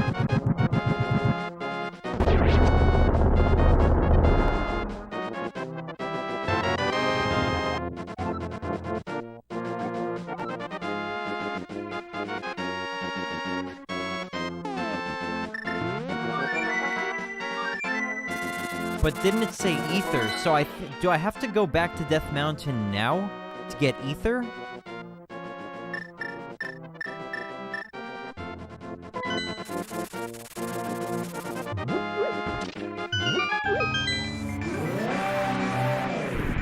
Or did I see the symbol incorrectly?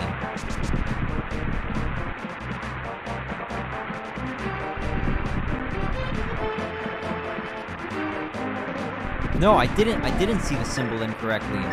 So I do actually have to go back to Death Mountain to get Ether, I think. I think that's where it is.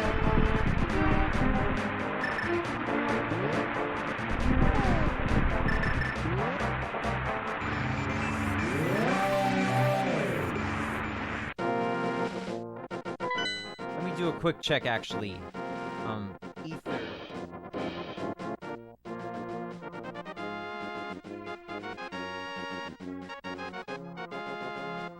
Yeah, across the bridge from the Tower of Hera. Alright, so we actually definitely have to go there.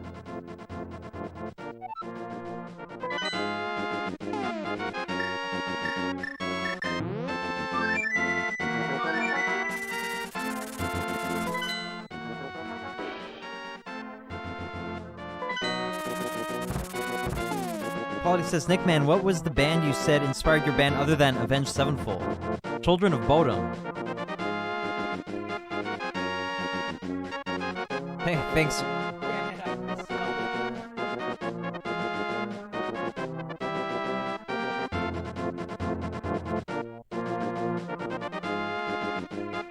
Sorry about that.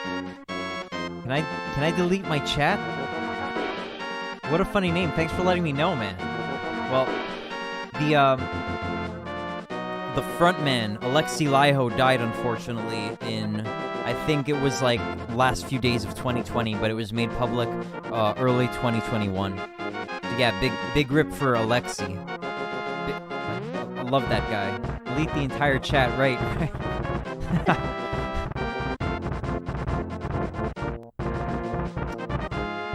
Very, very embarrassing typo. To be fair, it's kind of because I was like not 100% focused on like what I was typing, and I was holding the controller at the same time. So I mean, I just hope that Alexei will forgive me.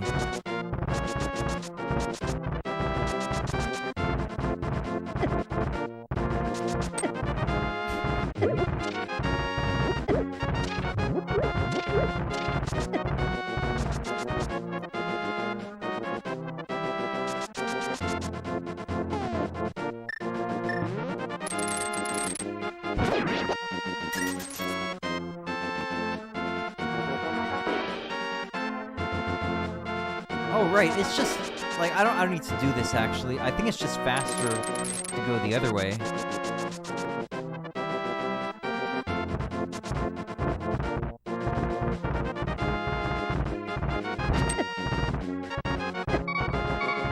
Come on, man.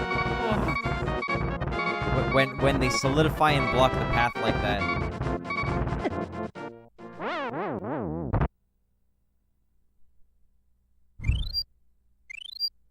It's pretty gnarly. It's pretty gnarly that they make you go all the way back to Death Mountain just to get the medallion so that you can enter Dungeon 6 in the Dark World.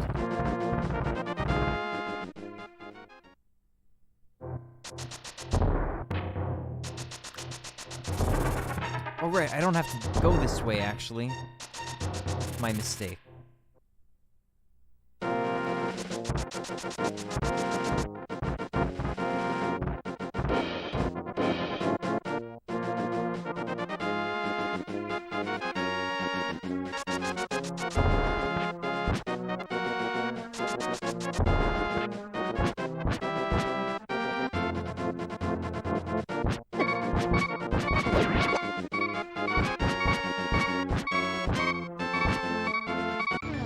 Struggling quite a bit for some reason today. I'm sorry about that.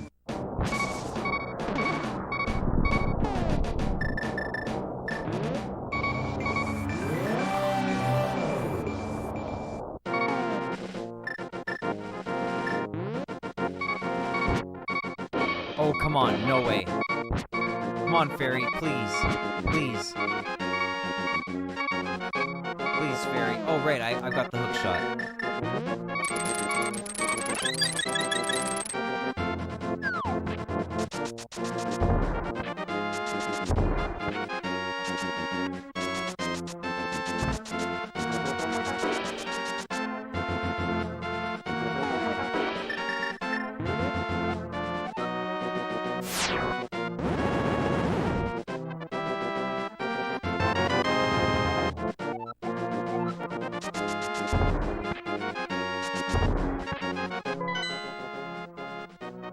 He says, so I'm 3 songs in, and if I'd have to describe the genre of your band's music, I'd call it hardcore bardcore. It's sick, brother. Hey, thanks, man.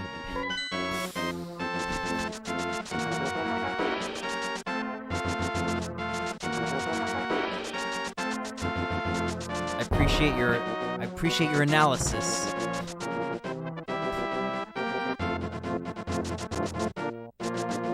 And your bloody vocals. You can really sing. Well, kind of.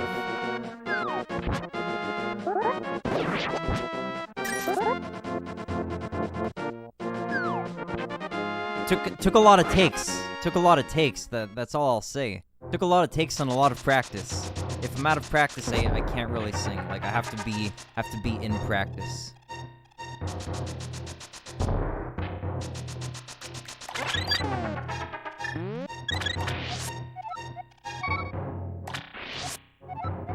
But thank you very much for your compliments, man. I don't know if you can hear me, by the way, because maybe your internet's not working so well, but, so I'll just type it in the chat in case you can't hear me.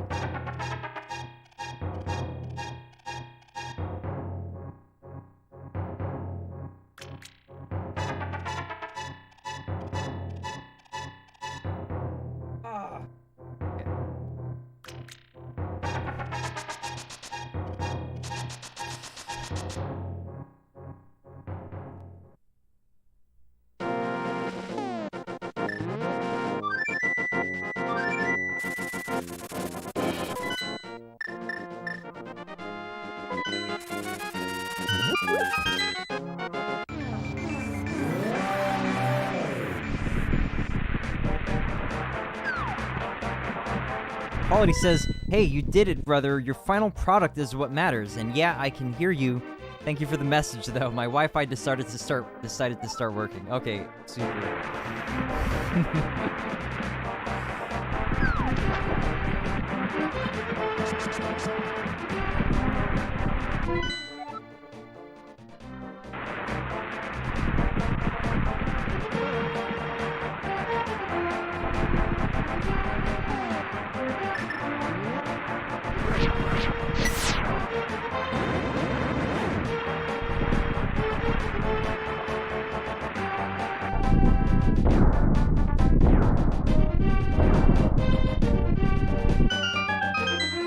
Overall, I would say I am fairly proud of the overall album that we managed to put together.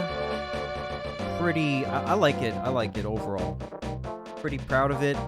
But if we, when we continue making music, hopefully in the future, it will be like I'm hoping to make it slightly more sophisticated. But I think it was a really decent result overall. I like it. I like it.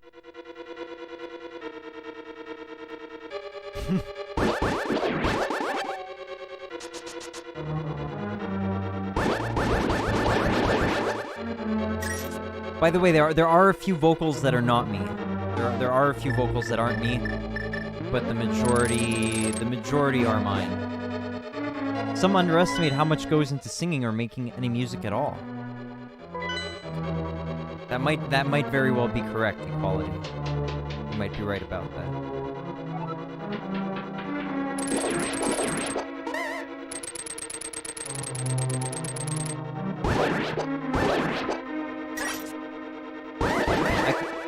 I could hear when it was you. You sound awesome. Well, thanks, Equality. I appreciate it.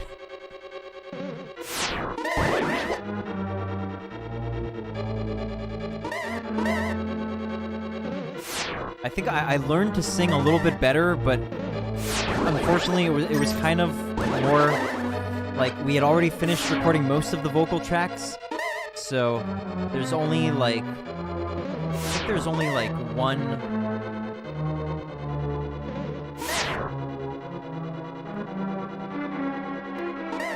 I think there's like one track where I sang better. I think. I forget. It's like one or two tracks where I sang better than the rest of the album. Anyway, it doesn't matter that much.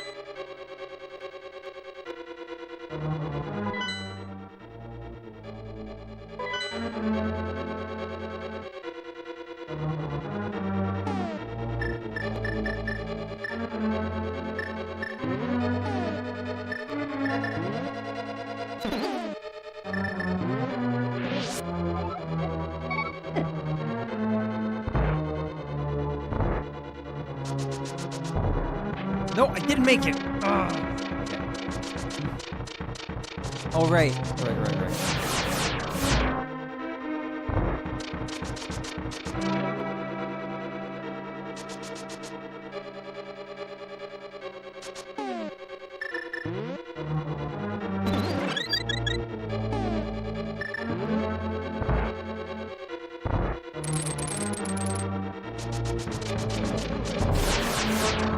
I see.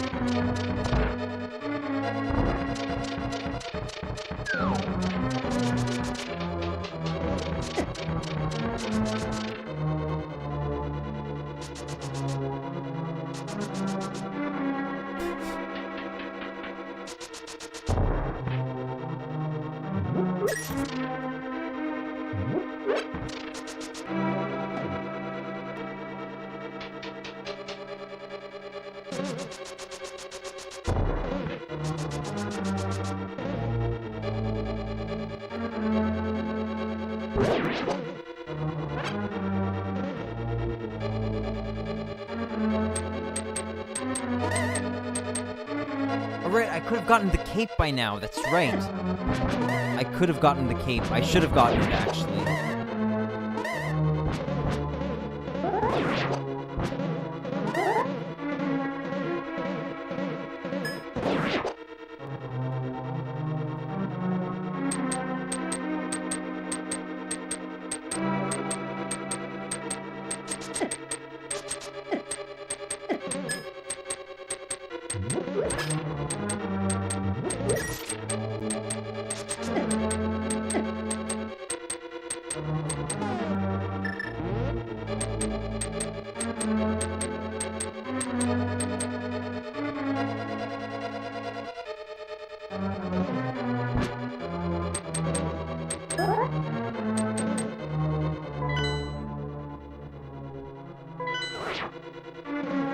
So I need to find a key, because otherwise I'm kind of blocked right now.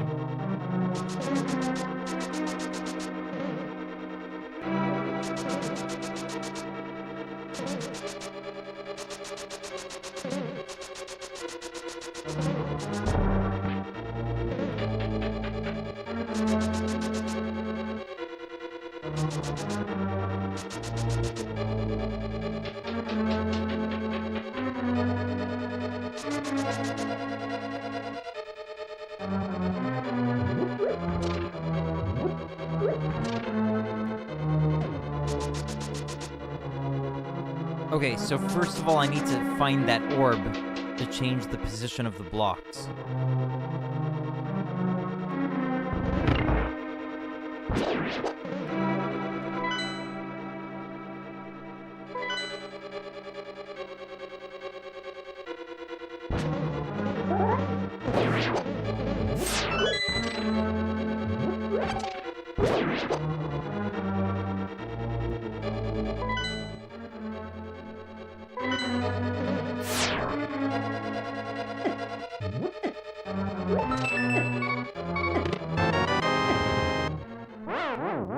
Yeah, so you're supposed to have the cape by the time you do this dungeon, if I understand correctly.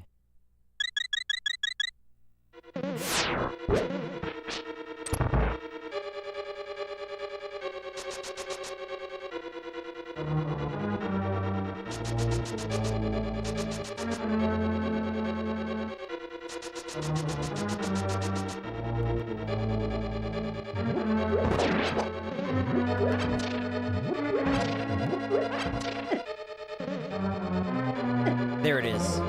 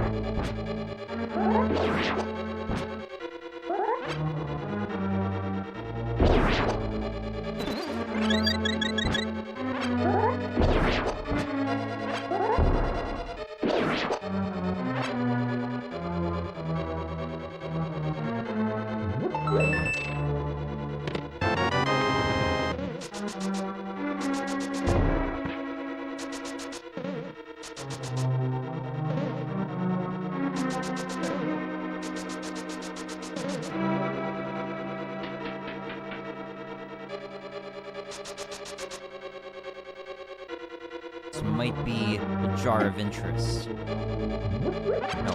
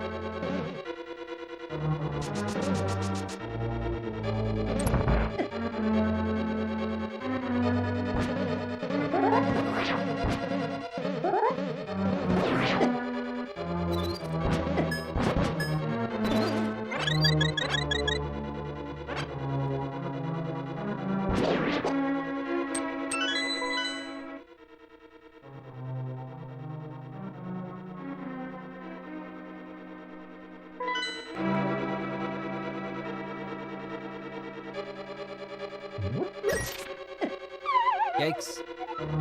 Nope. Sorry.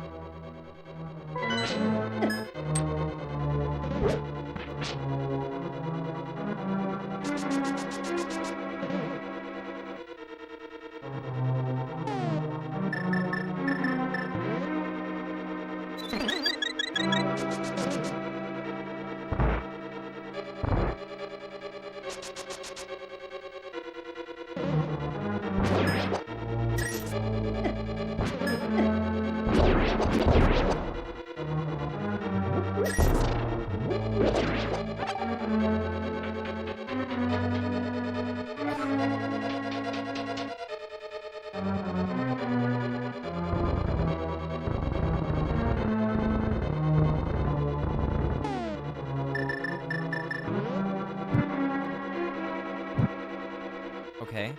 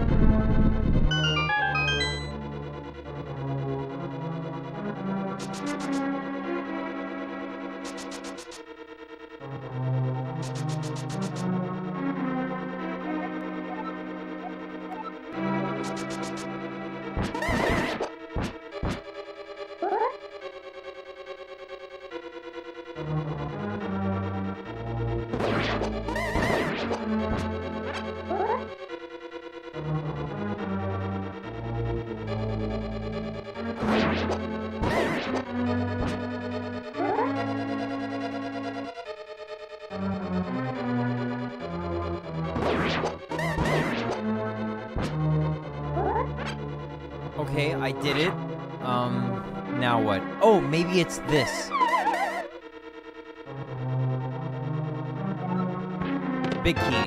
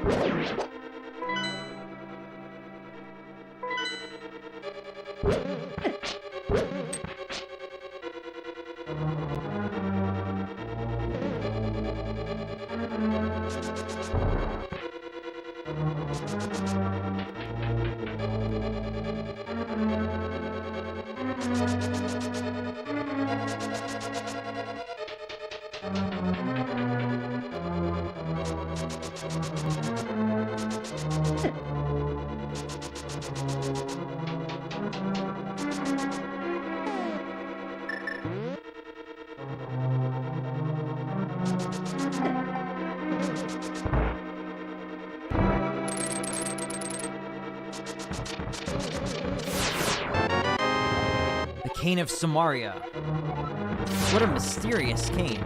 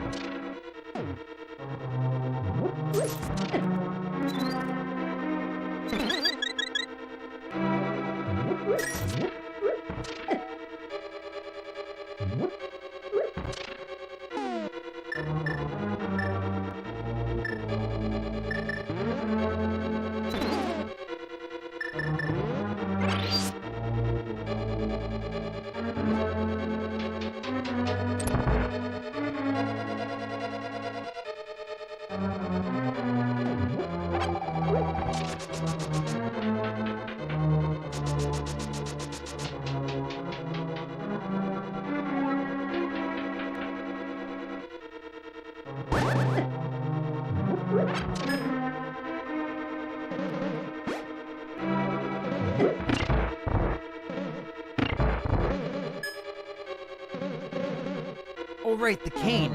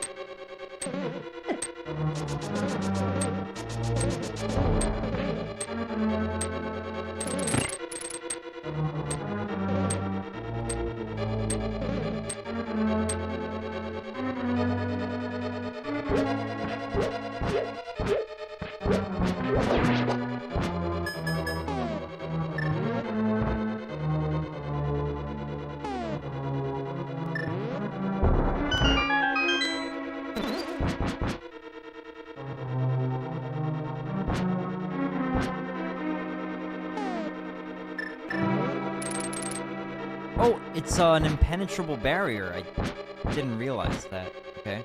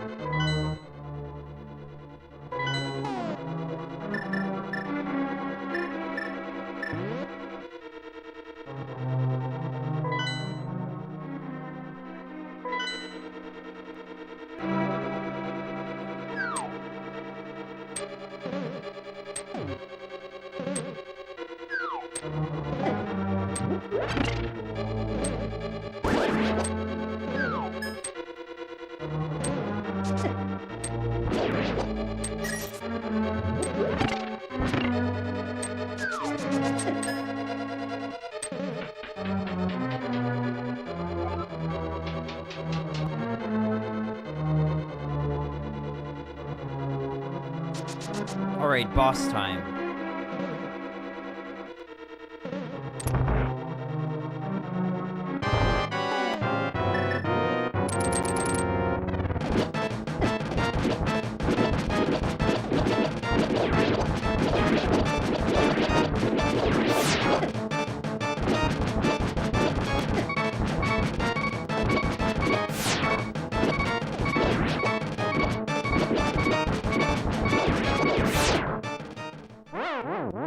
Okay, so when the eye is starting to pop out of the jelly, you've got to watch out because he's about to fire some lightning strikes. Or electricity, rather.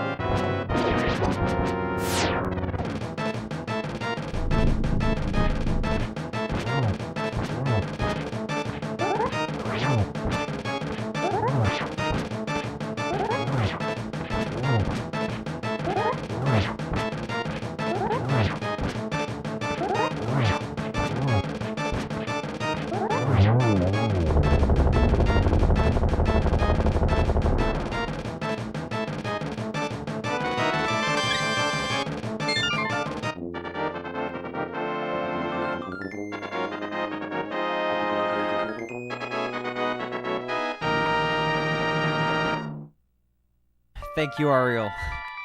That's a pretty easy boss, though.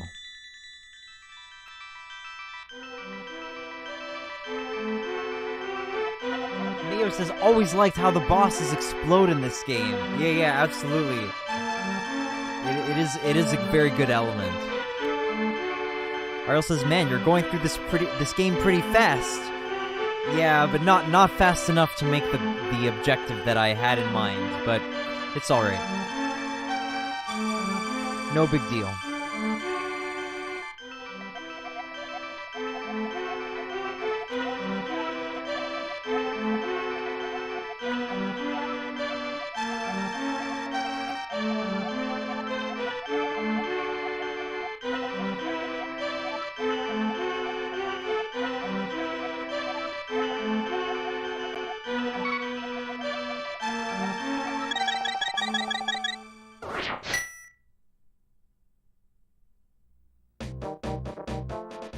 You said Princess Zelda is waiting inside Turtle Rock. Oh, I sequenced, bro. Oh, I didn't even intend to do that. That was unintentional. That was not intentional. Alright. Huh, okay. Didn't mean to do that.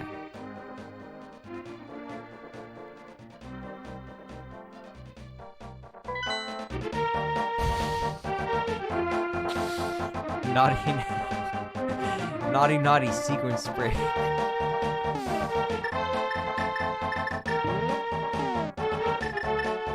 I forgot the Ice Palace. I thought the Ice Palace was number 6, but I'm wrong. Mr. Miyamoto is rolling around in his grave since he's not in his grave yet. You got me, man. Tricked me.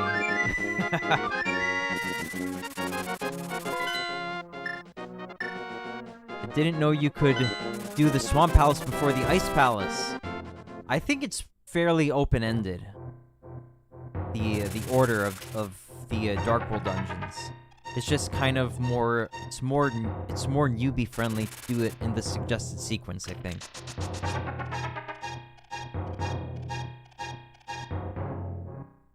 I think that I don't know.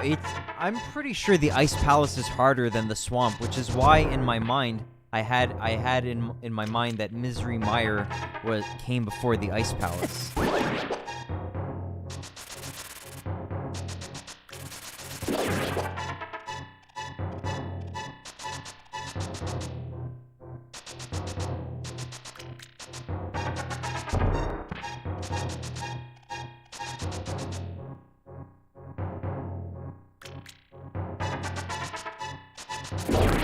Alright, I got lost in Death Mountain again. I thought this was the path to bring us back to Kakariko Village. To the base of the mountain, but I guess not.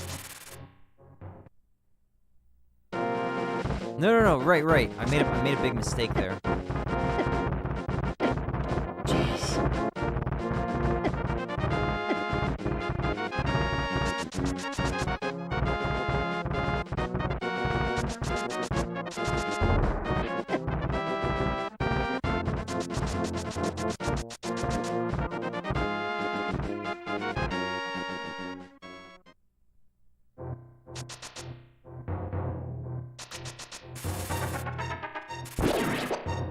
By the way, Ariel, I'm not sure if you're aware. Maybe you are, but I did get one game over, which broke the no game over attempt. So I got a game over and then a second game over.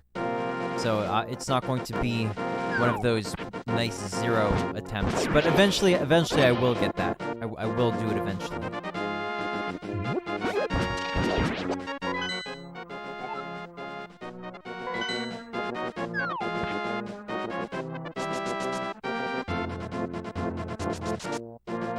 Where you have 0 game overs and 0 save and quits. That's the objective eventually.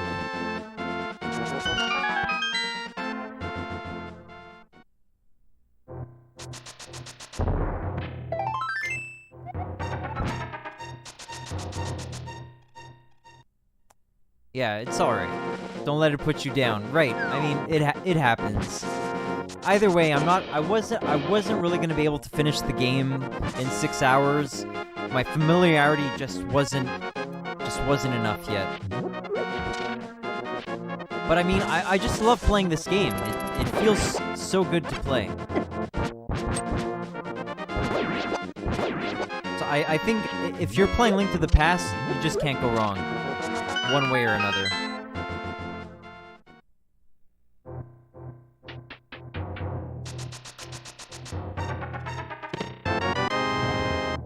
This is the Magic Cape.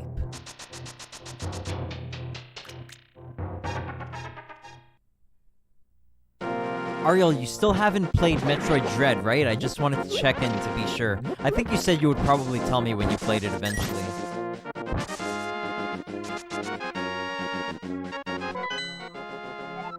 And and Master Duel neither, right?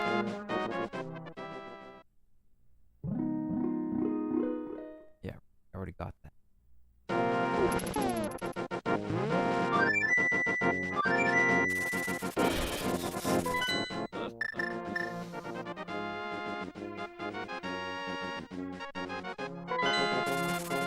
You haven't? Okay. It's all good. But what time is it in Japan anyway, right?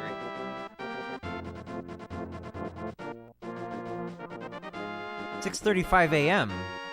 So maybe Mr. Miyamoto was... Maybe Miyamoto-san was rolling around in his bed. But I mean, I guess he probably would have been up by now. He's probably a very hardworking man. I guess. Anyway. Ariel says, I know, I have neglected it. I'm ashamed to admit. No, man. Don't be ashamed, Ariel. It's fine. You'll get to it eventually. Do you have Dread, or maybe you haven't bought Dread yet?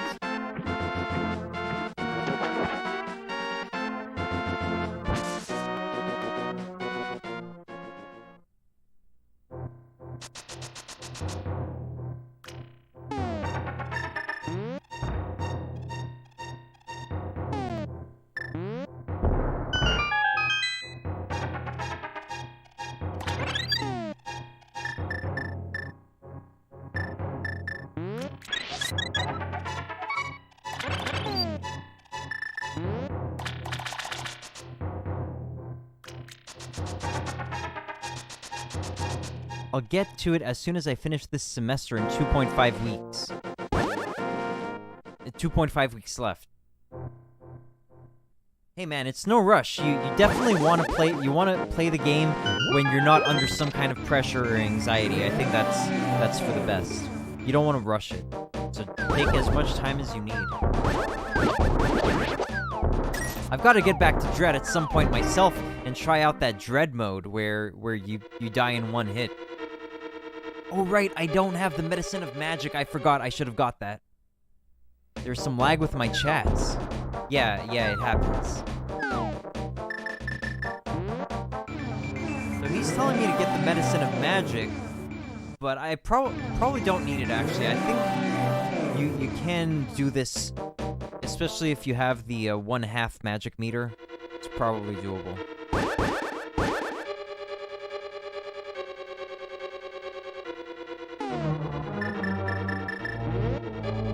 I'll require some good amount of free time, right.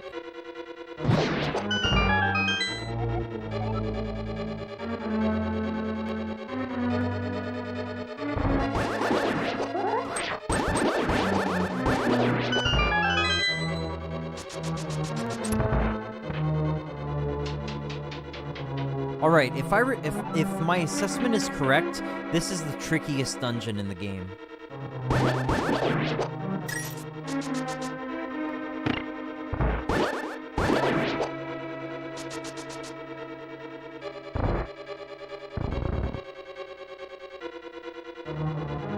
Ariel says, I haven't forgotten about Shingeki no Kyojin either. Okay. Great, man. I'm a little disappointed. I'm a little disappointed with it. But I'll see how it turns out. I don't know. I've heard some people saying that the ending is really bad. So maybe they're right.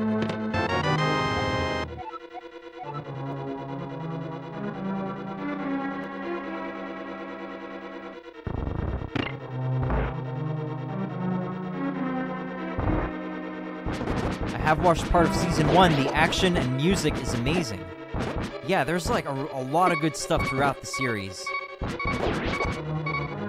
Oh no, I shouldn't have taken that. Oh well.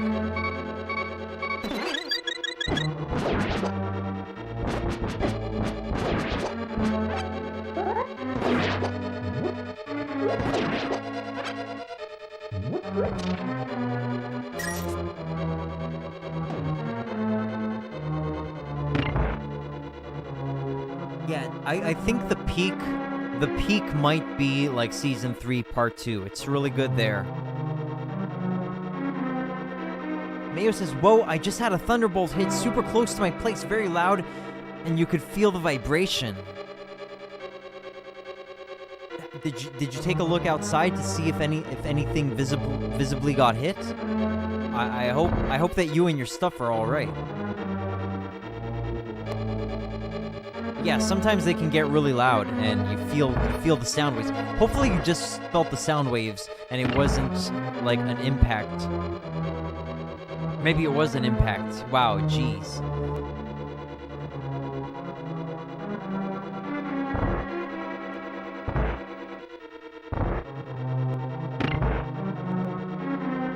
Be careful, man.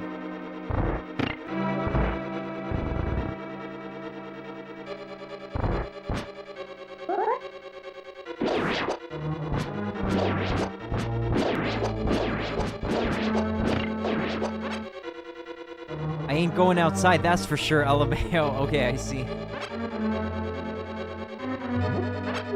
I tend to like going outside to observe the thunderstorms when they happen, but my mother is always giving me crap about it.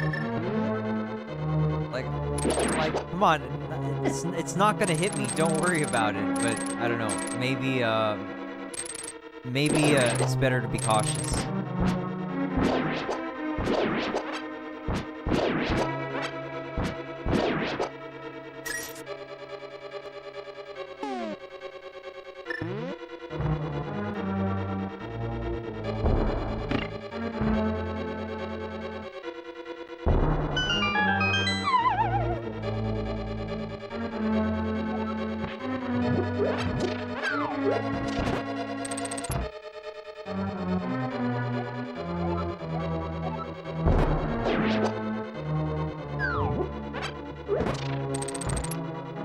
That's how you become that one guy who got hit by a lightning strike.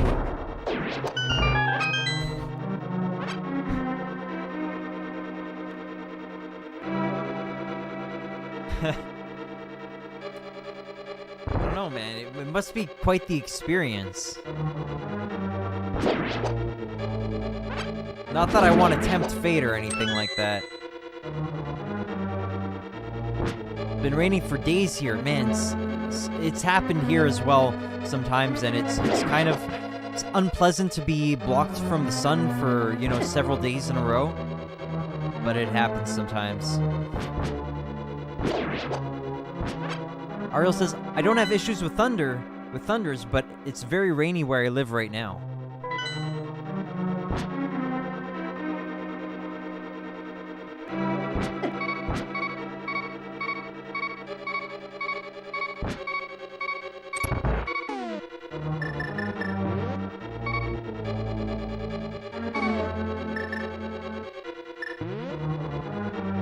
Better part of the week now. I don't even think this is conspiracy theory territory. There's some kind of weather manipulation that happens for sure. I think cloud seeding is like a well-documented thing. It's well-documented. So whether there's lack of sunlight can really mess you up. Yeah, absolutely. Whether it's something like, you know, chemtrails or contrails or whatever, I've observed it for several years where you have a totally clear sky pretty much, then you've got some planes that fly over, they leave these trails behind them, and then gradually these trails kind of start to expand. It becomes like this kind of thin white veil, and then wow, it's suddenly overcast later in the day, or there's like tons of clouds. Mayo says, yeah, the trails are sus as F. IMO, in my opinion. Yeah, it's super sus, man. Like, it actually, like, I actually get pretty furious about it. I really am not a fan of human-induced weather manipulation. Like,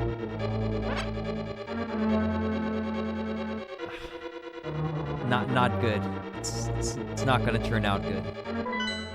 Because, you know, they're all like they're all about like the global warming stuff. So they're like, oh well, maybe we need to block out the sun a little bit. Like let's put more clouds up there. So now your plants are missing out on sunlight. You're missing out on sunlight. Anyway, Ariel's quoting from Wikipedia. Cloud seeding is a type of weather modification that aims to change the amount or type of precipitation that falls from clouds by dispersing substances into the air that serve as cloud condensation or ice nuclei. which alter the microphysical processes within the cloud. Cloud seeding. There are some forms of cloud seeding that is pretty openly admitted. Oh, it's not just airplanes, I see. Mayo says, and if you ask the average person, they think they're airplane. They just think they're airplanes. Hopefully, eventually, people will be a little more aware about these things. Ariel says there are other forms of cloud seeding the public is not aware of. I forget what this thing does. You know, the HARP device? The HAARP? What's that all about? HARP is the world's most capable, high-power, high-frequency transmitter for study of the ionosphere. Where's the Wikipedia? High-frequency active auroral research program.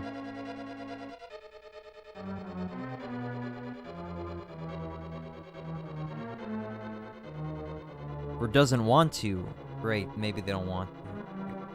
Mayo says, I like to tell my mom about conspiracy theories for fun, and I was going off about chemtrails, and she was like, those are just planes. Yeah, my mother was also not believing me when I was telling her, like, Mummy, they're manipulating the weather. Like, it wouldn't be like this if there weren't some kind of manipulation going on. And she wasn't believing me either at first. She just thought, well, like, the weather's been crappy here for, like, you know, many, many years. But I'm pretty sure I've not been noticing things incorrectly. Like, I'm like, kind of onto something. I'm not totally off base, I don't think. Oh, Ariel says, I don't usually trust Wikipedia, just for the record. Chemtrails are just like planes. My father told me about it himself. Well, yeah. The planes are emitting something, that's for sure. There's no disputing that.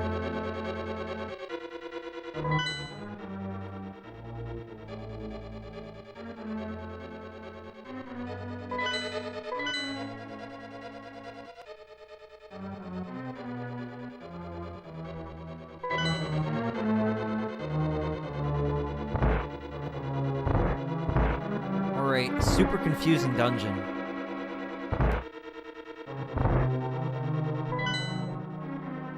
Oh, that second last comment was sarcasm. I see. Thank you for clarifying. Oh no, we're falling!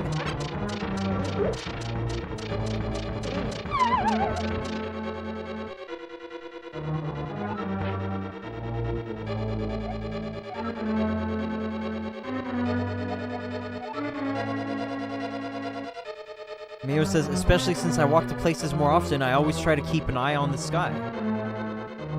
It's always good to be aware of your surroundings.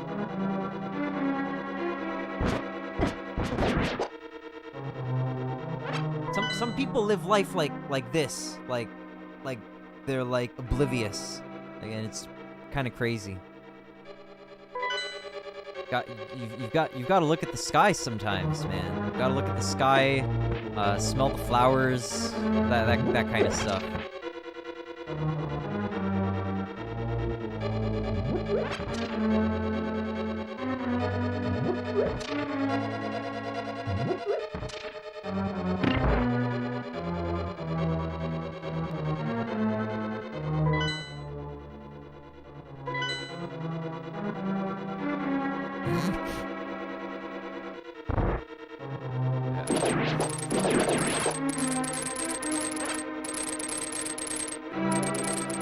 Earlier today, when I was getting back from the gym, and I was out on my my backyard balcony, there was this little bee that stopped by and was, you know, sitting on the balcony rail for a remarkably long time. I thought that was... I liked it. I mean, I don't know. Not much to say about it. I like it when there's a cool insect or whatever that, you know, just stops by for a while and is just chilling for like an unusual amount of time, and then they just leave. There's just something nice about it. Ariel says they trust the sanitized, prepackaged version that the mainstream media tells them about. Yikes. That is quite alarming, Ariel. Big if true. Speaking of, I'll start lifting more often now that I'll have the time. Have you been on a break from your exercise, Ariel? Or it's just less often than it has been in the past?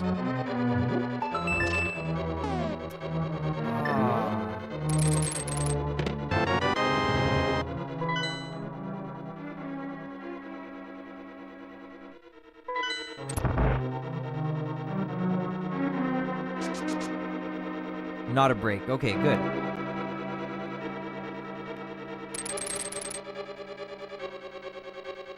Sometimes a break can be good, but I think if you kind of get out of the exercise routine for too long, it's I don't think it's advisable.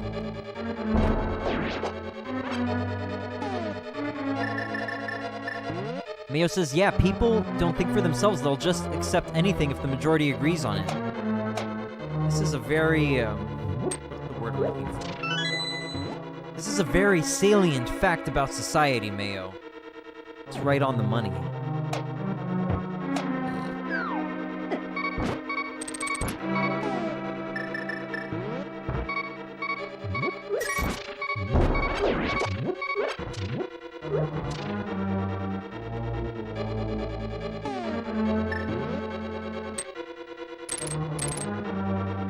No. Ariel says, but I will increase my workout routine now. Only small breaks or reducing exercise in order to recover is ideal. Okay. That sounds reasonable. Yes. Mio says it's like those experiments where 49 people say the color pink is yellow, and then they ask the 50th guy, and he goes with the group despite knowing better deep inside. Yeah, man, exactly.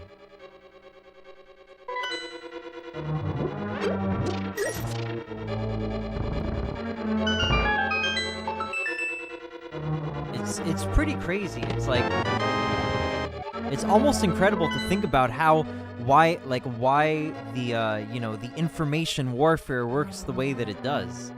Like, it's just like, they just have to convince like a certain threshold of the population of like a certain belief, and then somehow it just like, it's like, okay, hive mind engage, and it's like everybody's like, directly plugged into it somehow, or like not everybody, but just the vast majority of like the normies, like who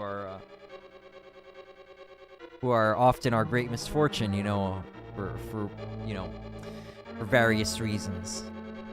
Anyway, hopefully things will get better. Hopefully.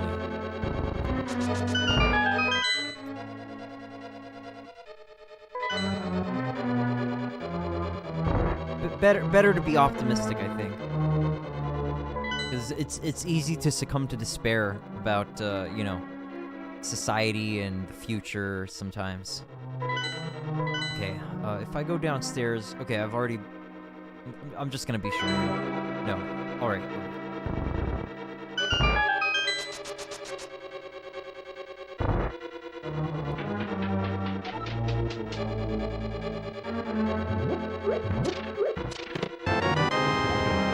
Hey, nice. We've got the big key.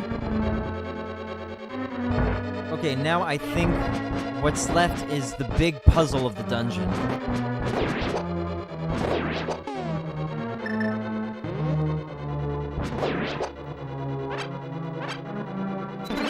Mayo says, yeah, for sure, some things you can't change, just be hopeful.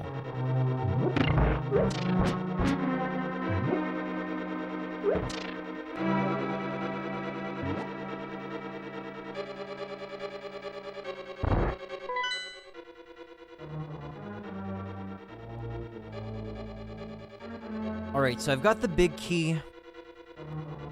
Now it's like the big puzzle of the dungeon. It's like you've got to do something in a specific order. I forget exactly what it is, though.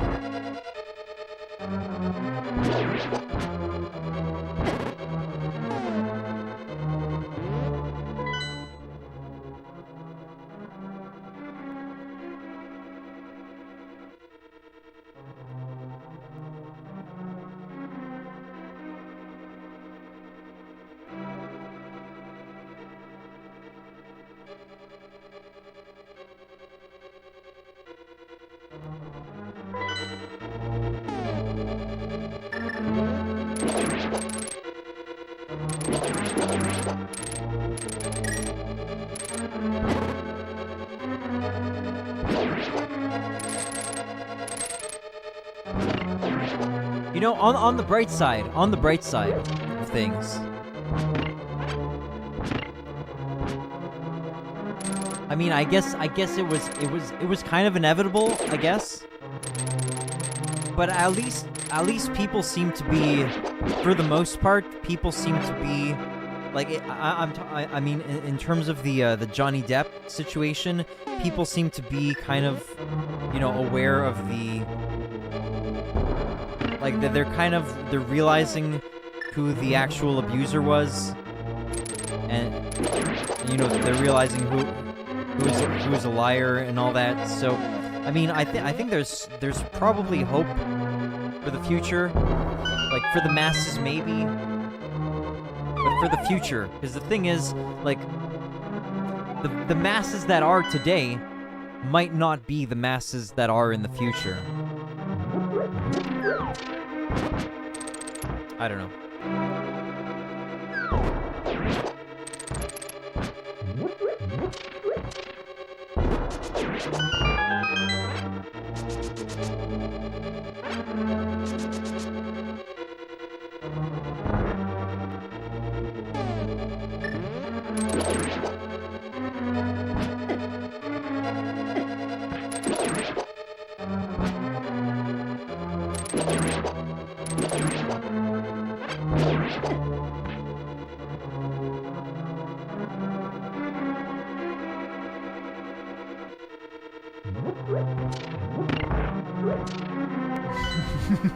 Mayo says, yeah, public opinion seems to be on Johnny's side. I also like Amber Heard's new nickname, Amber Turd. Yeah, that was... Yeah, that was just by the grace of the benevolent universe that it lined up that way, that, you know, such a vile person would receive this apt nickname.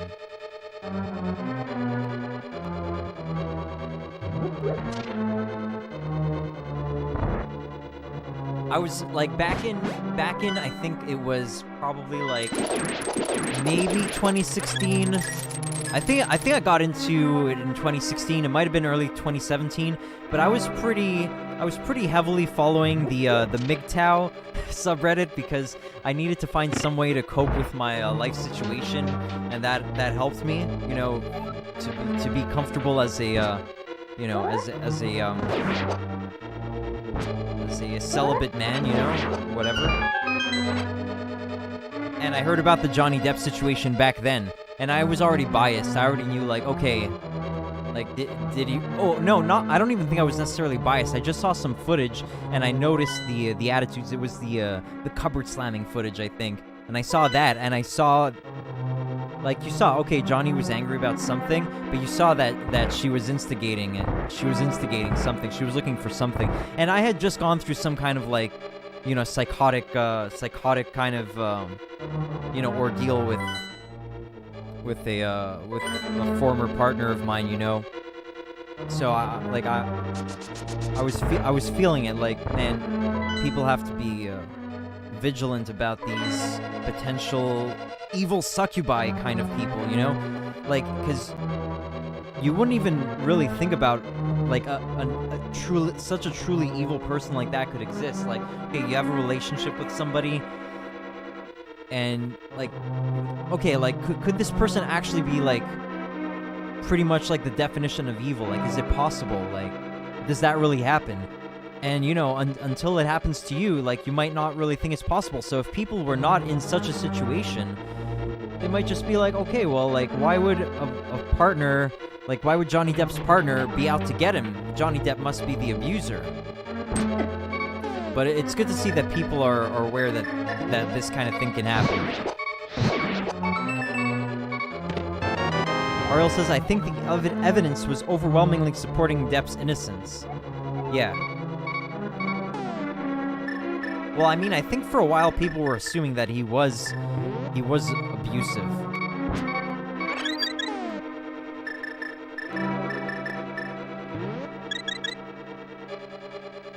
I think they were assuming. Okay, so what's the story here? Mayo says, yeah, man, I've been through the same sort of stuff via an online relationship basically got abused mentally. At least now I know what to look out for, right? Yeah. Yeah, man. Yeah, man, it's rough. I should have known better. I should have known better. But you know, you just don't know better at some points in your life, and you've got to take the lessons as they come.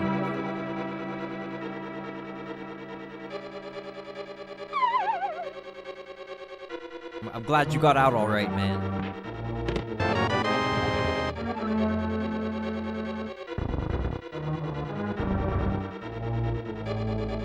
Like, in my situation, just to summarize briefly, it was just, like, problems, like, you know, arguments, like, non-stop drama, like, you know, you have a brief period of peace and things seem nice, and then it's like, okay, now the crap is starting again.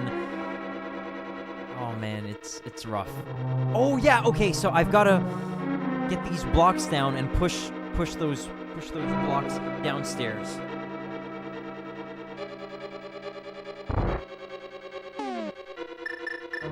And basically, I was trying to make my parents believe that I was abusive to her, so that was causing, like, crazy, you know, anxiety and tension among my family.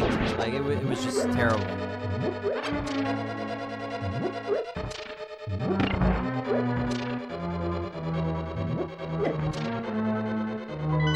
And I was, like, I didn't really know better. I didn't realize that she could actually be manipulating, like, everybody and, you know, just making, you know, conflicts for the heck of it. But yeah, some people like this exist. Like, they're sadistic people who are, like, compulsive liars. They're like always lying, trying to see, like, how many lies they can get away with.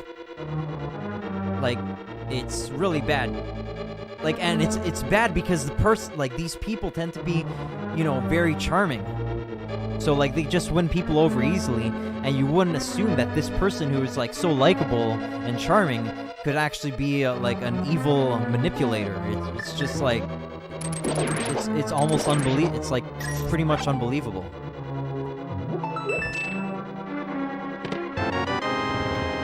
Mayo says, have you heard of the term love bombing? She'd tell me how perfect and how great and amazing I was, then I'd make one little mistake in her eyes, and I was a monster.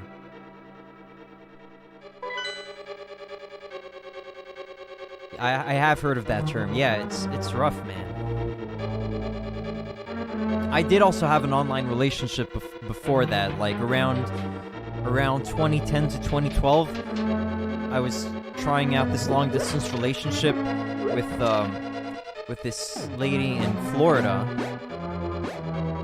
and it was a mistake. It was just the constant drama, man. That's the thing, you know? Because you've got things you've got to do in your life, and then you've got this relationship drama and stuff going on, you know, that's just, like, totally weighing you down and taking your, like, you know, just, like, wearing you out, you know, spiritually, taking your energy. It's just terrible. Ariel says, sorry to hear you went through that, Mayo Dons. La Furia Salvaggio says, long-distance relationships are very difficult. Yeah, even if you have a good partner, it's going to be difficult, right? But if you're with somebody who is looking to give you trouble, then you're in for a world of hurt, man, and you better watch out for it. And yeah, always have to be on the lookout for the red flags. Like, regardless of the distance. Mayo says, it's all good now. Luckily, I had some support, and they helped me out, helped me realize she was she was bat crap insane. Yeah, man, I only realized after, like, 2 years in my situation back between 2013 and 15.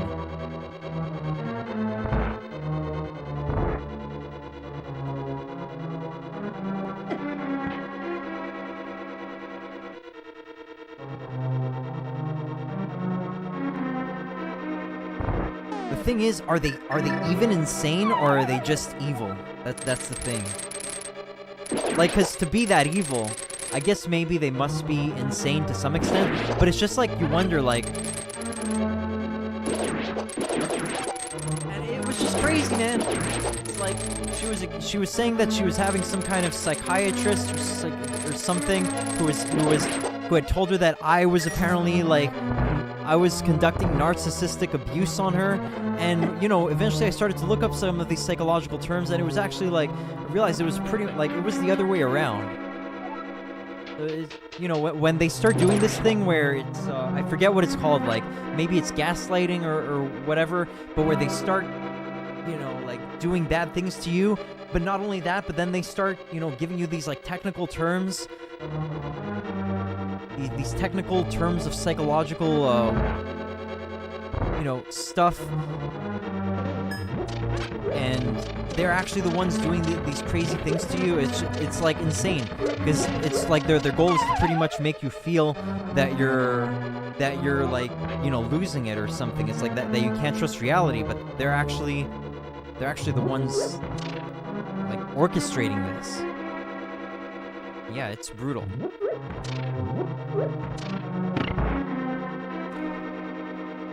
So yeah, just point being that when I found out about the Johnny Depp situation back in several years ago, felt like it would be really bad if people believe that he's believe false claims of abuse. Anyway, Mio says, I don't want to believe she's evil. She just that she has issues she needs sorted out. I remember I told her about reading some pickup artist stuff and how silly it was, and then she accused me of using pickup artist techniques on her.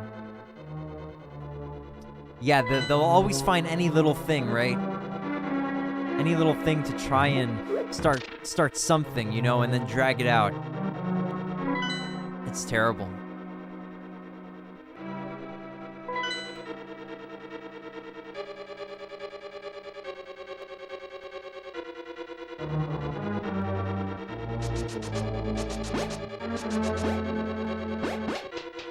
Okay, what I need to find is that orb to change the positioning of the blocks.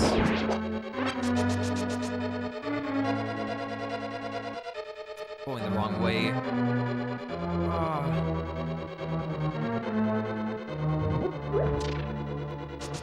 Now, one way or another, just to be clear, one way or another, I can't know for sure that Johnny Depp is, like, a really good dude. Like, he comes across as it, but I mean, you know, with Hollywood types, you can never really be too sure. And he did say something weird about politics back in, like, I don't know, like 2016 or 17. That was, like, pretty weird. But, you know, people make mistakes. It's totally feasible that somebody can make mistakes, be led down a wrong kind of set of logic, you know? Anyway.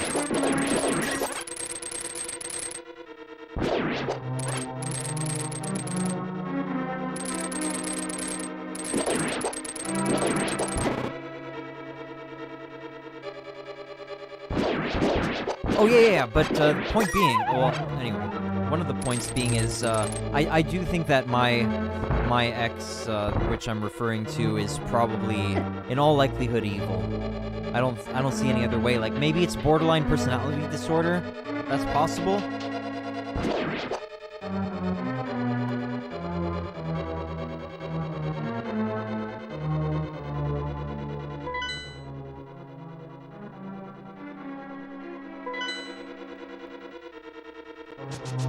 But at some point,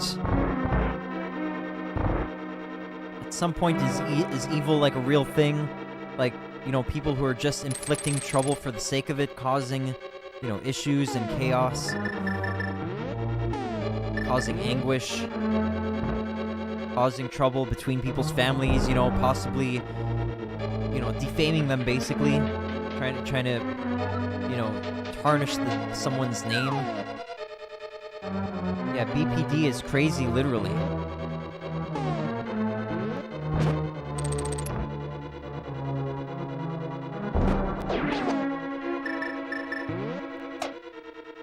I don't know if it's crazy or evil, but yeah, maybe you're right.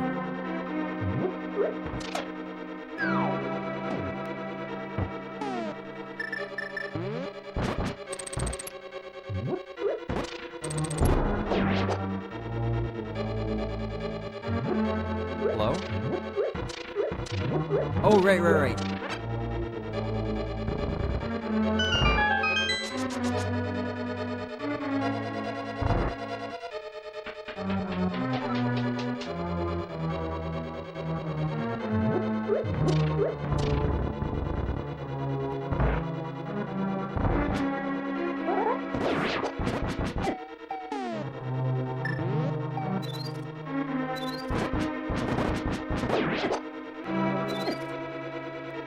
Oh.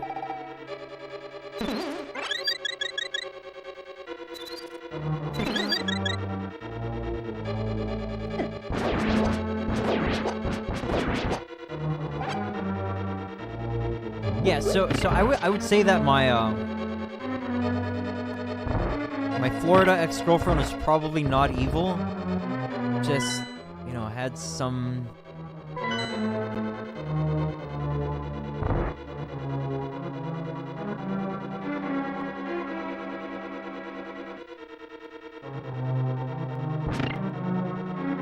Some things about the situation were just bad, basically.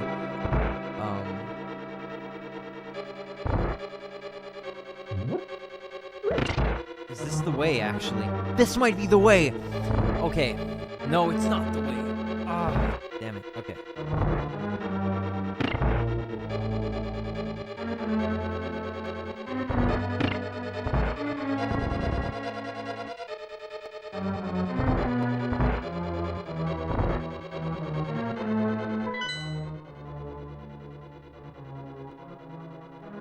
Point being, there are some extremely manipulative, dishonest, and cruel people out there, so you've just got to be aware of that. So that you can protect yourself and not get blindsided by that possibility.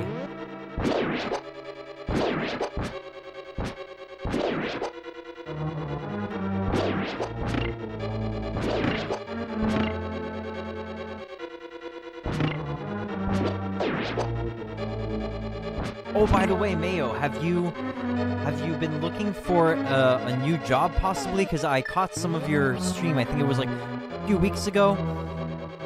You were talking about some of your coworkers making more money than you, and you guys were like hired around the same time. So did you end up looking for something possibly better?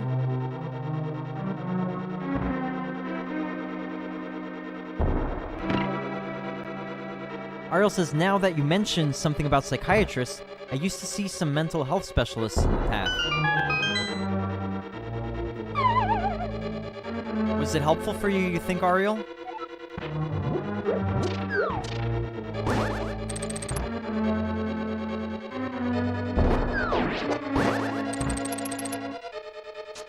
It's surprising and downright horrifying. Surprising and downright horrifying it is to lie to them.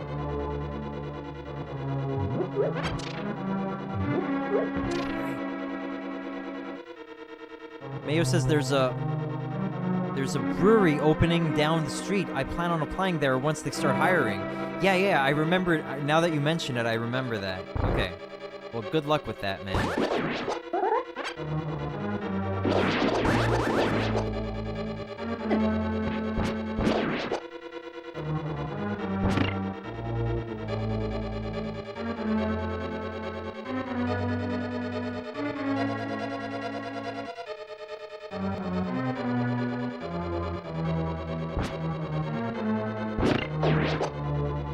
Ariel says they rely on questionnaires too much.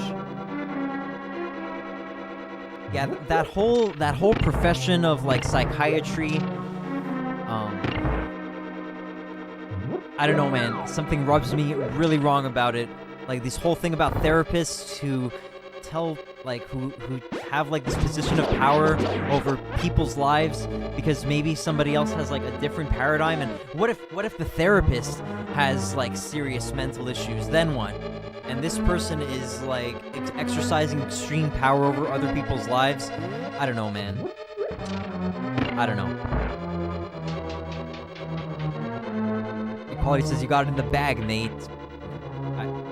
Yes, hopefully. Yes, 1,000,000%.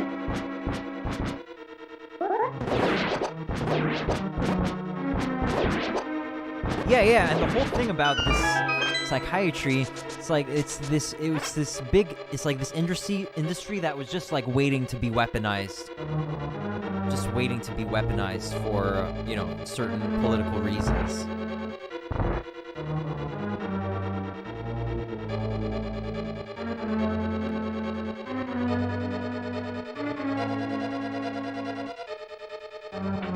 Also that it's unreliable, to say the least, and it is very subversive. Mayo says, I don't believe in therapy myself. Good, man. It's like this big meme online about, oh, just go to therapy. Go to therapy, man. And you see this on some certain,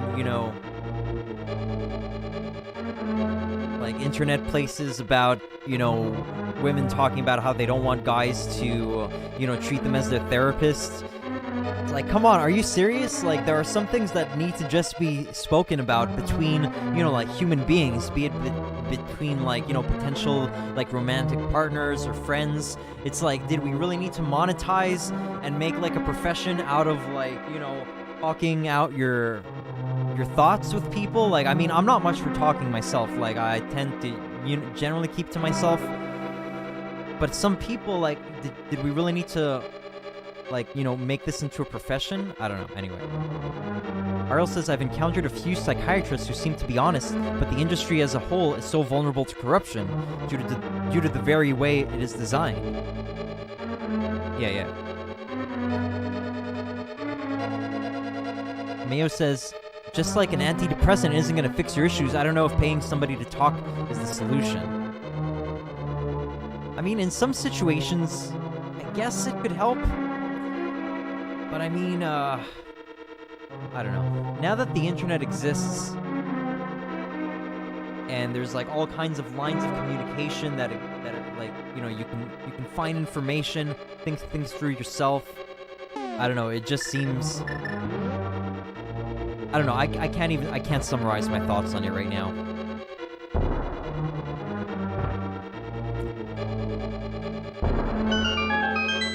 Just gonna say it strikes me as very sus.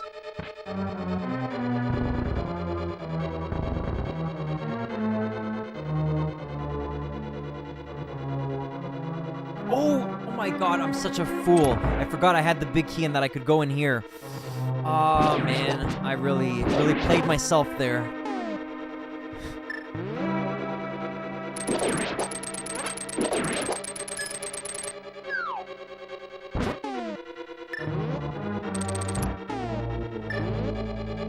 Quality says sus indeed.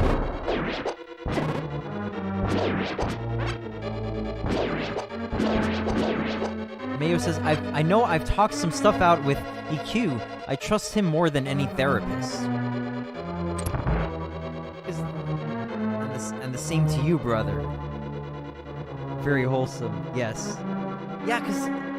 So here's the main thing, like, I think, if I could succinctly put it, is that, like, just, existence and life, it's kind of hard to make sense of it and to come to terms with, like, being alive and your situation and the tragedies, like, that are part of the world and existence. And it's like, let's say somebody's troubled by, the states of existence or whatever. Like, maybe they're right in being troubled about it, and they need to think through on their own. And maybe, some therapist is not necessarily going to, give them a, true perspective of reality. They're gonna try to, I don't know, maybe... I guess therapists don't tend to give the drugs, right? But yeah, and I don't know, like, just for example, I felt like Peterson should have probably known better than to get on antidepressants, like, being in the position that he was. That's kind of what made me become a little bit more, suspicious about Peterson, I guess. And I don't know, just the whole therapy thing, it's like, you've got to get your life in order, like, I don't know. Is like a psychiatrist or a therapist really going to help you get your life in order? I don't know, man. I'll just leave it at that. Mio says, if you ever want to talk about stuff, Nick, DM's open, my dude. Well, thank you very much for the invitation, Mayo. I'll keep it in mind.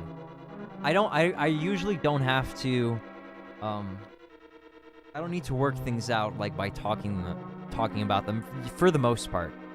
But thank you, I will keep this in mind, Mayo. Ariel says, here in the US, they are given like candies, amphetamines to people with ADHD, for instance. Yeah, wow. Just terrible. People who don't have it, for that matter.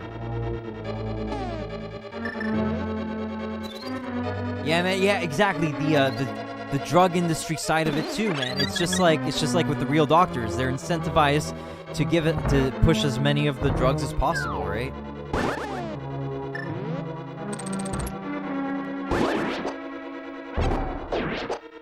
Oh yeah. And I think it was just like kind of a personal experience. Like, again, I don't know if my ex-partner made it up that she was going to a therapist or something. But I knew that at the time when I was believing her about going to it, like, it was just totally striking me, like, how could a professional be telling this person, like, with 100% certainty that, oh, your partner is guilty of narcissistic abuse, like, 100%. Like, I was just totally blown away. Anyway.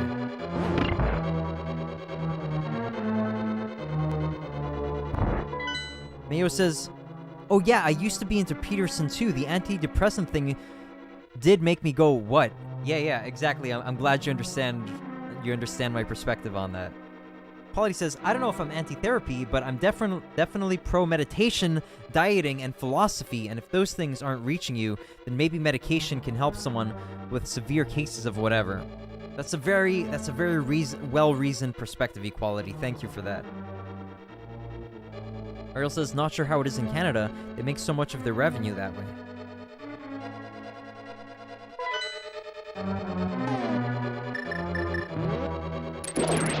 Alright, so because I did Sequence Break and I did the Misery Mire dungeon before this one, I didn't need to push those blocks.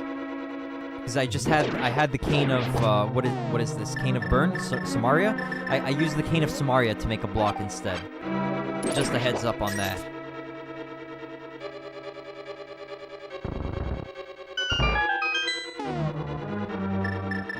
I am going to be concluding as soon as I get this dungeon over with.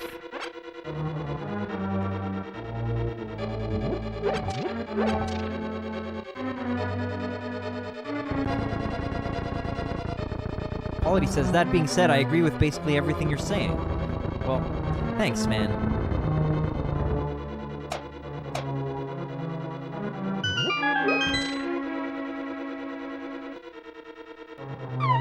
Try meditation.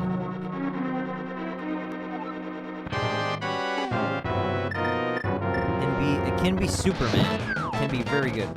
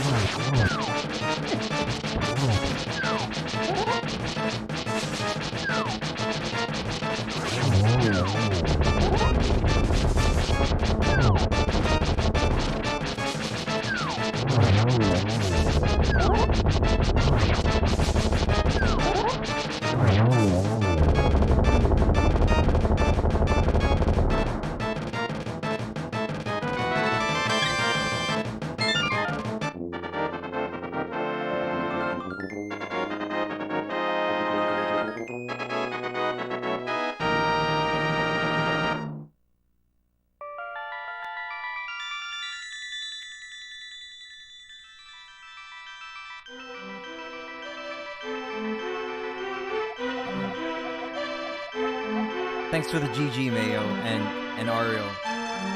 Yeah, so just to be clear, I do think that, like, therapeutic activities or, processes are important. And yeah, sometimes that can be a conversation or talking. So, but I mean, like, if somebody doesn't have, like, the proper social or family network in order to have, like, you know, one of these therapeutic conversations, then I guess it can be maybe alright to go for a, you know, like, you know, a professional therapy, but I don't know, man. Like, you don't want to be reliant on it, and I mean, it might be kind of an unfortunate situation,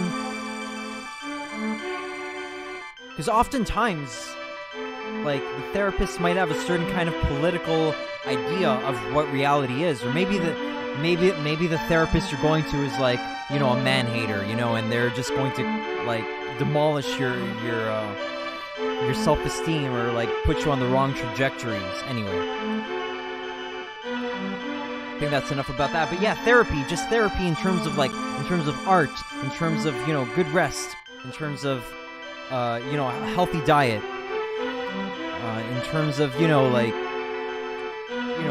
all kinds of things that are therapeutic and feed your soul. Like, you need those things. So I'm not against, like, you know, those kinds of therapy. Anyway, just to be clear.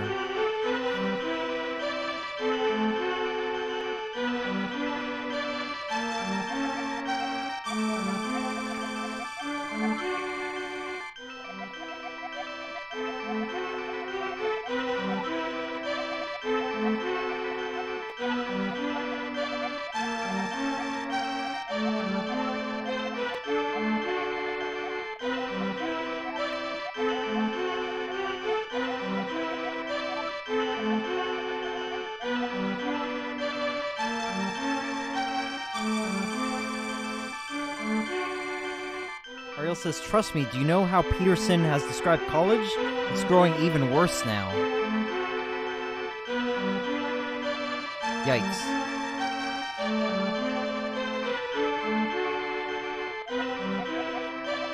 I do trust you, Ariel.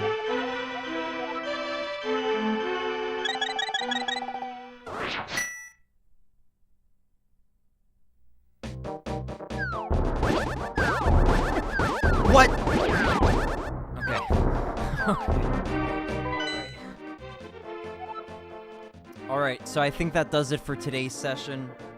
We're still able to make, I mean, pretty decent progress, but I mean, it's not the whole game, and I had game over, so I'll have to do better at some point. I mean, is there something else I can do right now? Not really, I don't think. Thanks, Equality.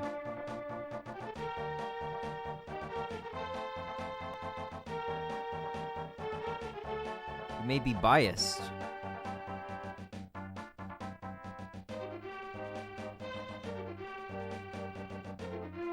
Maybe, I don't know. Yeah, sure. Tell me about how you think you might be biased on that, Ariel. If you don't mind. Like, maybe send me a message. Maybe it's a little spicy, right? I don't know. Just send me a message.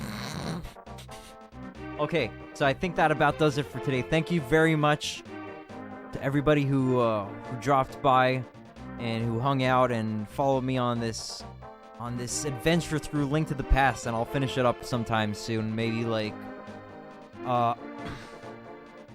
maybe I'll finish it up on Sunday and then play some other SNES games for the rest of the stream, like maybe Star Fox. Maybe Star Fox is a good idea. Might be. I will evaluate. Mayo says, thanks for the stream. Thank you, Mayo. Yeah, thanks to all you guys. All you great guys.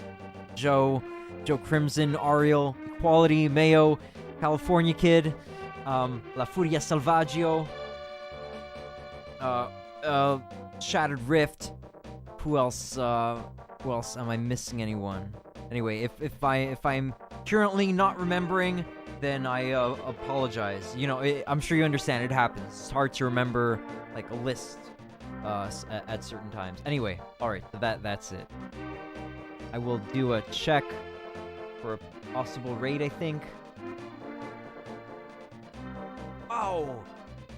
R&B Pikachu is playing Final Fantasy IV. That sounds awesome.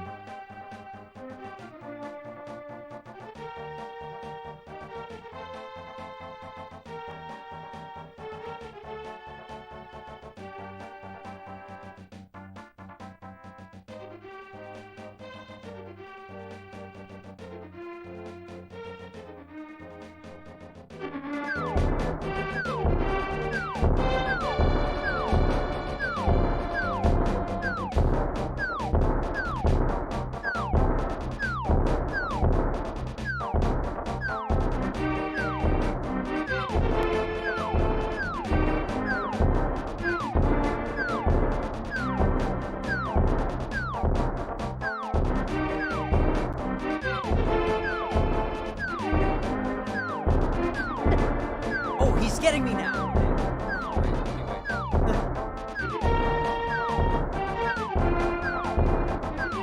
All right, so once again, thank you very much, everyone. And I'll probably be back to continue like on Sunday. Anyway, yeah, okay. That's stressing me out a bit. Okay, yeah, so I think that's it. I'm not forgetting anything before we head out. Oh yeah, Nathan, thanks to Nathan as well. And to anybody else in case I did forget. Okay, so thanks a lot, everybody. That's that. God bless you and your families, and I will catch you in the near future. And thanks for your patience in these past few weeks when I had to take a little break from the streaming. Anyway, cheers, everyone. Catch you on the other side.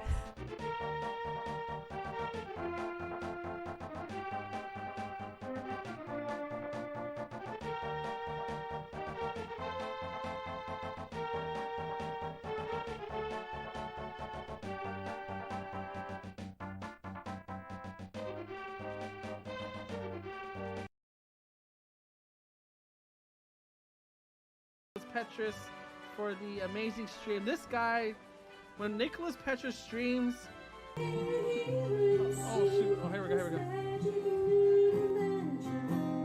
Adorable Anarchy. We all love Adorable Anarchy. Look at her, beautiful voice with a beautiful face.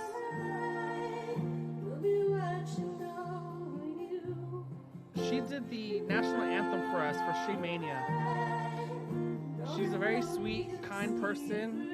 And her streams involve singing and RPGs and music and a bunch of other stuff, man.